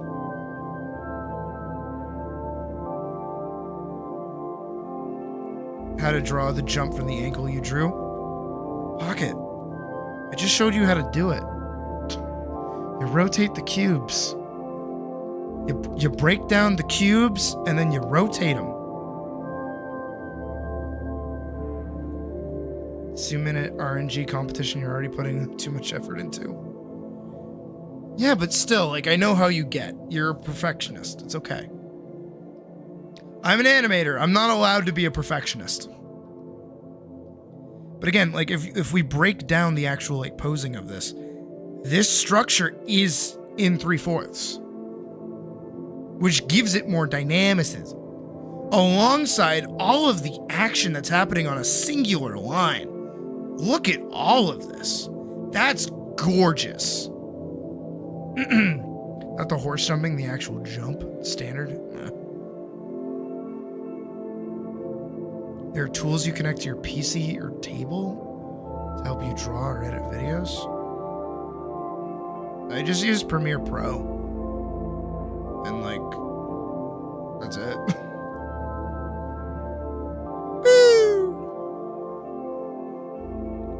That's gorgeous. Oh, you mean this? Well, even this is in 3/4. This is following the same line.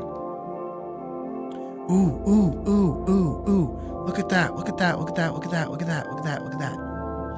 That's so beautiful. That is incredible. Look at that. Look at that intersection. Like, do you see that line right there? And then this line right here? It's so pretty. And then look, look, look, look, look, look, look. Oh, that's so nice. That's so good. And then the tops of the little canopies do it too. Oh my goodness. And then that follows the same line. Oh, it's so good. Oh, it's so good. The jump in the corner. You mean this? Like the fence? The fence? Look at your sketch. The jump in the corner. You mean this? Is that what you mean? Sorry, I was gushing over somebody's art. They understand perspective. Stream delay, Pocket. Give me a minute. Jesus. Yeah, that. Same thing. Well, also too, again, if you look at the jump in this, right? The amount of dynamics with this is just this itself is dynamic. We hop over to this. This is really boring. I'm really sorry. This is really sleepy. This doesn't have like weight or size or mass. It doesn't even really have any like presence. Right? If we go back to, where did I draw this? So if we go back to here, right? And we go back to the sketch I did here.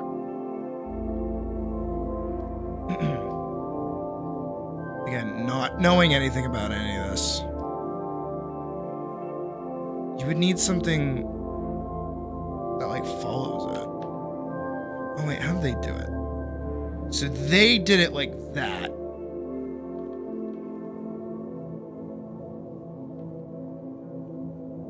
Or it's like that. You can kind of see it like that.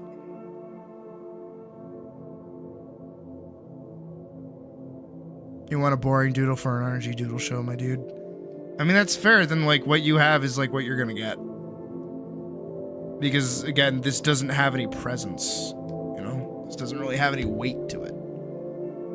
But like, that's technically how it would look in that perspective. Which lends to it also being kind of... Also, it doesn't really look like anything worth jumping over. I know that's weird, but it's like small.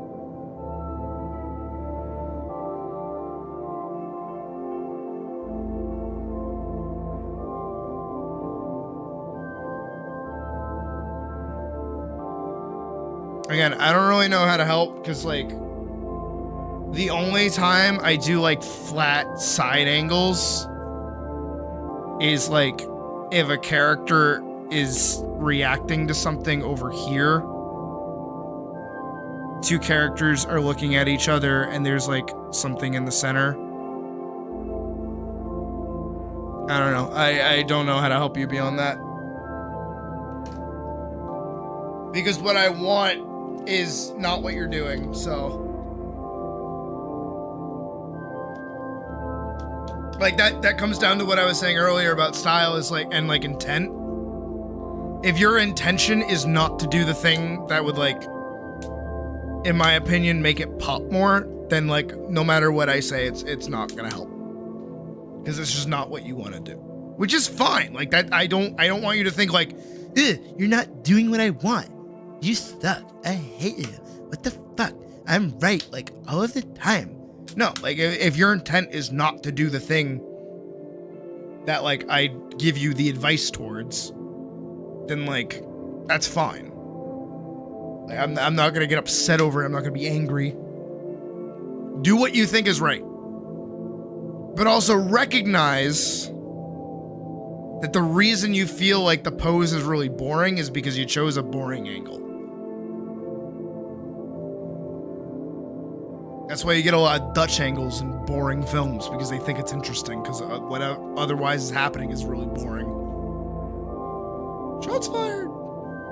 Like a lot of movies. I just fucking swore up and down a lot of movies. There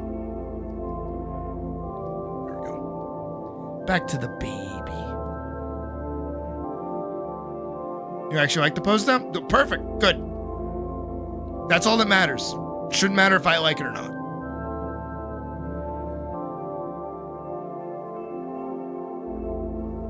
The only the only opinion that matters is yours.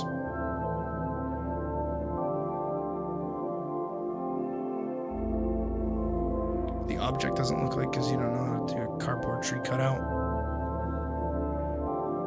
Which is fine. If that's the weakest part of the image, like who gives a shit, really? Help on the objects? I don't know how to do that. That's the thing, is like I wouldn't know how to figure out those better, besides just like getting it more in line with like the perspective. This legitimately, the reason I can't help you is because I wouldn't design something like that.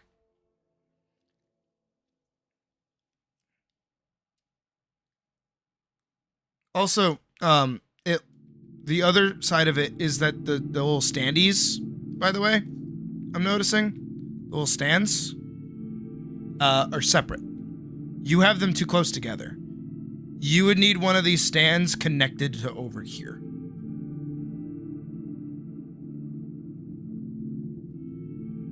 So you would need to bend that more into like back here, basically.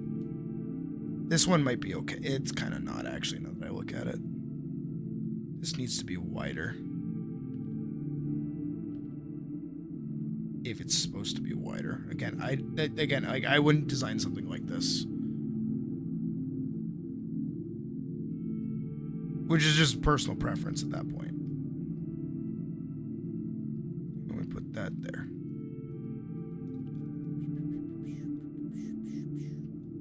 Because if you look at yours, you have them like together on the same post. Even though these are just like single standees. Fully separating them a little bit. So this would be like...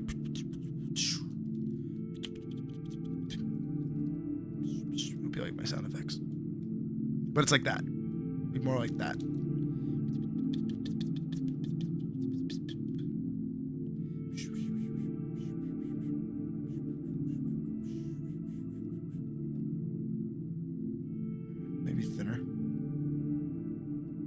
not sure.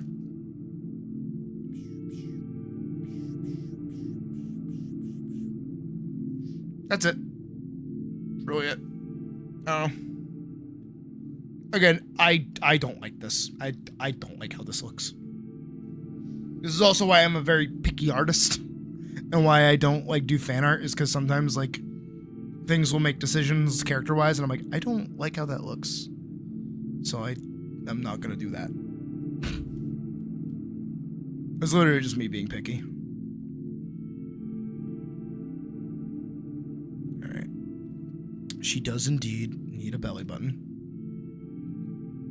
because otherwise she's gonna look kind of weird.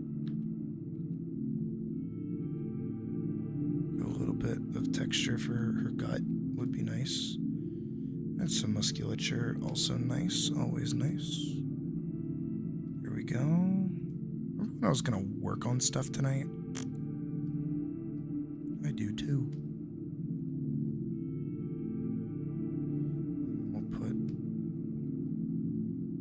that there. There. Omanor.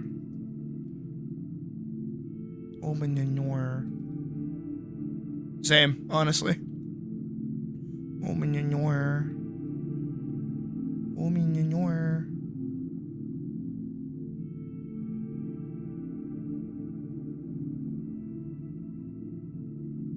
It was a real show. No.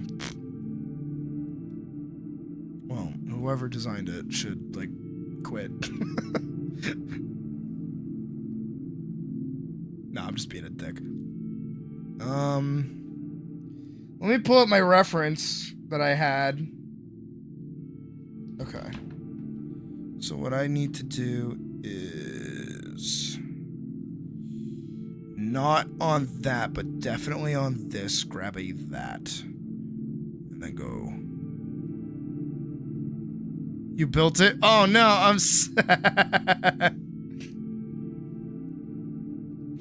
I'm sorry, Pocket. I hope you know I was just being a dick. I wasn't actually, like, being serious. It's for IHSA Winter Show. Oh, you didn't actually, like... Wait, did you actually build it for, like, an event?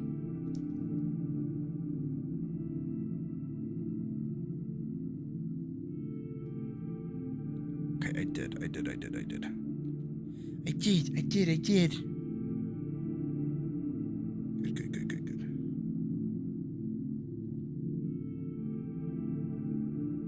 Oh, no, if it's in real life, that's cool. I bet it looked better in real life than it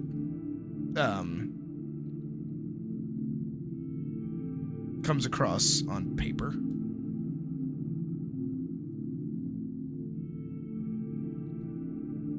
Alright, let's see if I can do this right. There's Blair. Let me just go here.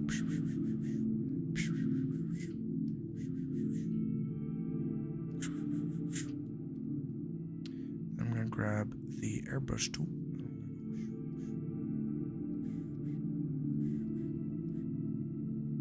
Grab a nice white, and we're gonna go right here and go. Psh, psh. Same thing with over here. We're going psh, psh. Here, can't really do that the same, but I am going to grab a thick pen and just kind of go like that color higher. We go a little higher.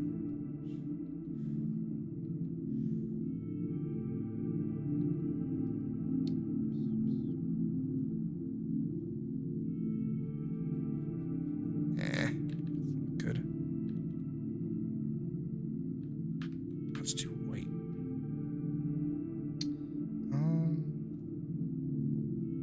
Same thing again here. Is I want that. I want that.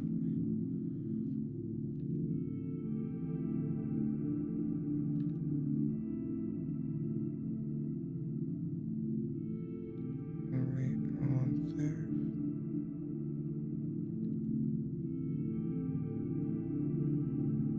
They even look okay. I bet it looks flat as it does right now only because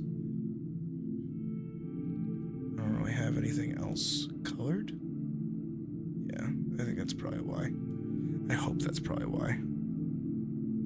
So I'm gonna try and do what I can. Set that back to 15 so I can work with it better.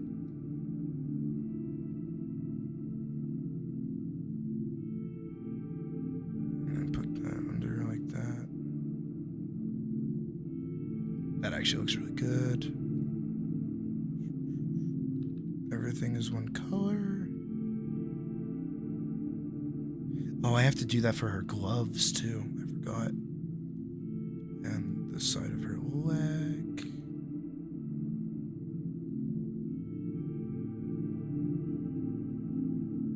Inside of her leg too. Just kind of like wrap that around there. So that looks a little more detailed. The underside of her glove. Kind of wrap around. Go under. Damn, she hot. Same thing down here, I guess. To a lesser extent. Cool.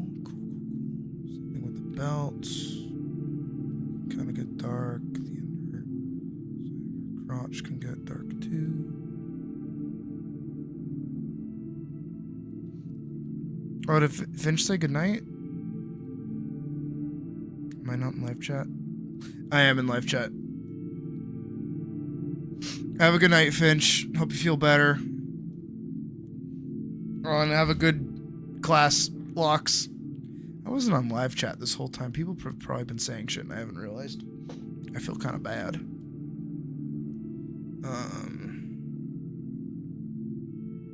There's like a little bit of light texture, but it's not supposed to be like crazy. Same thing with under here. This can have like a little bit of gray going on. Same thing here. I want to grab that and go over it with like the airbrush. A little. Same thing over here. I grab that gray and then go pss, pss. That. Yeah, latex mommy. Who doesn't love it?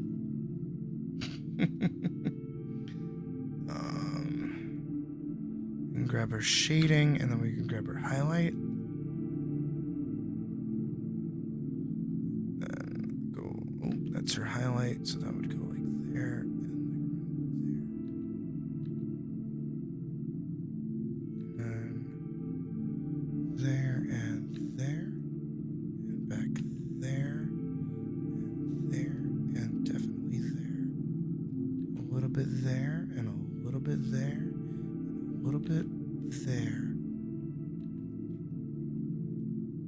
And then boop, boop, boop. Boop, boop, boop. Boop, boop.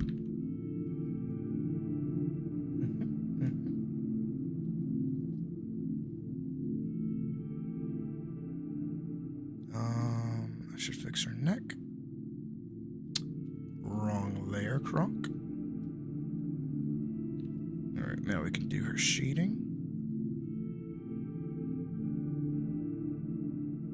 By pleading the fifth, you answered the question. Hope you know that.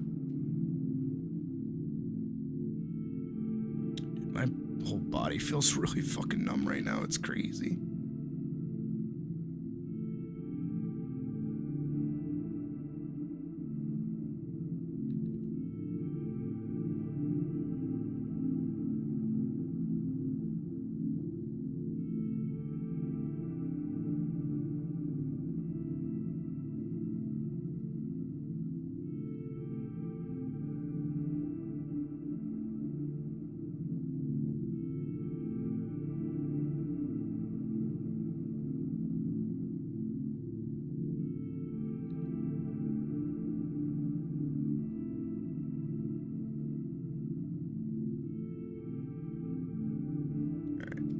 Can grab darker blue.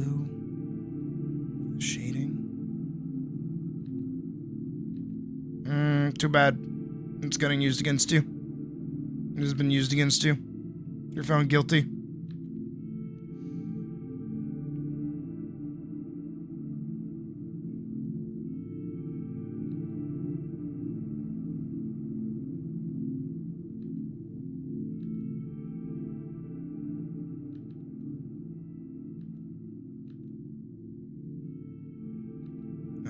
Under. I can do like a little bit of a highlight. It's gonna look kind of weird in certain spots, but that's okay.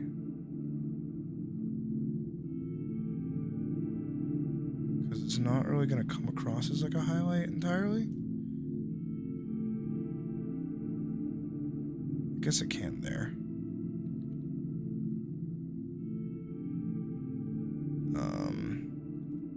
Same thing here. Like if one's got it, everything's gotta have it.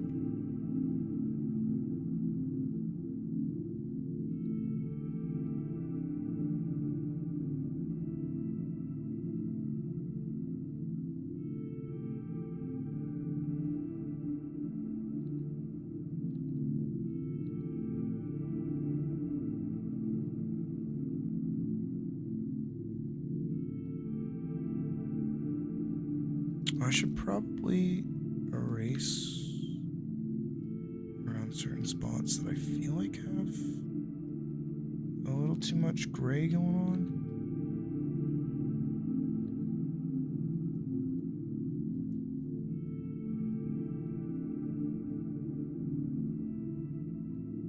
There we go.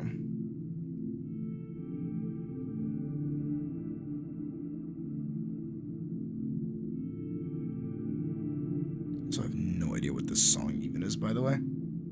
It's just like fucking vibe.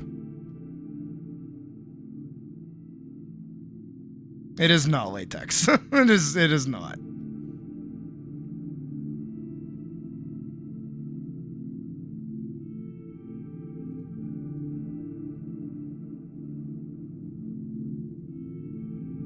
She lit up. Alright. And then for the sake of fun, because I was talking about it earlier.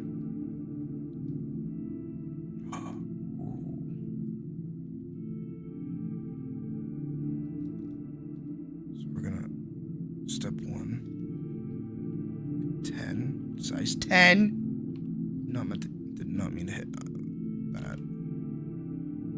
gonna make her eyes pop like crazy. We're gonna draw out her cheek. I want her nose. There's a bridge for her nose. I can wrap around and hit her cheek. And the underside of her hair a little bit. No, her hair's already like shaded. I think just like the side of her face. Like that is kind of cute. I'm just kind of doing her whole face alone.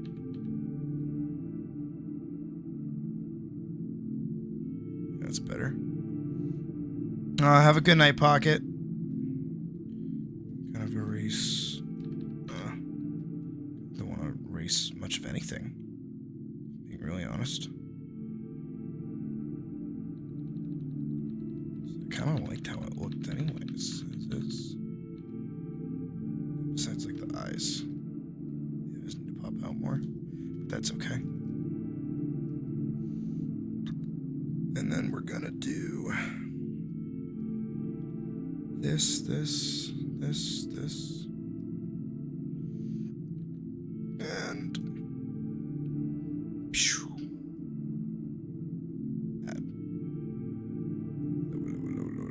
highlighter. Man, where did that come from?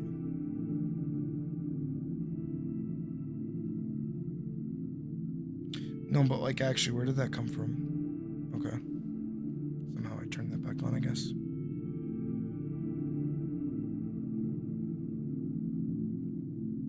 Alright.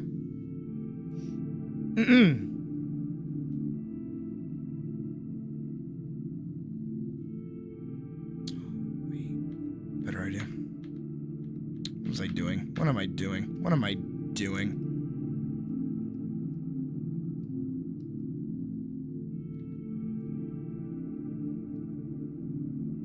Wait, I know exactly what I should be doing.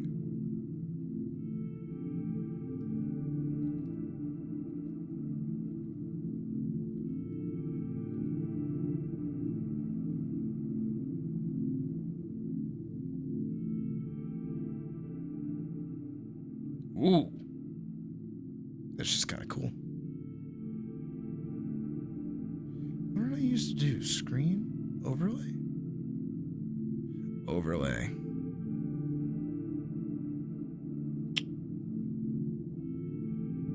That looks pretty fucking cool, I'm not gonna lie. I don't think it was overlay. Definitely not brightness. Definitely not hue.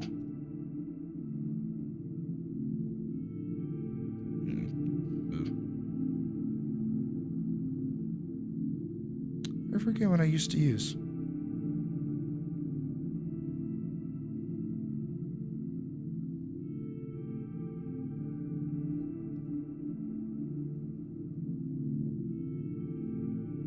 Overlay does look really cool though. Really accentuates the colors a bit more. But I do want to do, without any shading, the contrast test. Booga booga booga.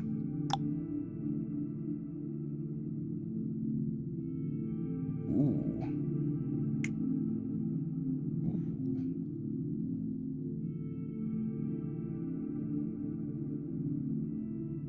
Okay. Oh, shit. I moved my mouse. Kicked my mouse. That's what that little glitch was. Ooh, Pocket's having another date. I only just read that. Well, I hope Pocket has fun on her date. I feel like that's pretty consistent. I feel like that looks pretty good.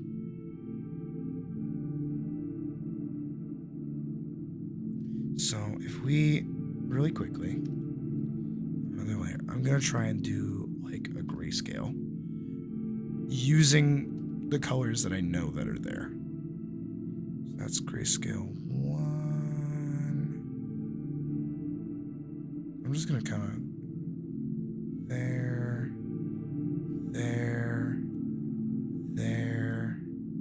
Ooh, that's only slightly different, but that's kind of cool that it is.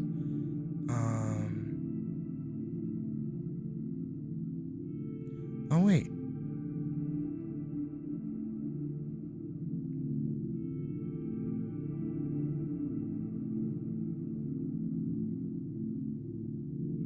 Okay, those were the same.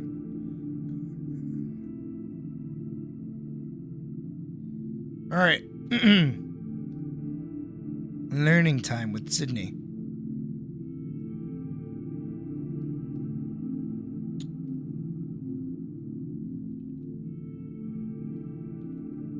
Should move this over too. Look at that. It's gorgeous. We have 1, a 2, a 3, a 4, a 5, a 6, and a 7. Look at that. That's beautiful. Who's messaging me and why? Oh, our group chat.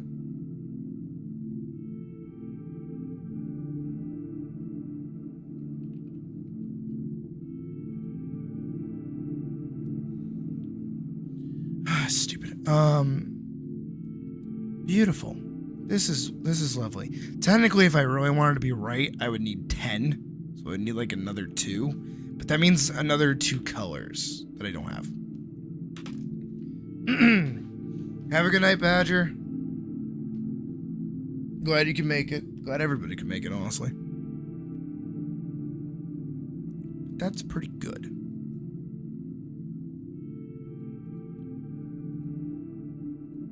For that, it's not bad. It's a pretty good grayscale, not gonna lie.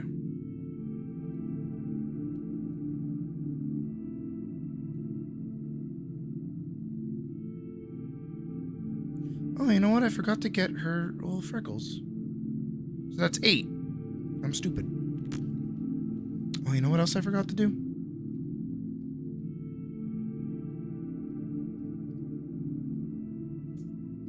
She has a tail, and I didn't add it. I'm a piece of shit.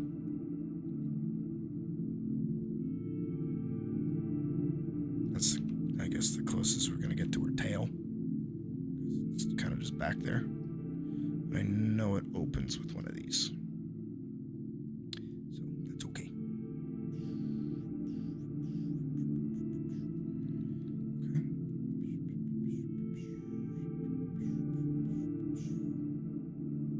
Alrighty. Here we go. There she is.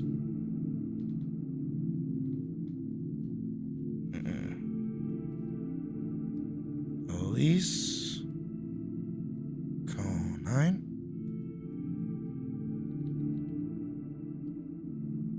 9. There we go.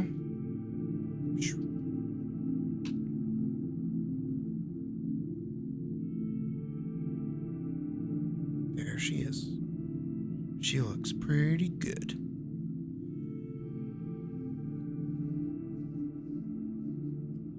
I think it's technically 8 if we include her freckles too, which I did not do.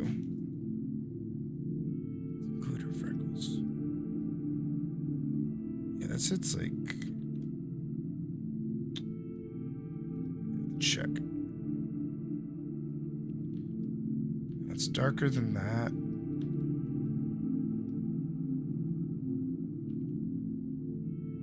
It is just slightly lighter than 3.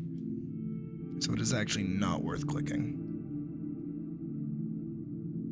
No, I think she looks fine. I mean, the details on her pants are a little silly, but that's okay. I feel like these lines should be blurred. Or at least like reduced, but like everything else has the color, so I don't really care. It's whatever. She's fine. Let's do some fun little...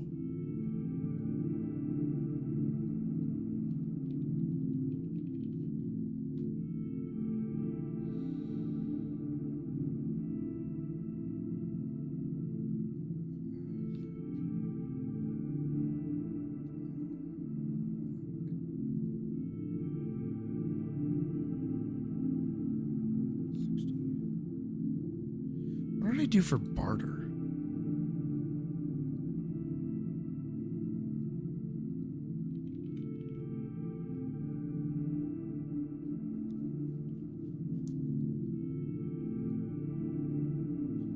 Because I recently learned and that the font that I used for fucking Vanguard is actually a licensed font, and I'm not allowed to use it. Oops. Time for a fucking logo change.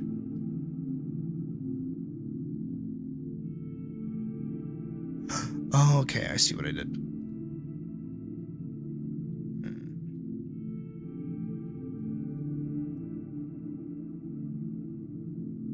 Okay, so Vanguard, and then not Backen, but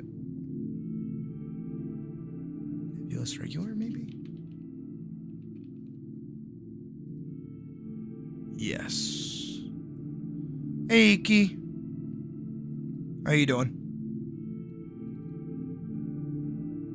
Metallic. So now everything matches. I need to lower this. Matches the sizing though. A little more, like 45, I think. Like 40. Yeah, that's pretty good. So that's 60, that's 40. I'm alive. It's the best I can ask for right now. I think the V. I have to.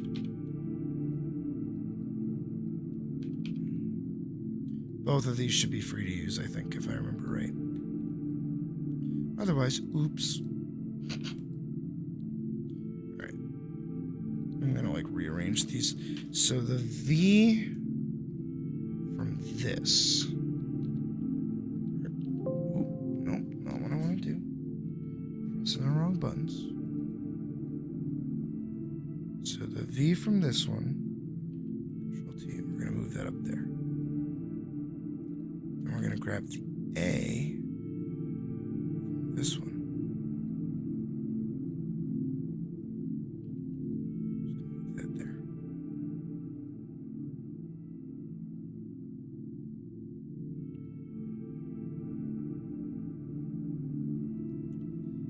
Now we're gonna grab the N and the G and the U.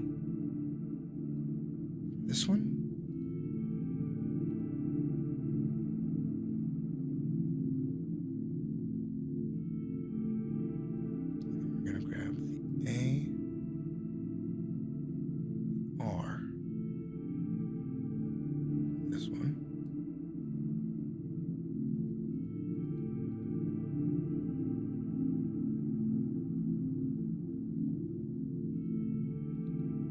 Grab the D from this one.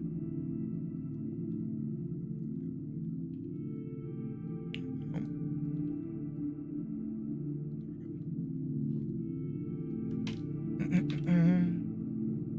I'm going to combine these, and I'm going to get rid of these. Now we're left with just this. Now, this V I want big. I'm going to, in fact, make this actually bigger. So we're going to do that. It is going to be a little blown out of proportion, but that's okay. This A, I actually want it a little more leaning to kind of match with the V a bit better. Of course. And feel free at any time to ask more questions. I'm always happy to help. It's what I'm here for.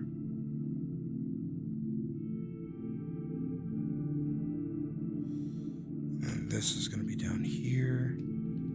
This is going to be at the same spot, but like here.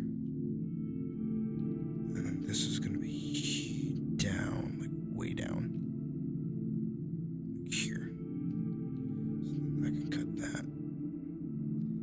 This and this are going to be connected like that. Rotate it a little bit. So it's like cutting it. And then the D is also going to be really, really big. Like that. And then I'm actually going to rotate again the A and the R in order to get it a little closer to... No, because that's like leaning in.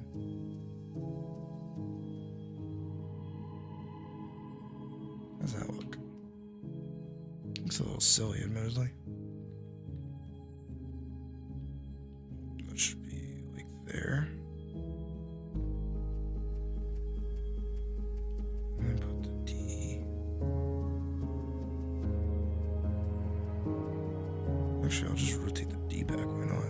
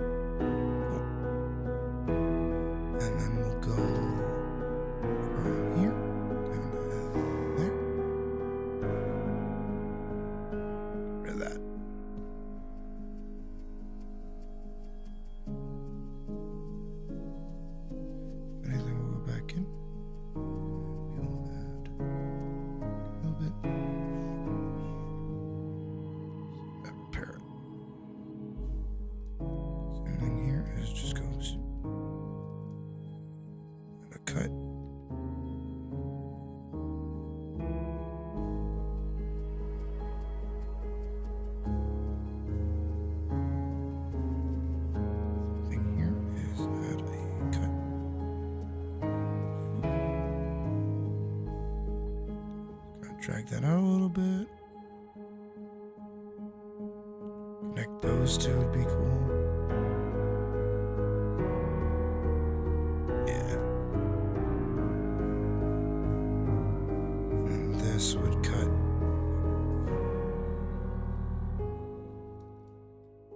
Goes like that.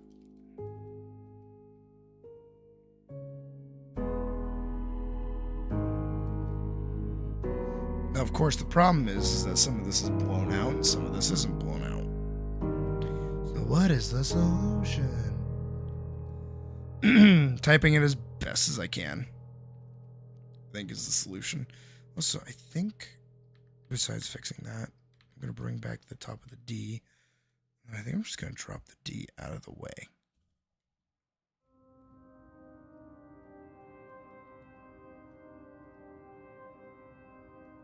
This has to be a cover. This doesn't sound right. No, that's right.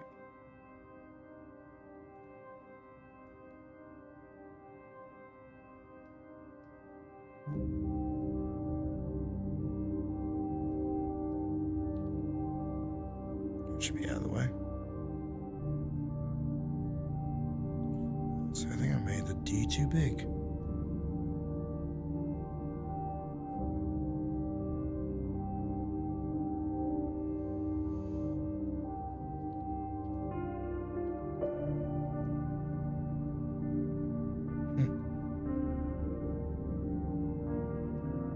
Nah, that looks like shit. I'm gonna be real honest, that looks like shit.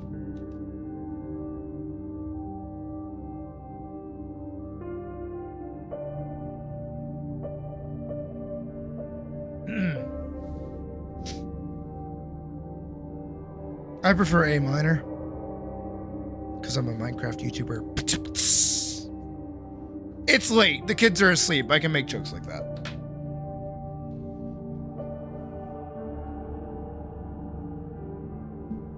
Also, welcome Koraz to the stream. Sorry that my voice is a little bit shot. I've been screaming a lot.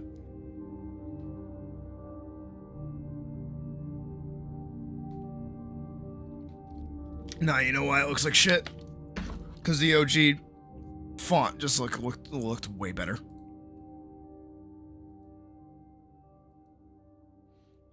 Not even kidding. If I pull it up, it's just so much better.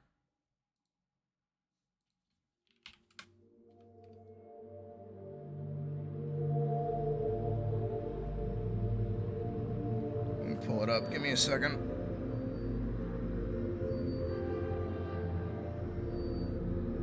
Where is it? Where is it? Hang on. Drawings, Vanguard. Man. Where is it? Wait, and unironically, where is it? Wait, it wasn't in Vanguard. It was in regular drawings. That's right. That's right, that's right, that's right.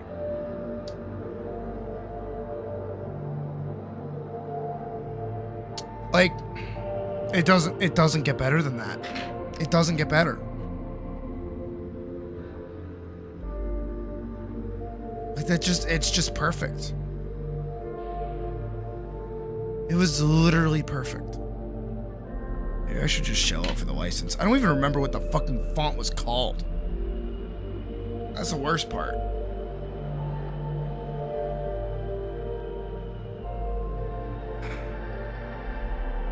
It's like medieval font. Let's look for it together. Gothic fonts.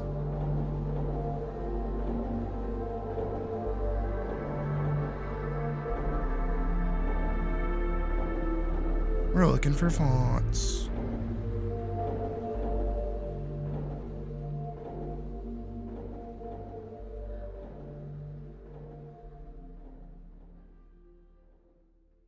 No, barter was mixed up and it looked fine.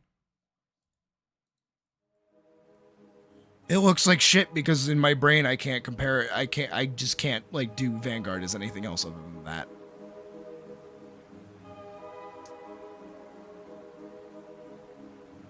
I remember Black Castle. I used to use that all the time. Black Clover, the shitty anime.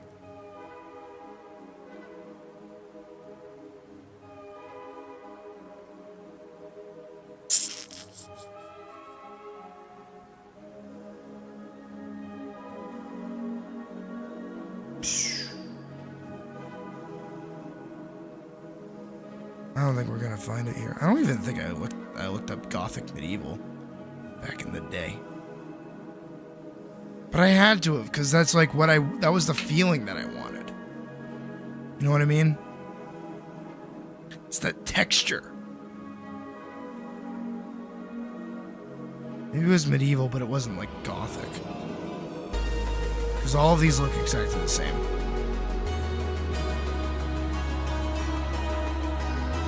Livingstone, I have that one right now.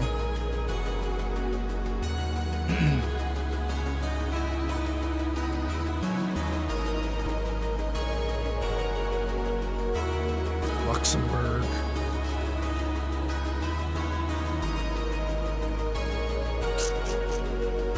Again, I don't even...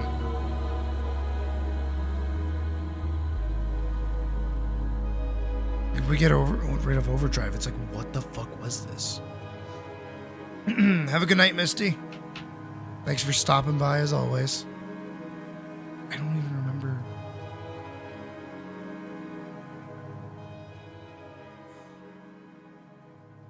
Is there actually... Wait.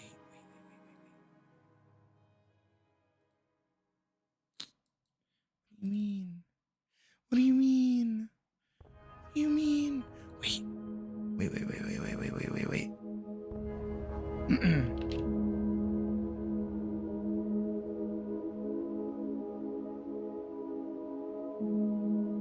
This is the MDP. What about the original Vanguard static?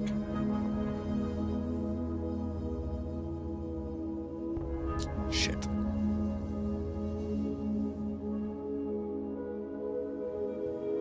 What about...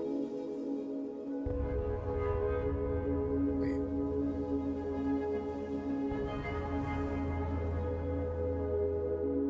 I did this in Clip Studio? Oh, this is the animated bit. I animated it. That's right. Kind of looked like shit, not gonna lie.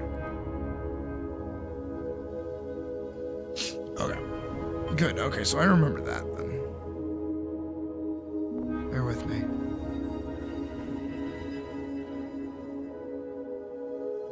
Fuck. Come on. One of these has to have the source file in it.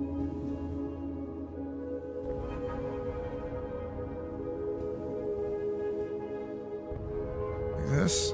Ugh. Come on. You believe this was once going to be Vanguard's background? Like this was actually going to be like what it looked like? It was like shit.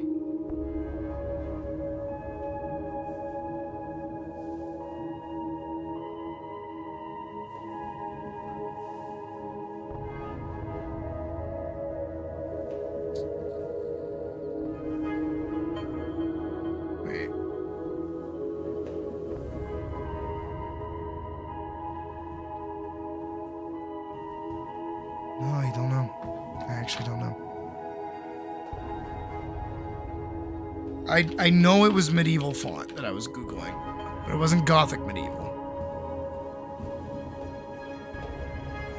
It has to be through here. It has to be through here. Wasn't Ring Bearer. It's close, but it's not.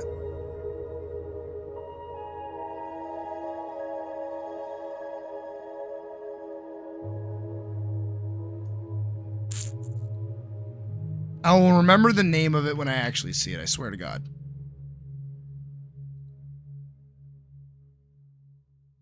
I swear up and down. Like I like the second I see the name, I'll be like, yeah. I think it was like over something. You too, Iki. Thanks for stopping by. Rise of Kingdom, Neo Vibes, Churgan.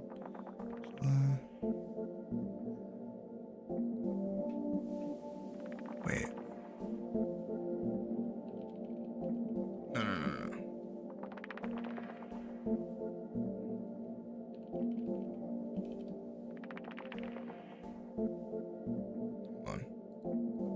Unironically, I think I just remembered the name of it.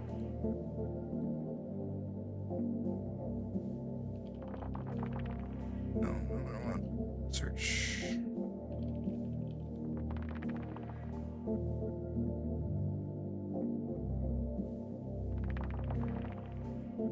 It's not Overlord. Was it something else?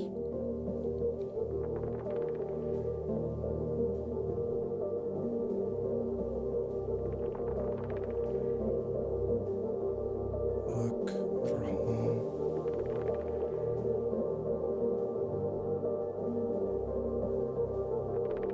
It's like over something. Overworld?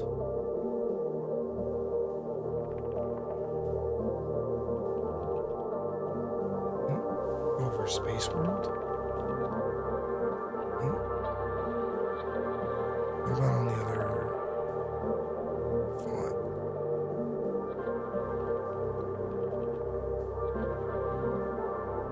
Okay.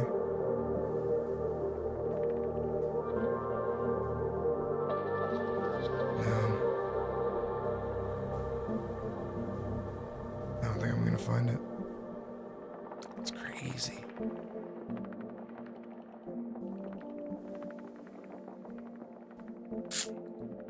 It's nutty.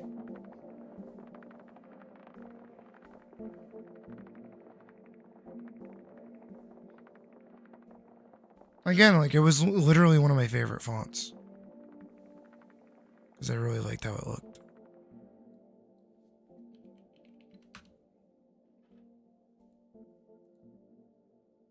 That's stuff font. Font space? Maybe. That's nothing. That's nothing. And this is what the stream devolves into, is me hunting for fonts. Gotta love it.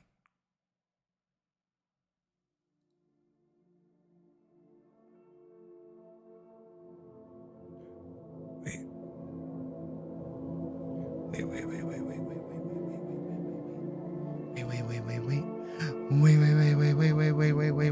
Wait. Guard. Episode 2. If I go to the end, if I go all the way to the end.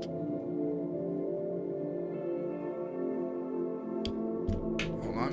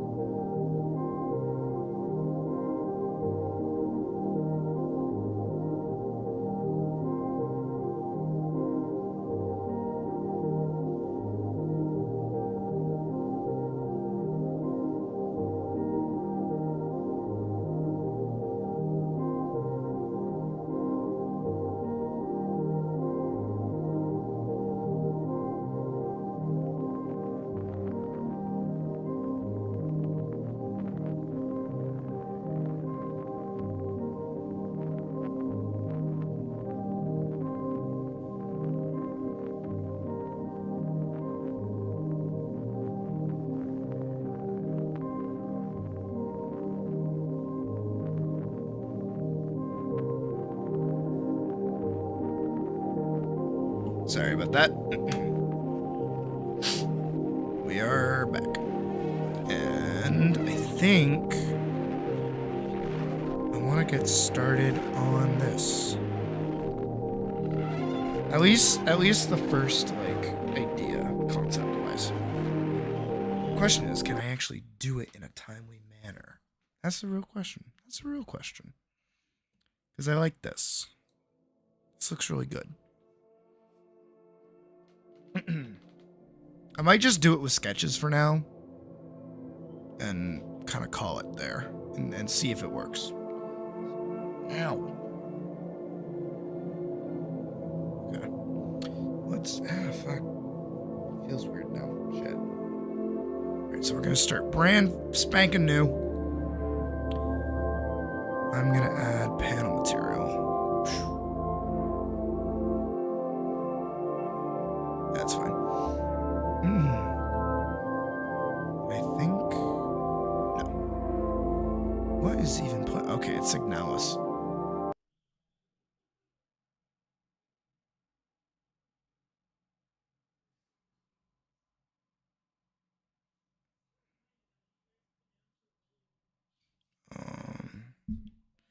Let's do... It's like late night walking through the city vibe. I know. This might put people to sleep, but that's okay. So I got sad. Hopefully this won't get me copyright claimed. We'll find out as soon as YouTube yells at me. Just letting y'all know right now, if the stream gets blocked, give it a couple of minutes. It'll probably pop back up. So I don't know if this is copyright claimed to the point where this is gonna get fucking kicked. On April 29th? That's a really specific date. Why? Hey, it's me.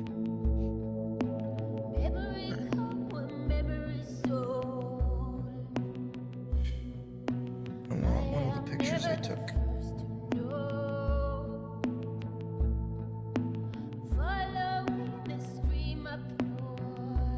Picture share. Where do people like us float? There is room in my life. Trying to find the right picture that I want. For bruises, S's, I think this is the one. I will never disappear. For forever I'll be here,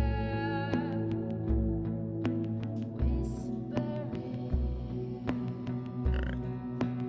Warning, keep the streets empty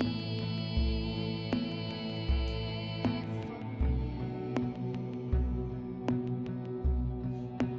Warning, keep the streets empty for me.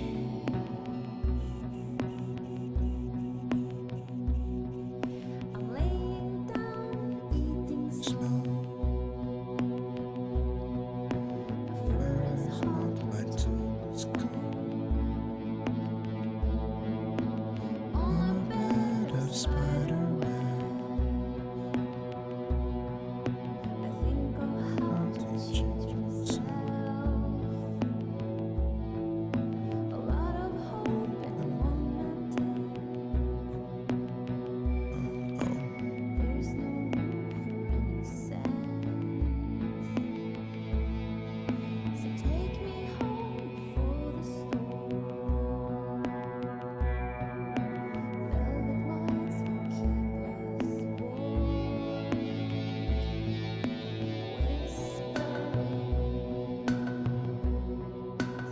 Morning, keep the May 1st? streets empty for me. Morning, keep the streets empty. Get really close to that one.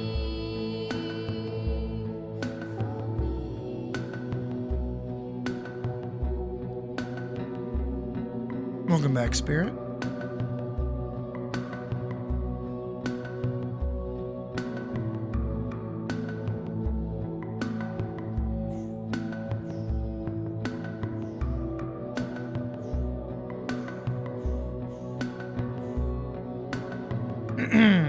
am tracing a really cool picture that I took the other day. And I'm going to use it as part of the opening of a new idea I'm working on.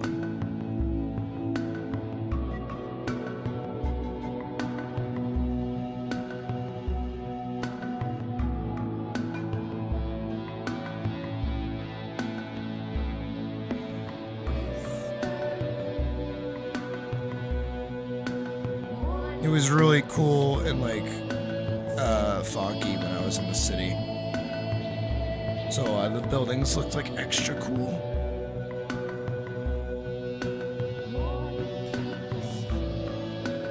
And I kind of want that same vibe, so I'm trying to like copy it as closely as I can.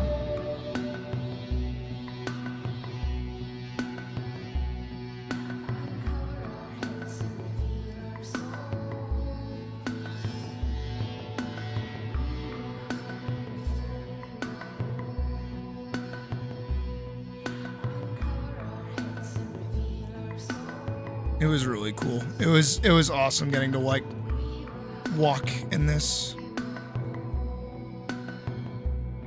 Like most people would probably bitch and complain that they had to walk for like 30 minutes to get to a train station. But I was like, this is fucking awesome. Especially this one in the back, this one building. It was so cool.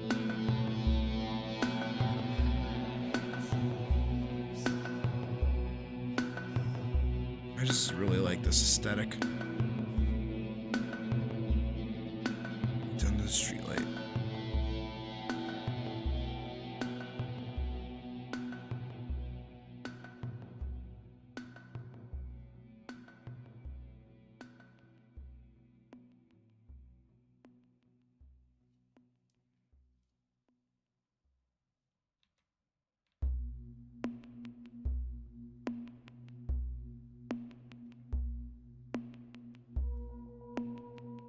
I'm just gonna try and actually, you know what?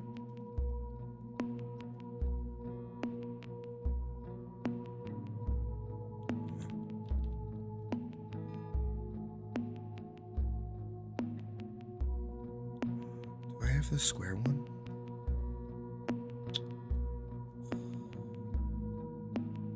She looks so fucking cool.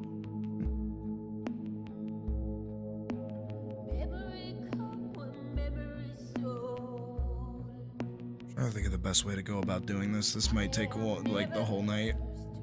I really don't want it to, but I think I might end up doing that. So I gotta go through and like do all of these. I want this to look like convincing. This is the thing people hate doing, but you know what? You gotta enjoy it. That's why I try to stay in settings that I really, really like, which is why I set a lot of things in cities. I think cities look really cool.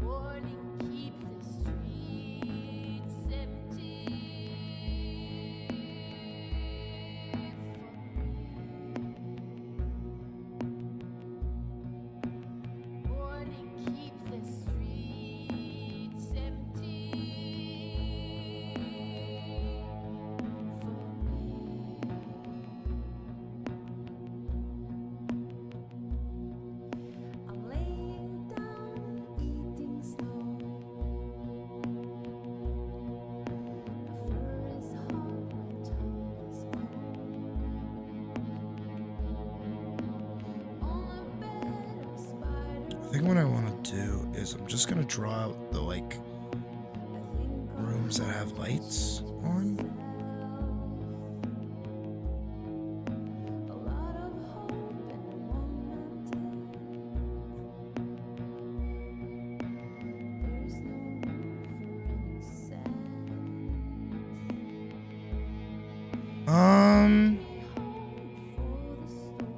It's a good question, actually.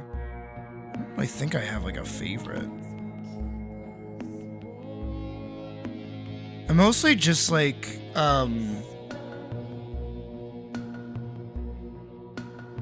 want to say like 1920s feeling cities. Like a really early, not like early, but like industrial era Boston.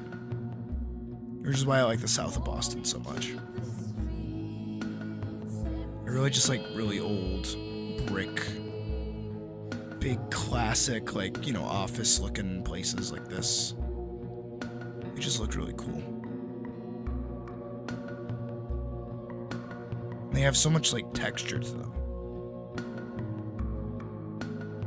As much as I like England's English cities and things like that, I think American cities just have like a, I don't want to say like a magical feel, because that's like too fucking whimsical. They just feel different. They feel less inviting. They feel scary.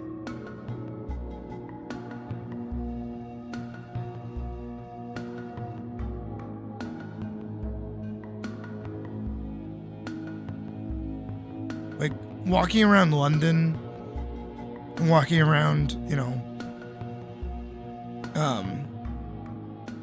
certain other places in England, I didn't feel scared. I never felt scared going off on my own. I do feel scared walking through Boston on my own.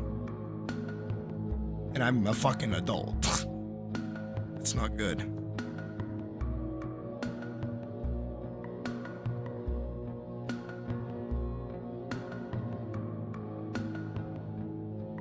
Sounds like a set of windows there. Gotta put that together.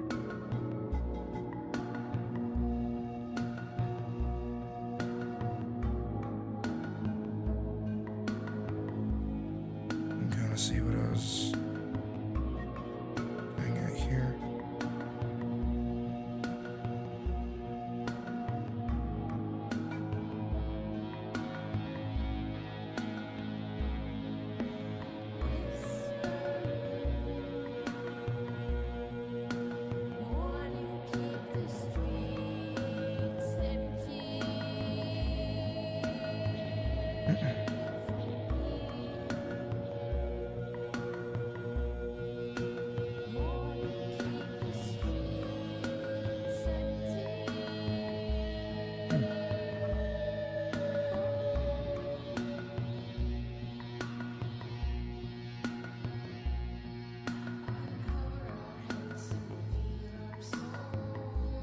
Yeah.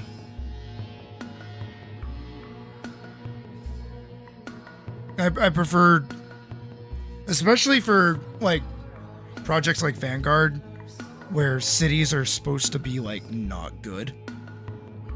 I just prefer it.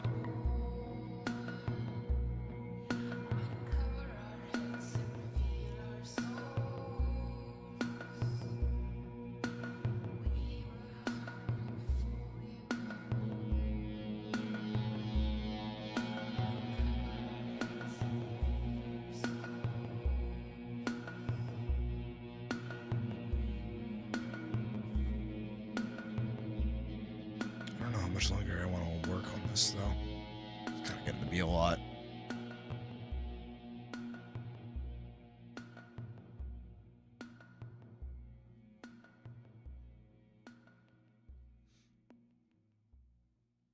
And this is just one building too. That's the worst part. I'm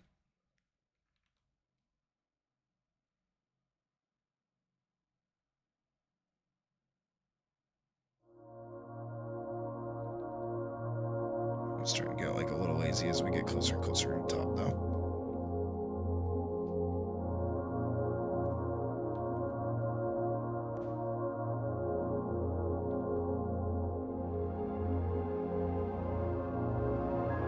Ultimately though, I don't think it really matters too much. I think people are gonna understand either way what the fuck they're looking at.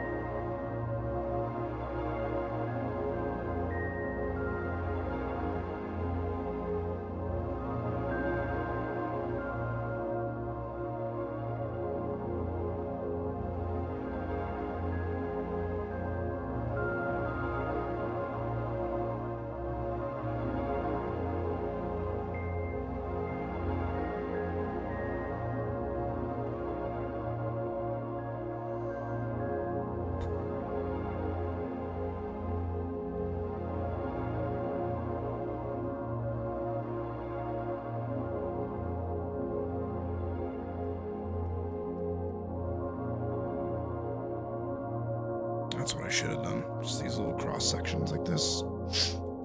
It made my life so much easier. Oh my god. Imagine if I was gonna do every single window on that. Oh, Jesus.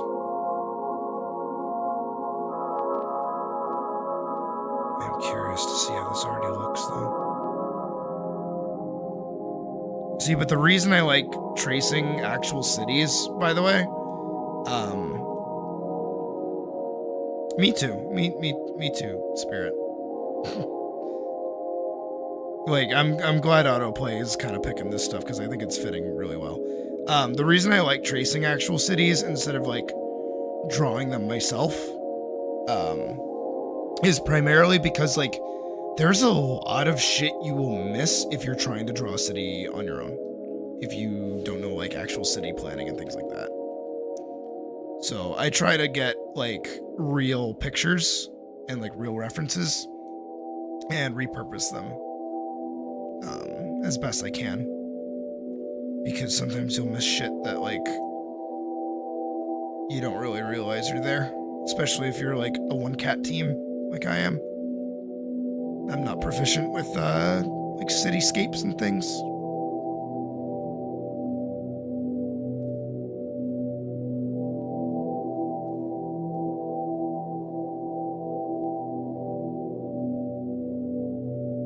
So if we look at that without that, it's not bad, not gonna lie. So I want this big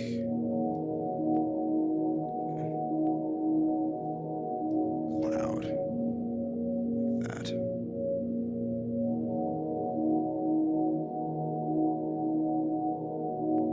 It's kind of dark around the corners.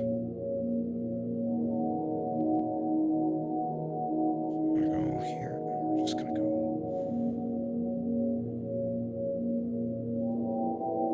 that. Kind of push it back a little bit more. Again, kind of go like in the corners more. Push it back a little bit more. You know, just kind of make it like misty. Texture it, you know?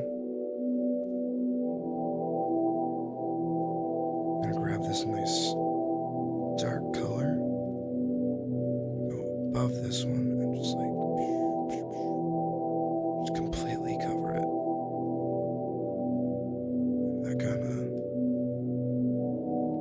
texture.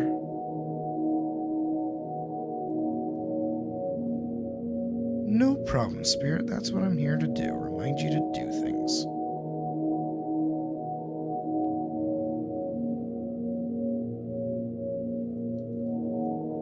It's my specialty. It's just saying random shit that makes people go, oh fuck, I need to do that.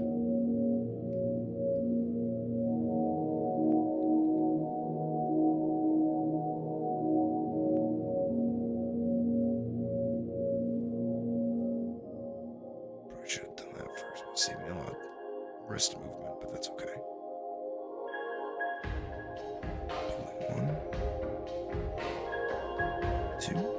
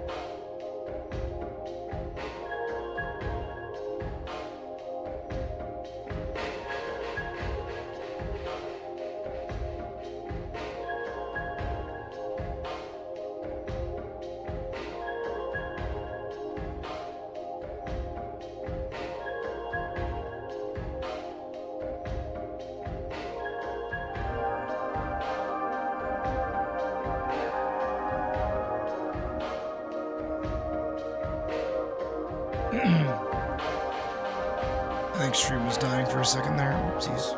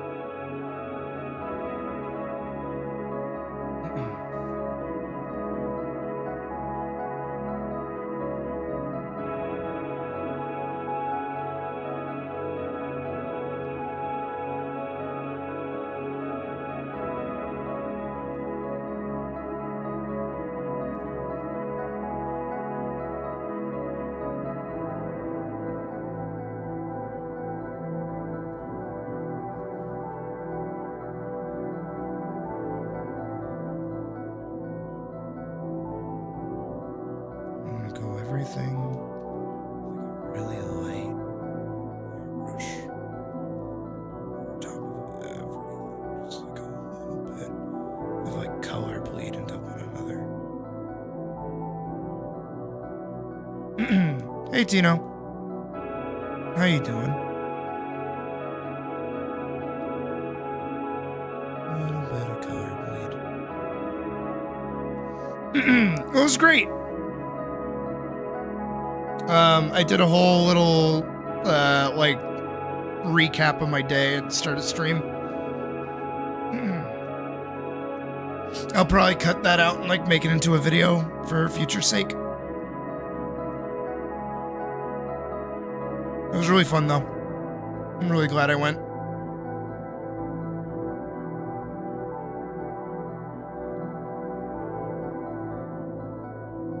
I'm excited for the next one, too.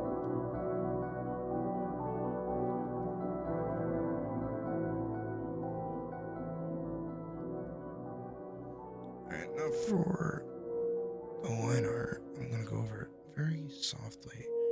Soft.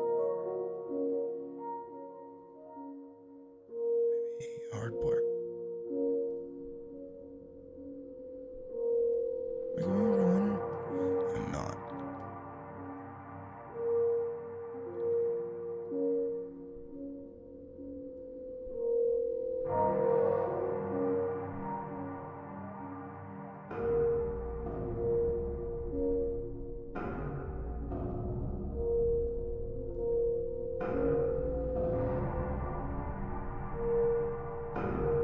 That gives it like way more depth of field.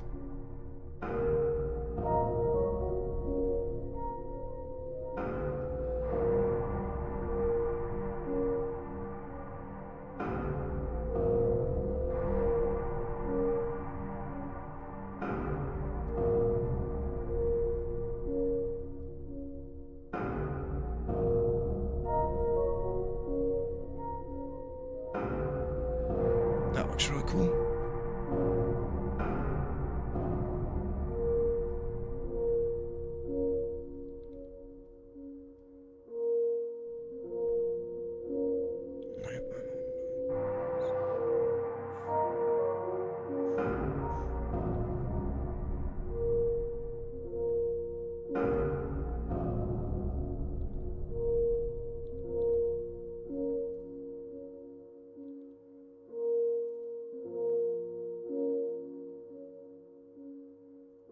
Just kind of trying to fill things in.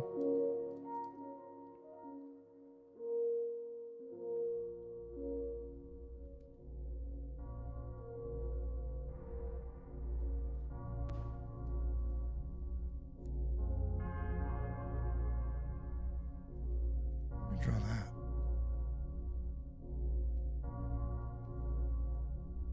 Blur.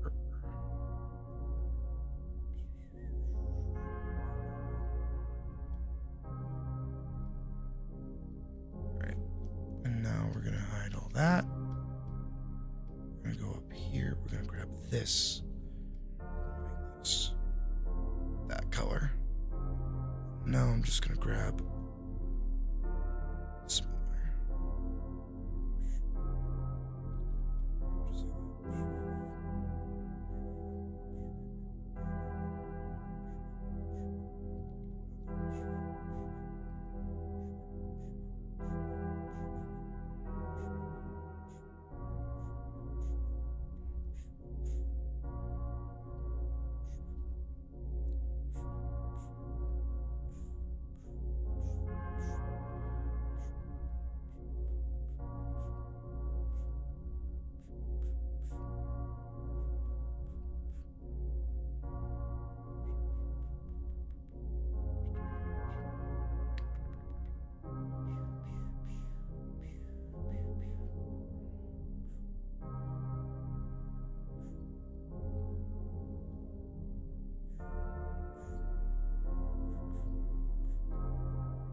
And then same thing over here.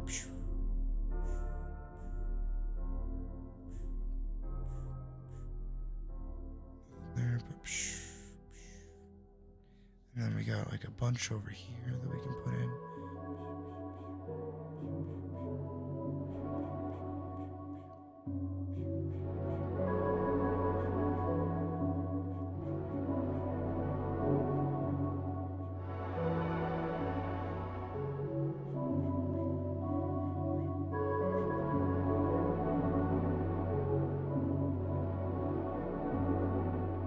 Trust the process, guys. Just trust the process.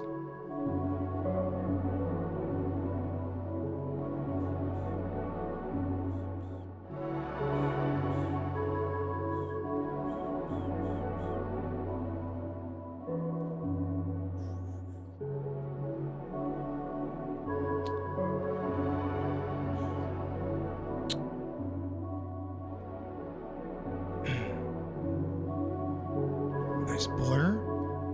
Back up and go.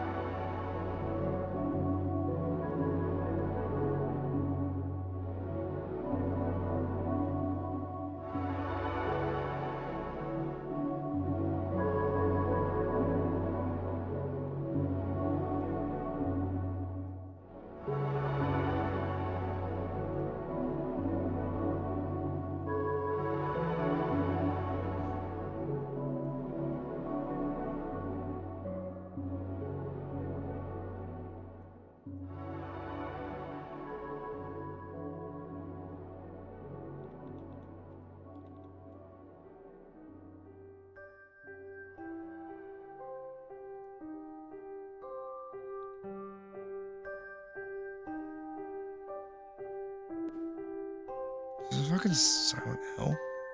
What is this? It is.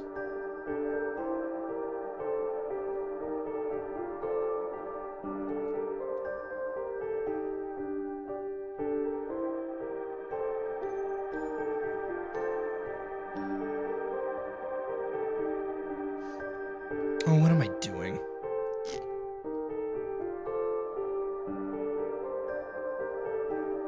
Realistically, that is what I should be doing.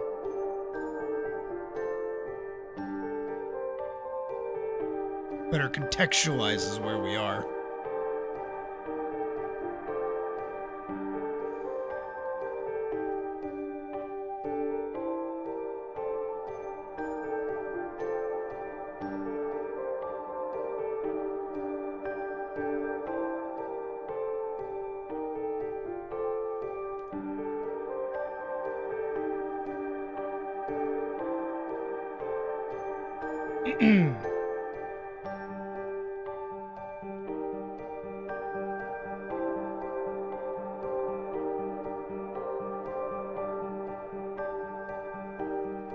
Cool.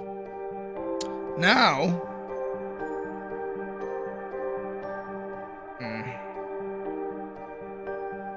is that what I actually want? What's up, Spirit? Hit me with it.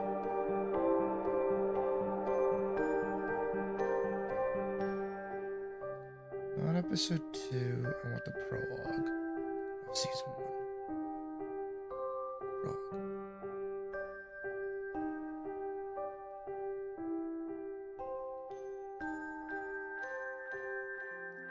Ooh, I get to do the thing.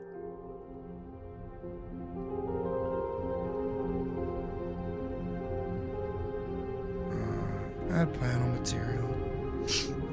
How do I stay motivated to draw? I like doing it.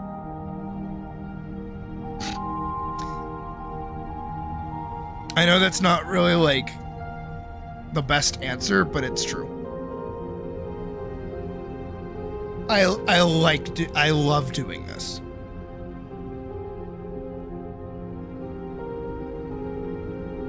So I'm gonna just keep doing it. Probably until the heat death of the universe. Oh, yeah. What the fuck? Where is it? There we go.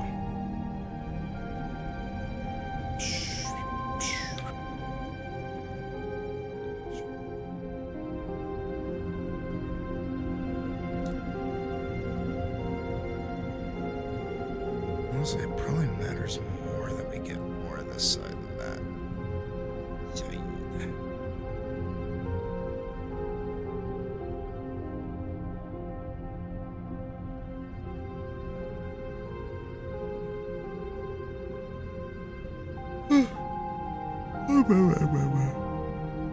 And I still want the sign split to do it. Alright. Let me go in with the circle tool.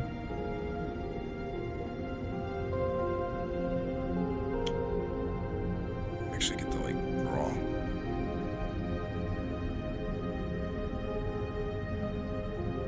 Because I already have the sketch layer underneath.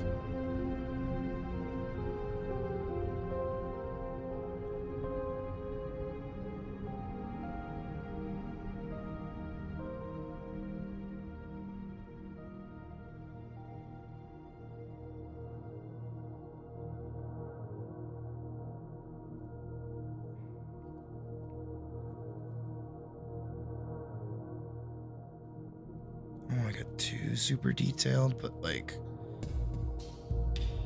I have to draw people in somehow. And that's with reasonably decent drawing ability.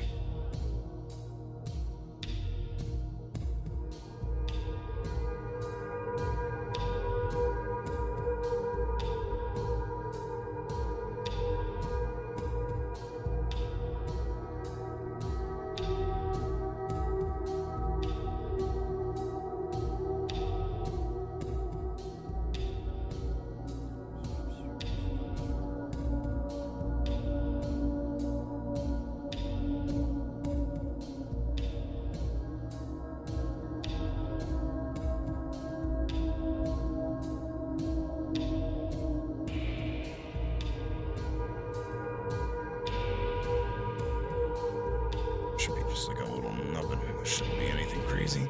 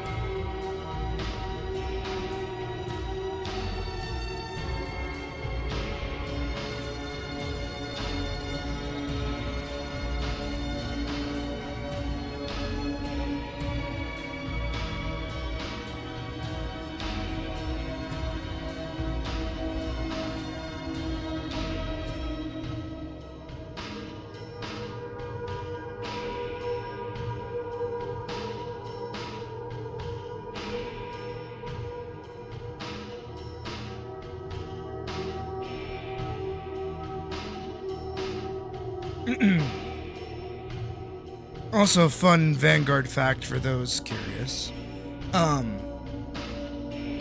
The opening actually has a really strong color scheme. Have a good night, Slowline. Where everything is really red, right from the stoplight to the mattress going down to the bar. Even the guy's cloak, like everything is red, except for Elise's jacket. She is blue. She is not supposed to be there.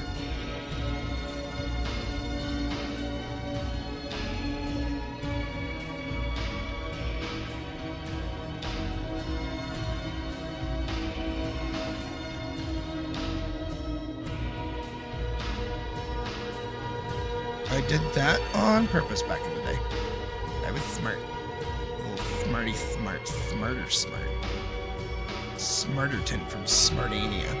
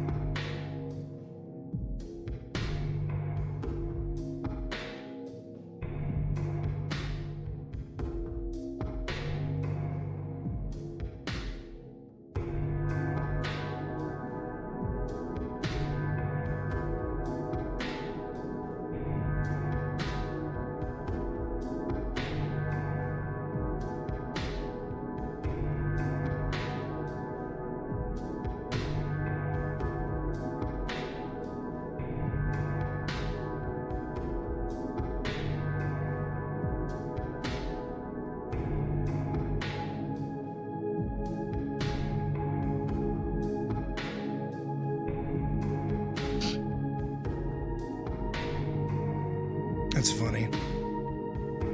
Seeing it again.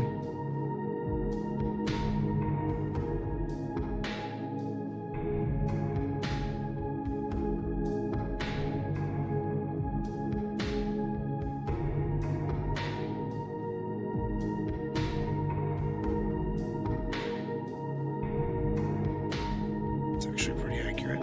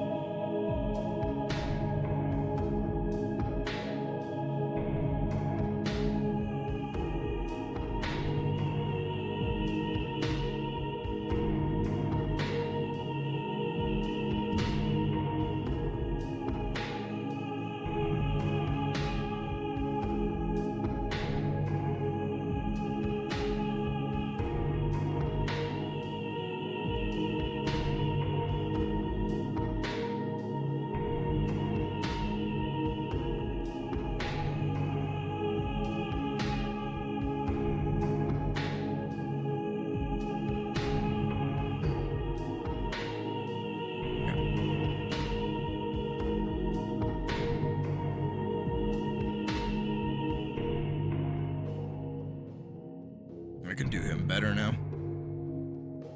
I like to think, anyways.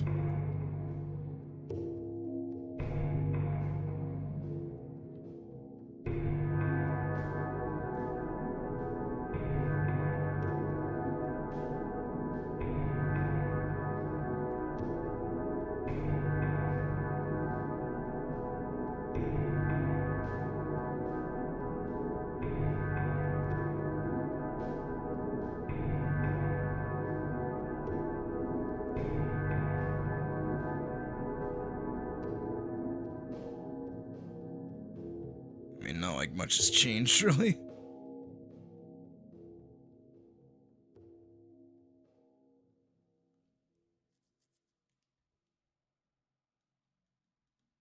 But this is what's actually changed.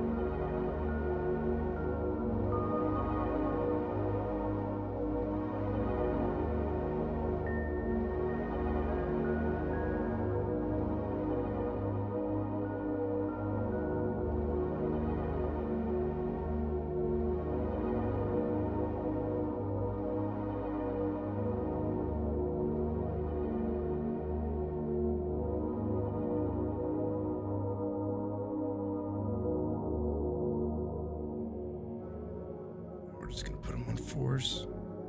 Well, limited animation, I like to think. I'm gonna try and like actually limit the animation as much as I can. Basically trying to go for like a Way of the House Husband look and aesthetic, but while like maintaining action and like proper junk.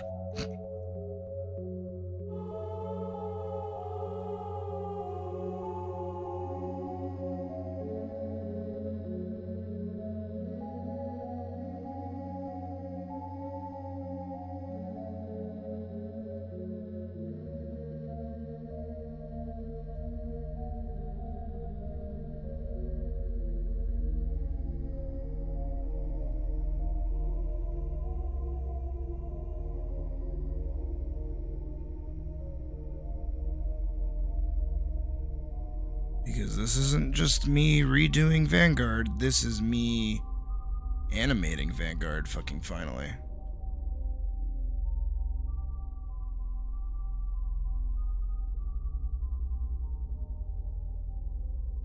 Like properly moving it over to like animation. Which is kinda nutty. Think about. That side has to be smaller.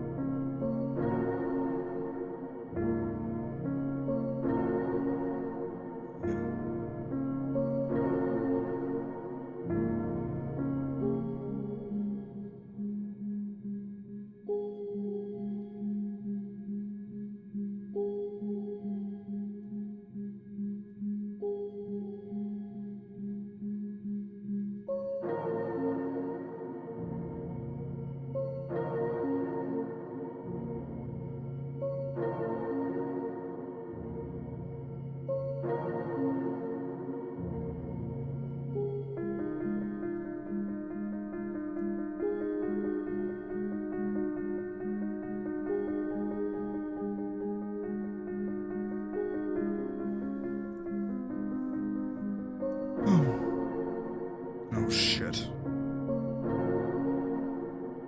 Oh, fuck.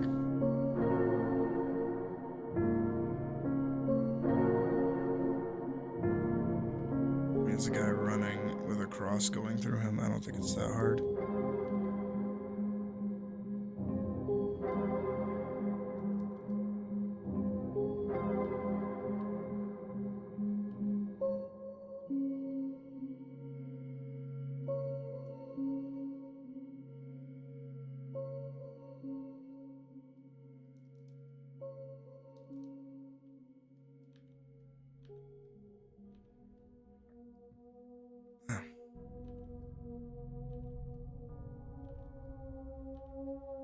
Come on, come on. It's good enough.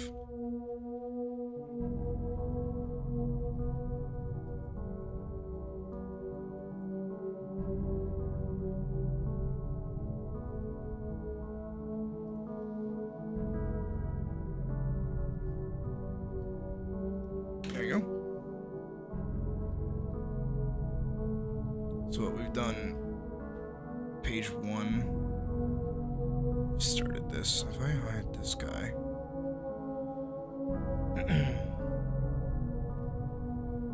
we grab like this building, this background. Alright, and we just do like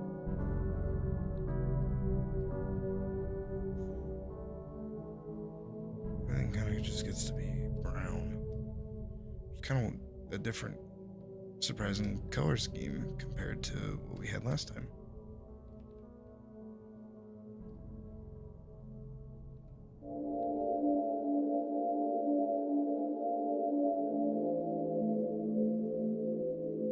This can change over here as needed, but for right now, I'm just gonna kind of color everything at the same pace, I guess.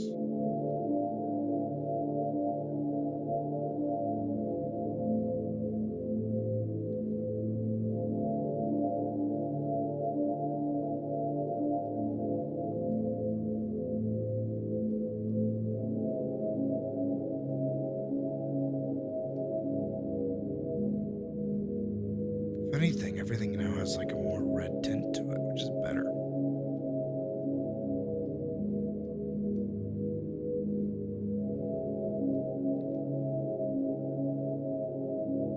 Speaking of which, before I forget,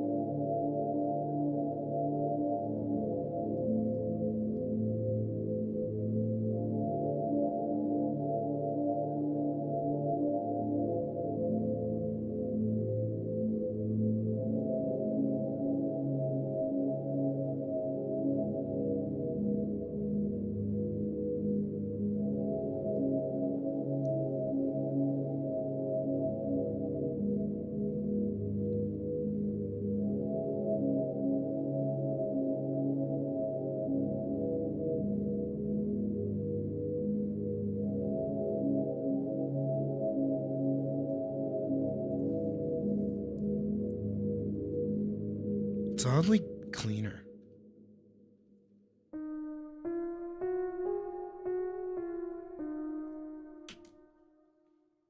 Alright, I'm gonna have to take a break. I was gonna say small break, but just a break.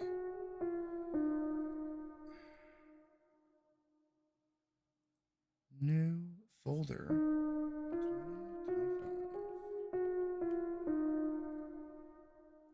New folder again.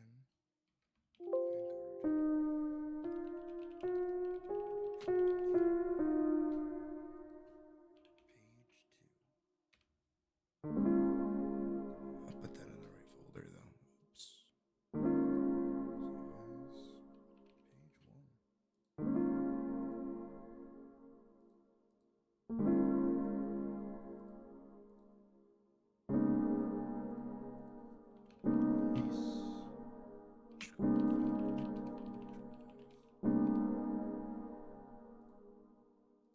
also save her as normal as well.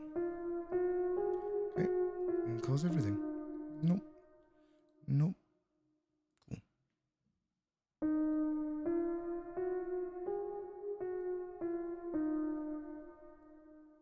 It's like it's trying to be fucking paint it black, but it just can't get there. Alright. Time for Final Fantasy 14. Also, give me a second. I gotta go chase up someone ordering me stuff.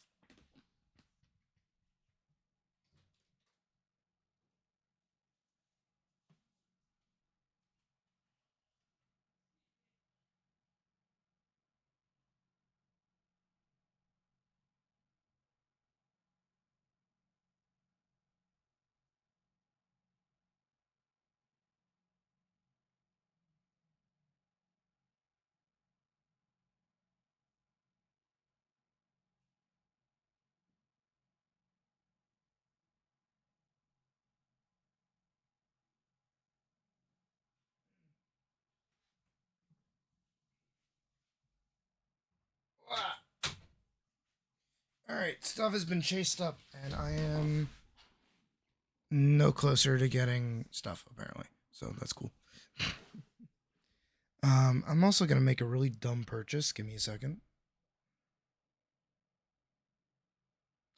Bear with me. Like there's a bear with me in the room.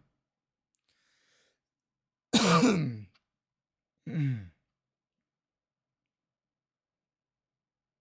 on. You can do it, phone. I believe in you. You can tell me how much money I have. It's alright. I promise I won't get mad. Famous last words,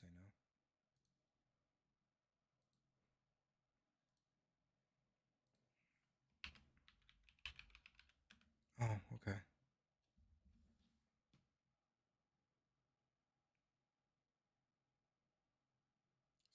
Wait. Oh, 14's supposed to be doing maintenance today, too. What time is it? At 8 p.m.? Okay. So it's not until like later tomorrow night.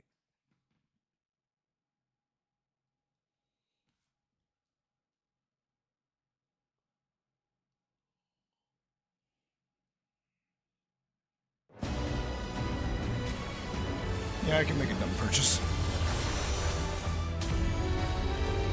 Give me like 2 seconds to make the dumb purchase. Oh, my shoulder. Oh, my shoulder.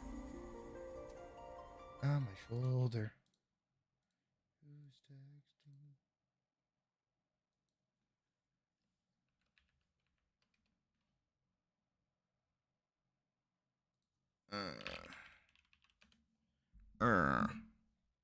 Oh. We're just probably gonna play some PvP or something. I think that'll be fun.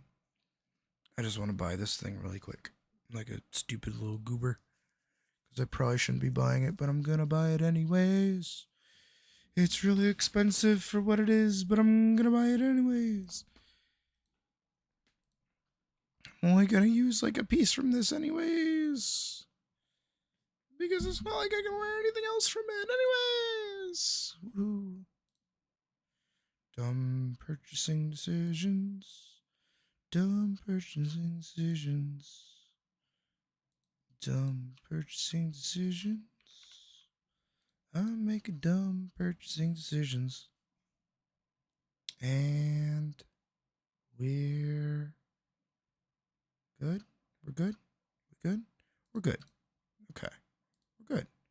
Okay. We're good. Back to general stream. I am indeed back to Hrothgar. My Fanta addiction holds strong. I think I'm gonna stay Hrothgar, honestly. I probably should, just for like branding's sake.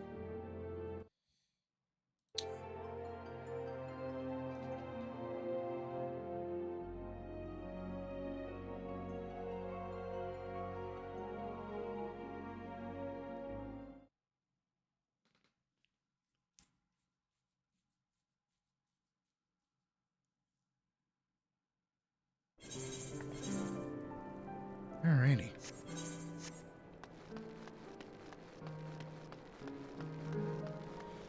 Let's play PvP. Let's see if I still have it. Or if those wins were like, you know, lucky draws. Or not. Especially if I'm playing with the Garo name tag, I should get the achievement. Just fucking where? What should you draw? You should draw whatever you want. It's too broad of a question.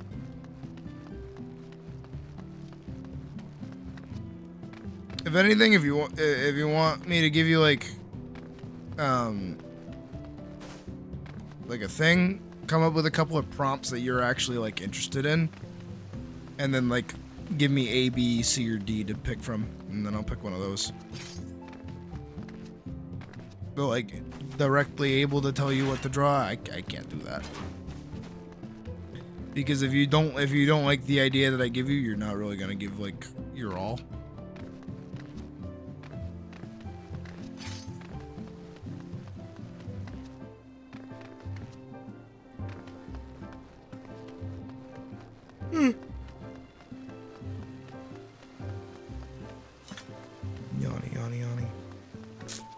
It is also late, so I don't know if how many people are actually going to be doing PvP.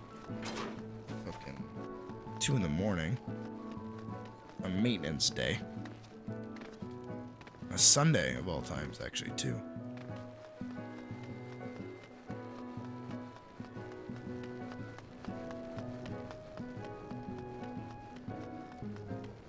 So then...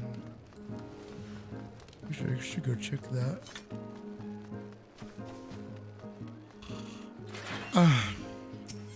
I'm fucking tired, dude. Yeah, we're good. Making sure I have space for the thing to get sent to me.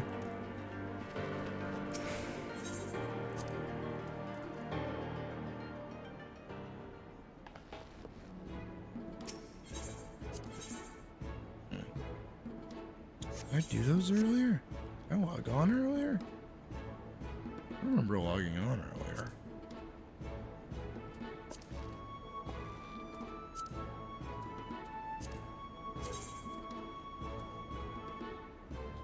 Oh no, I logged on like yesterday. Fair enough.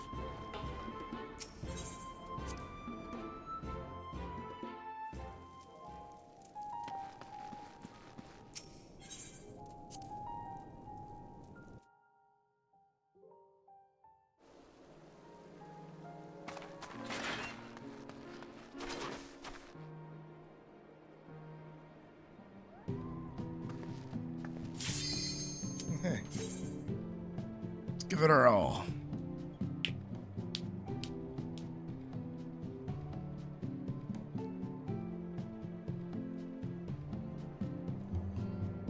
I'm tired, dude. I am so ready for a nice sleepy sleep. I want music though.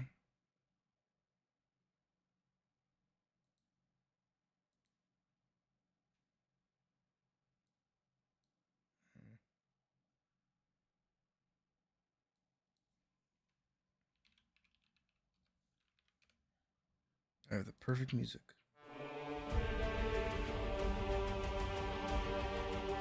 It's a little more epic.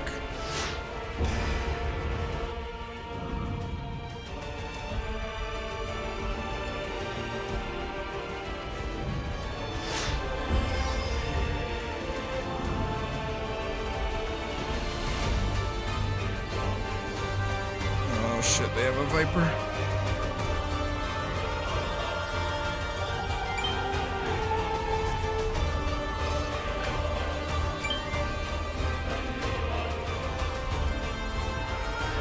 Oh.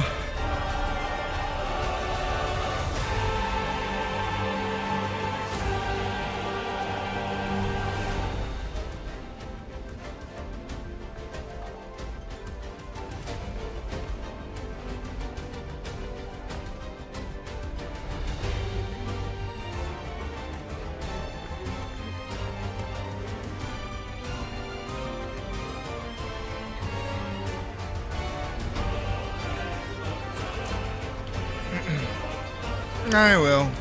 Have a good night, Spirit.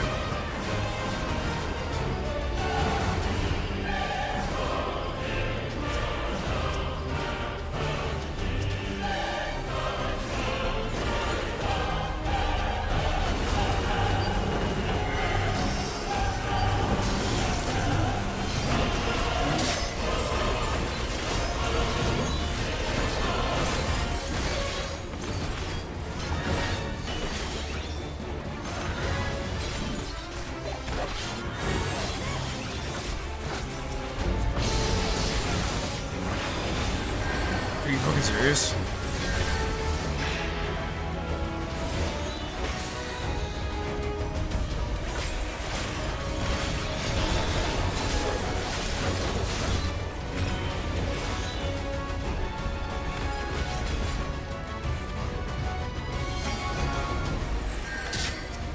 Sure you want us.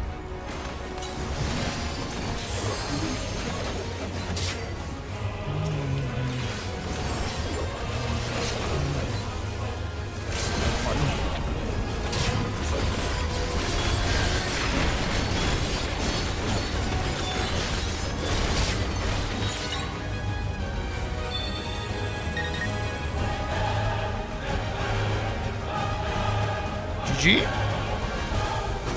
That was fast.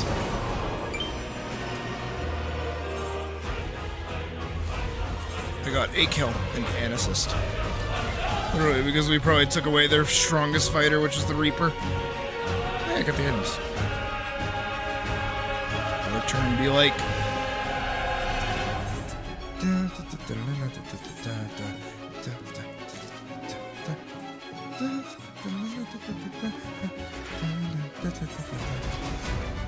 Alright, let's go back to Limsa. Turn. Limsa.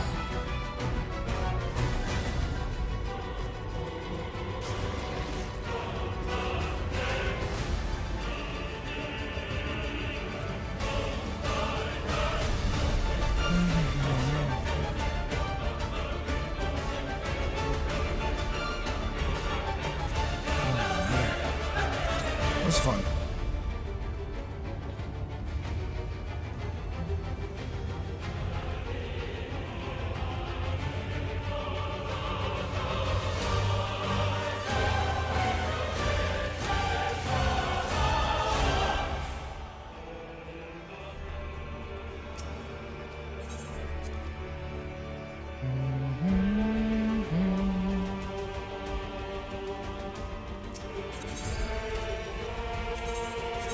I need to put it away in here.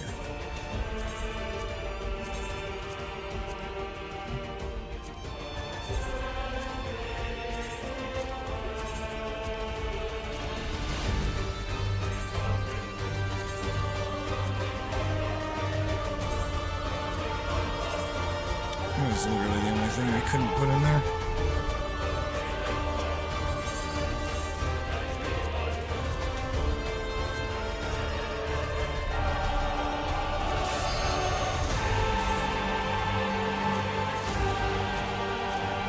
Trying to think of what to swap out.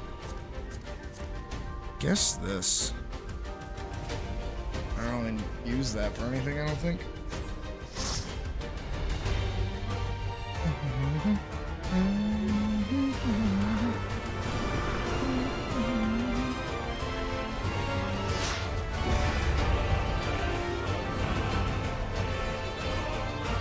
Oh sweet, I got the Dark Knight again, let's go.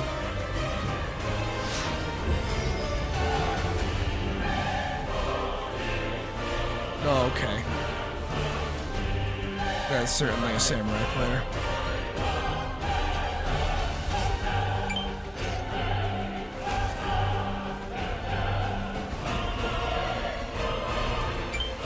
Why would I ever swap off Hrothgar? What the fuck is wrong with me?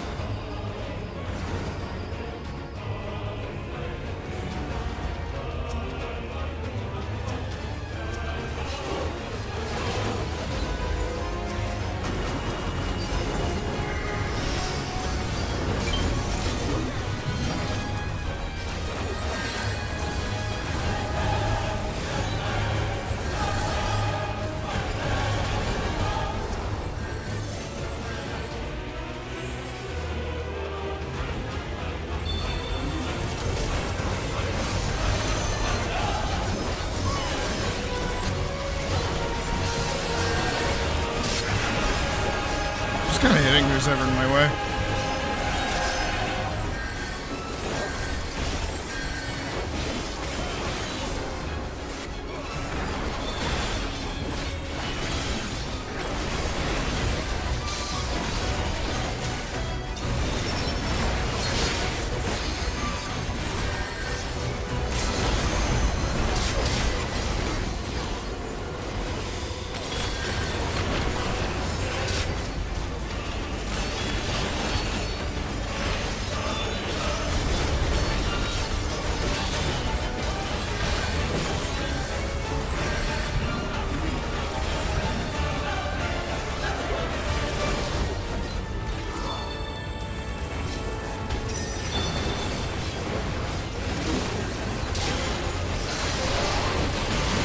Oh shit, no.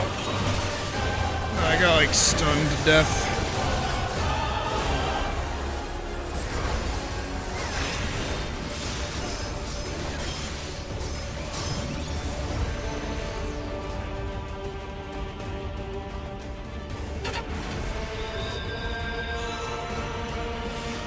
Should be fine if we just like sit for a second.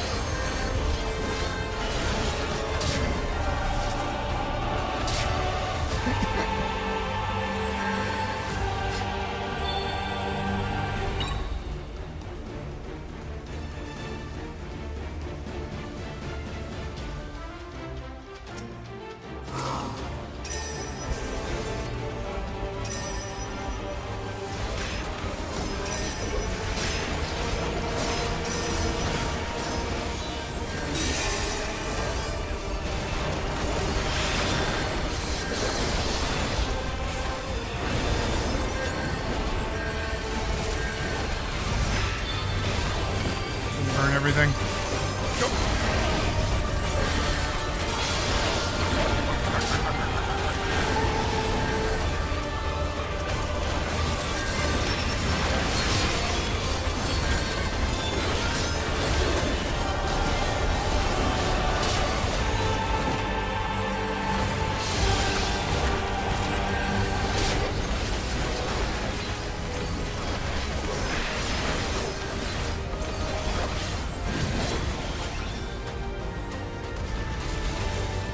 Got it.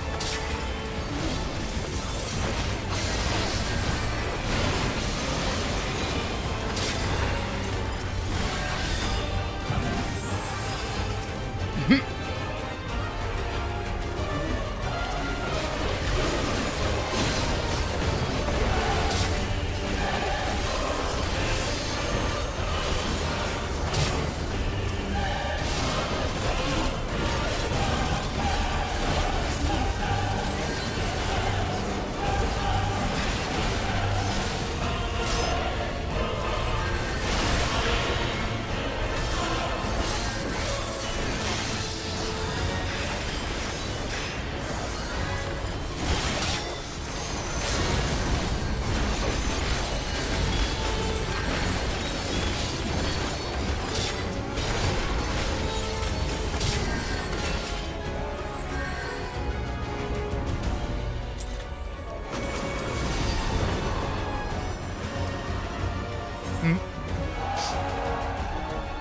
13 assists. That was pretty good. That was a pretty good run. Can't take that away from me. Alright, let's do... It's another costume. It's over here, I think.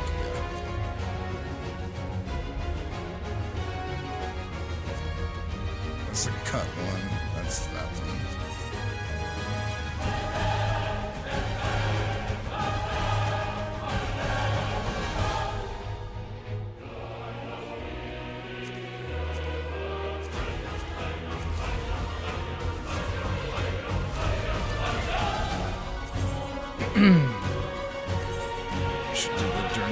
just took, yeah, because the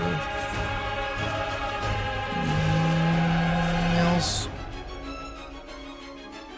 I want something different for the pants. I don't know what though. Definitely not those. I don't really like those. I do those. What do your shoes look like?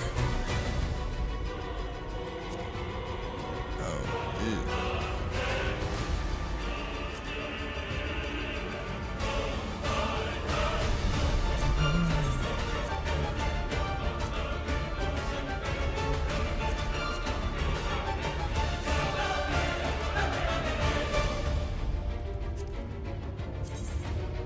I tried something else that I could wear for like sunglasses.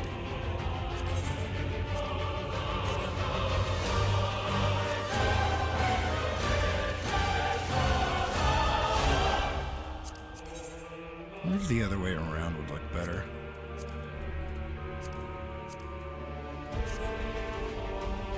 Kinda.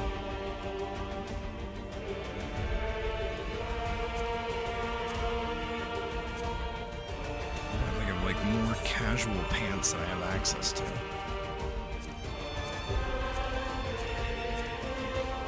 Emphasis on casual, you know?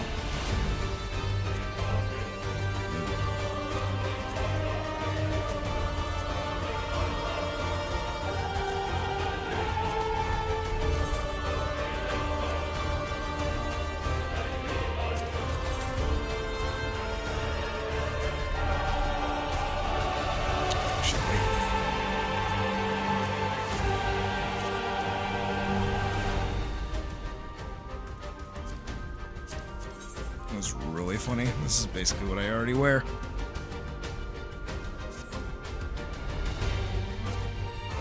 If only I could dye the top.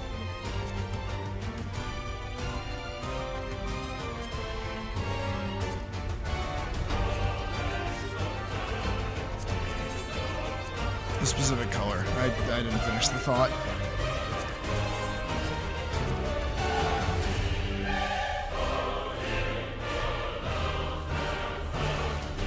Trying to figure out like good color combo for this.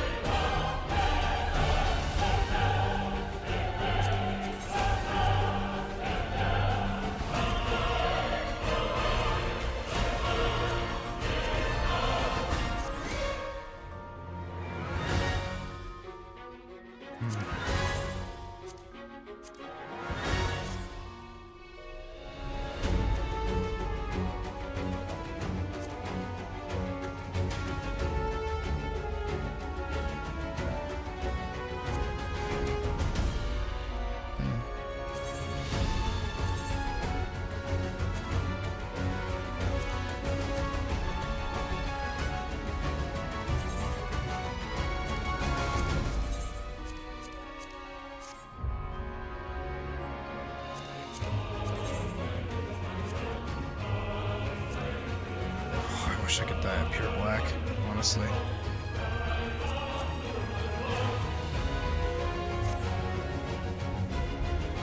Red might actually look good.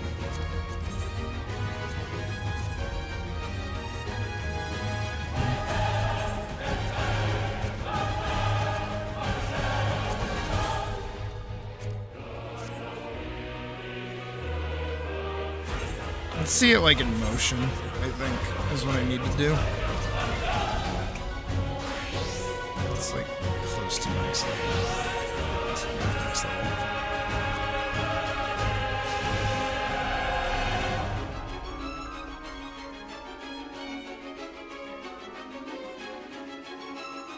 This is actually something I would wear. That's the crazy part.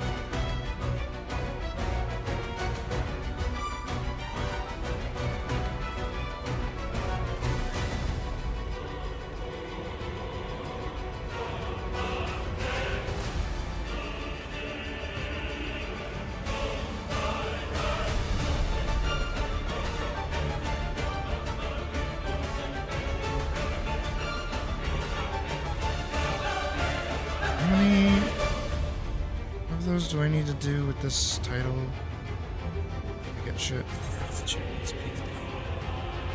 Pushers general.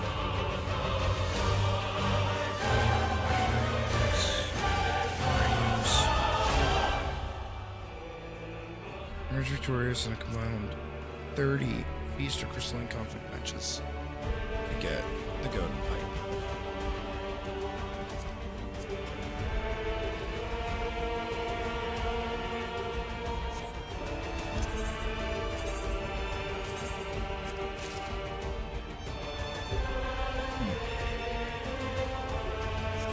Do you kind of want the loose fit attire? Hey, Cypher. Alright, I think we keep doing PvP for a little bit more. Probably at least like another 2 or 3 matches, I think. Nice.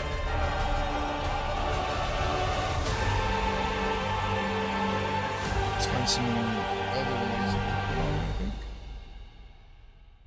Let's do... I know what I want.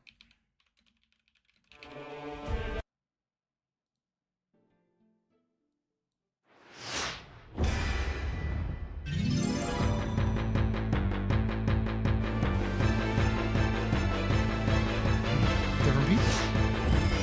Please don't tell me they have the Dark Knight on their team. No, they don't.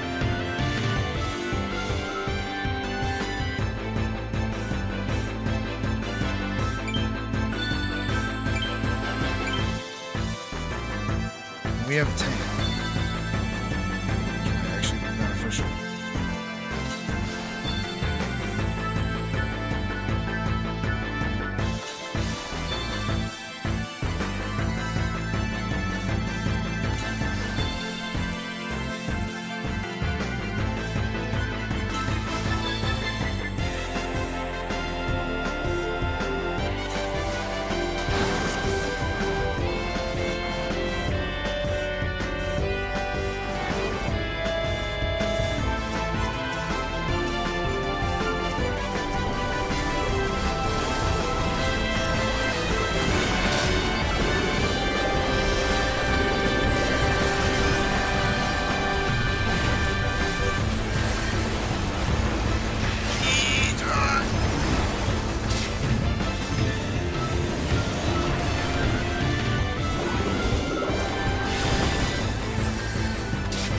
They could not keep me alive, apparently. That's okay. I don't really have a healer or anything. Looks like we're pushing the point, so my death was worth it. Got hard focus by the fucking Pictomancer, though. I did see that. It's good to know people take my threat legitimately.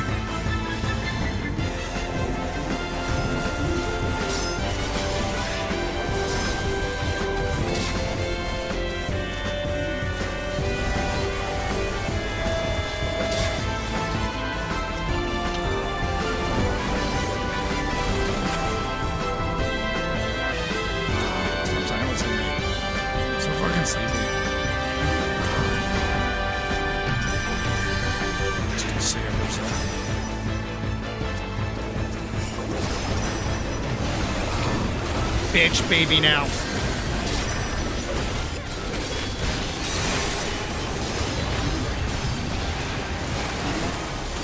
Jesus, even when I'm in parry mode, they fucking wreck me.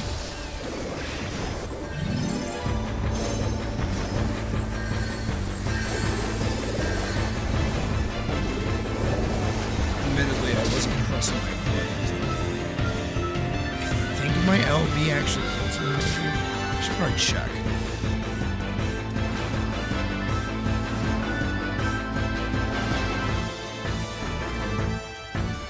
I'm sure it does.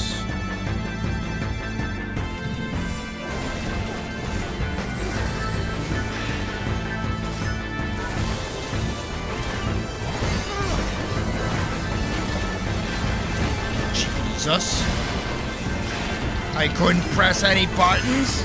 CC'd into oblivion? Wait, I know who that is.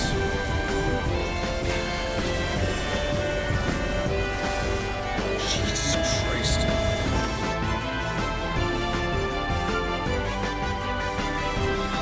Yeah, it's literally the Pictomancer. Like perfect looping everybody. They got 4 kills in a row.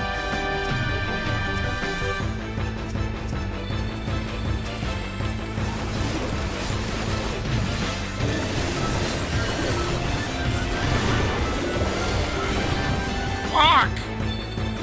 And of course they run over there and grab that fucking shit. Wait, I don't know them. They're a traveler. Never mind. I'll shut up.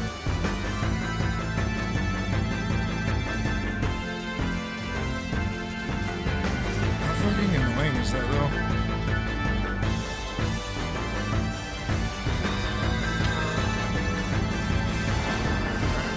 Let's do this thing.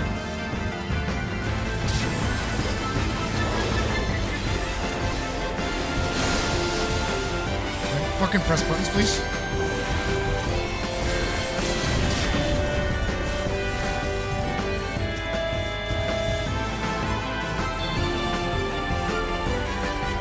We win.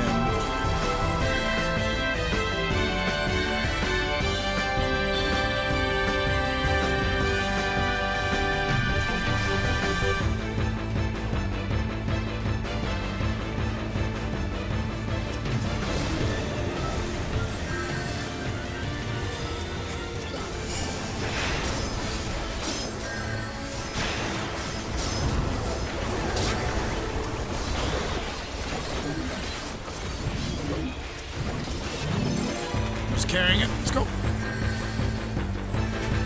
What are they gonna do? Jesus.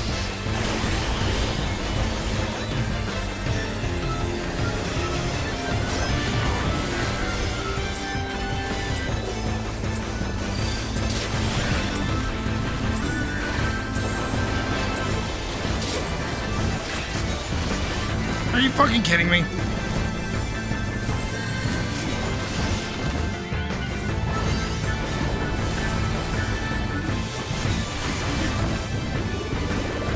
We win if we just like get them off the point. There's literally nothing we can do.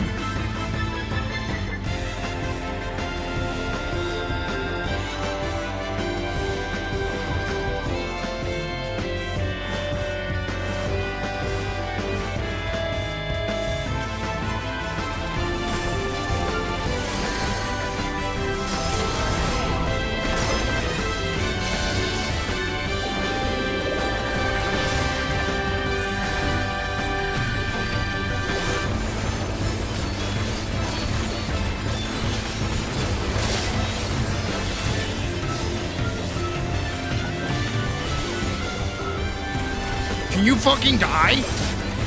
Okay.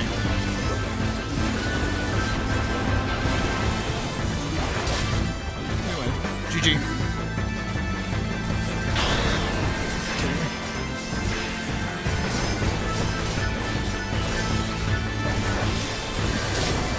Okay, we win. Jesus.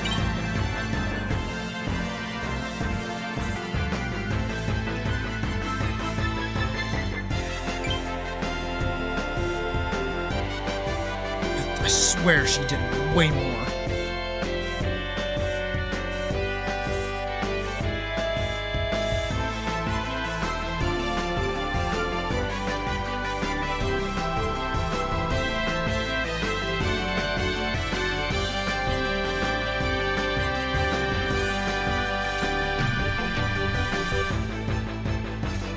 I should probably check my first generation, fourth generation. And I also get legacies. Ignores guard. Adds 3 seconds of charge to the limit gauge. Ignores guard, 3 seconds limit gauge. Ignores guard, 3 seconds limit gauge.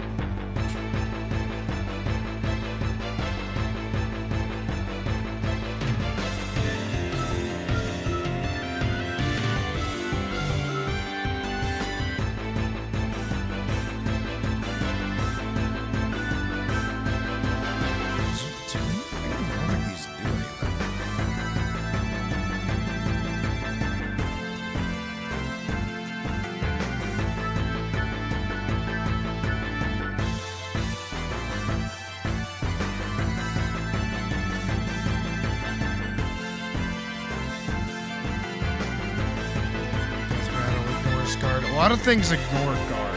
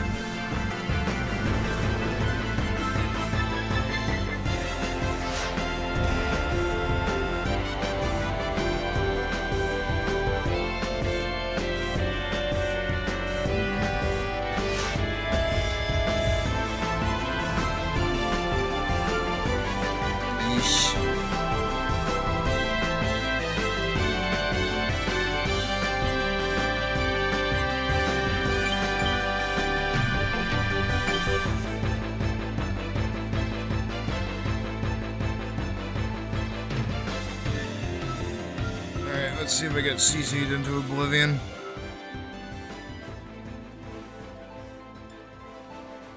I actually don't know how much CC they have on their team. They seem pretty evenly split. We just have a monk instead of a machinist. We both have healers, but we have a scholar, which I actually know nothing about.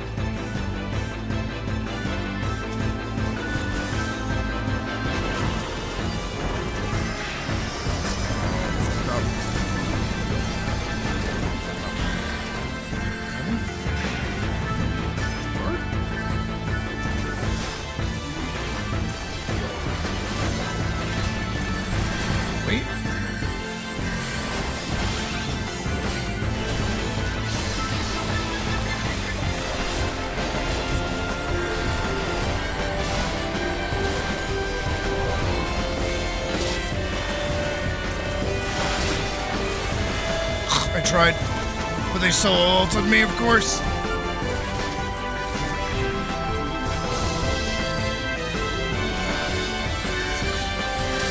Die.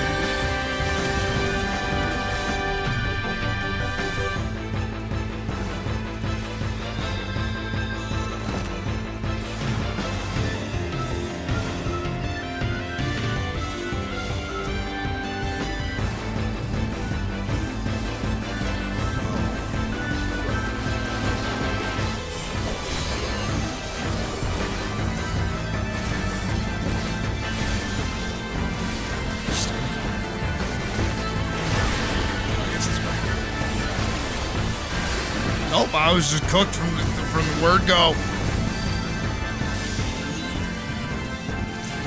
I didn't really get to play the game.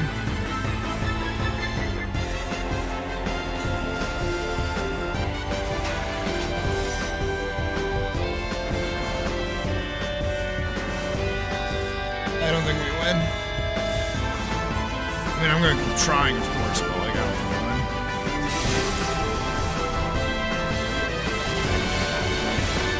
Not with the fucking Reaper on the field, at least. Jesus.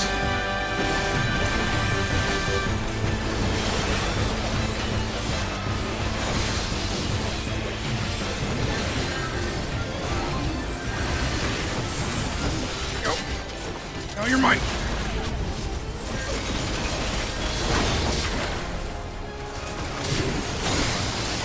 Fuck.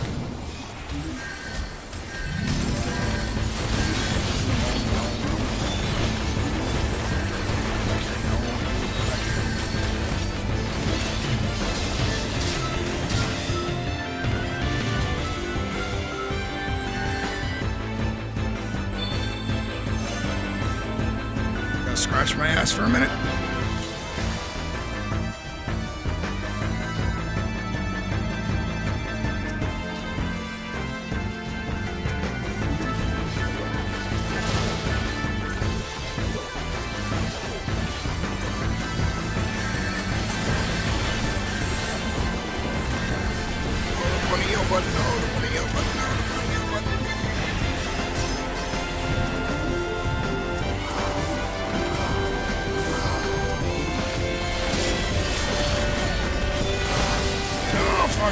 CC to total win.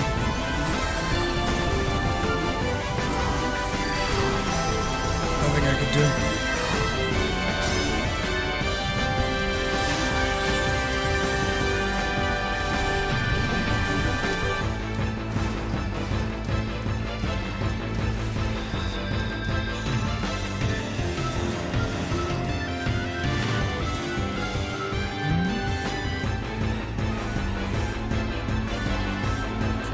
Bust it. We can do it. Samurai just got 3 kills. Let's go.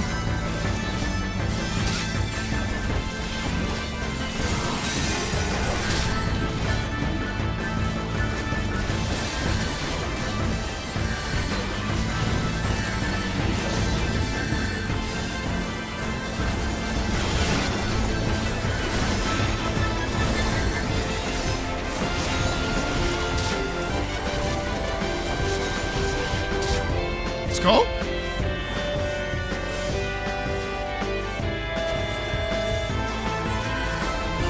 got that clutch. Sorta. We win. Easy. They were busy fighting. Biggest easy. Massive easy.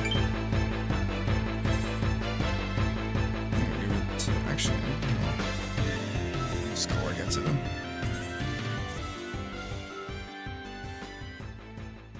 Huge easy. Alright, one more. One more and then I call it a night. Methinks.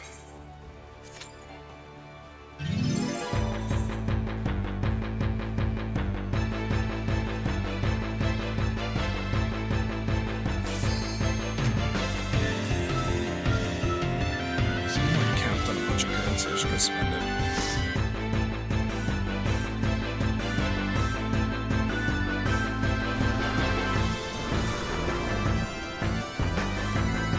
I can also go get Tombstone here too.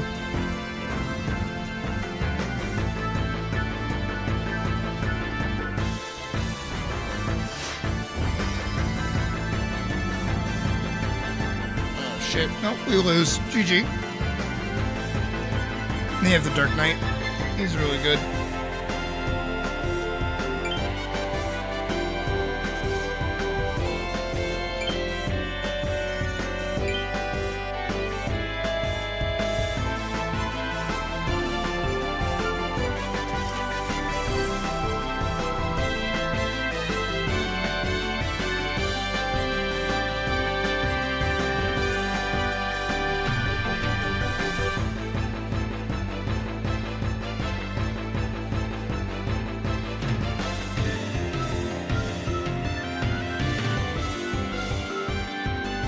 Wish we have a tank.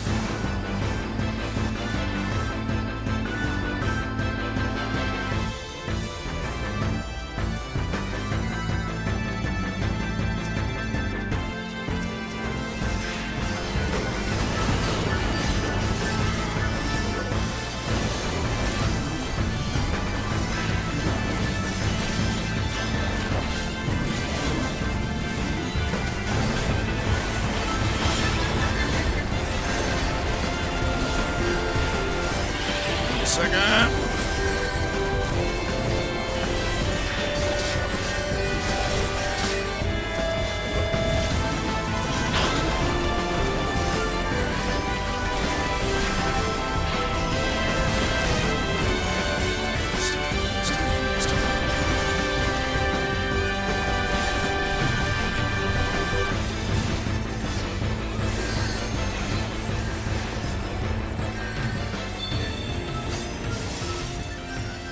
Carry it. Need you guys to carry it.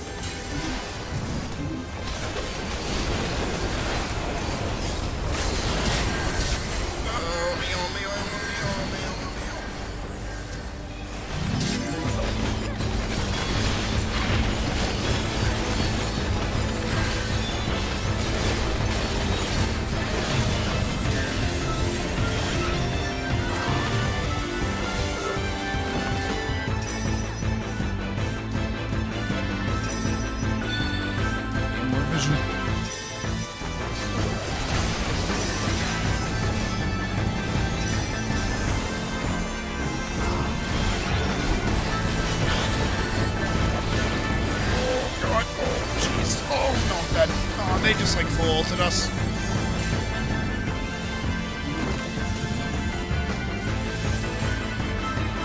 Yeah, they all, like all three of them use their ults. Jesus.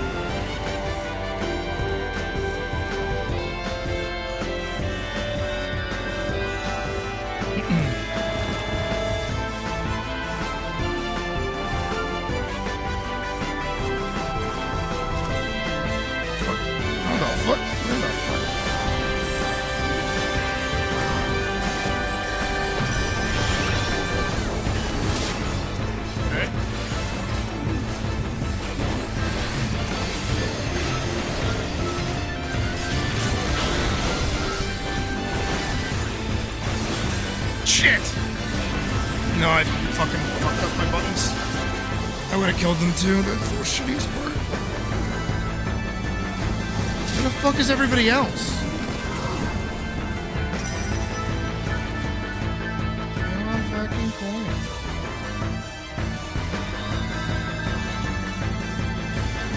Fighting Chris with that.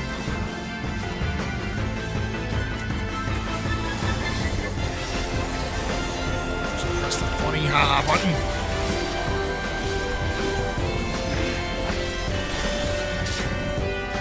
I ignore your guard, I just kill you.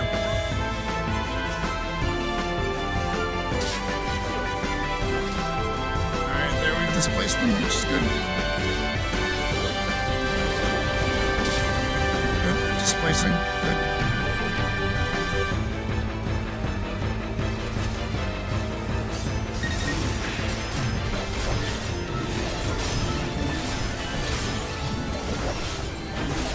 Displacing, we like displacing.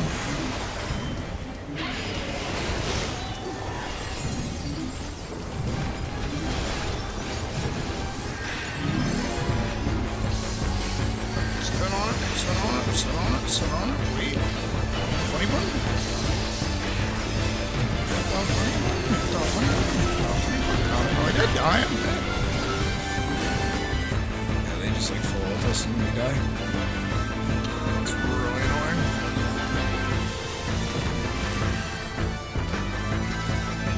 That's really annoying.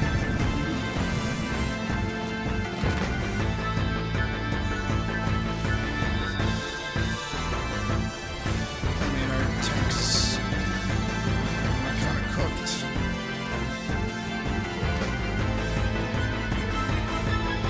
I gotta stop him.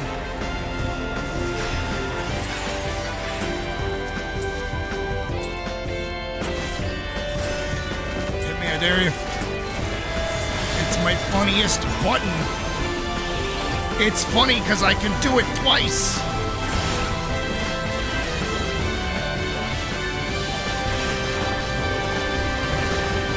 I'm sitting on this fucking point. I am not moving. I will be spamming my buttons. Okay, I'm dead. GG.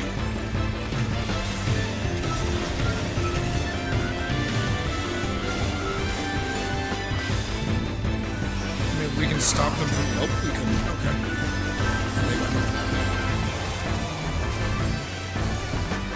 They probably just win. Yup. So we lost? Yeah, we lost.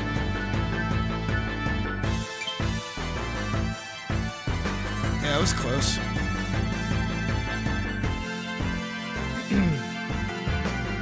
Alright. I think my voice has said, hey, we're done. Lost music. Whew. Well, thank you everybody who showed up today. That was pretty great. I know my voice is a little fucked up, so I'm gonna speak a little quieter.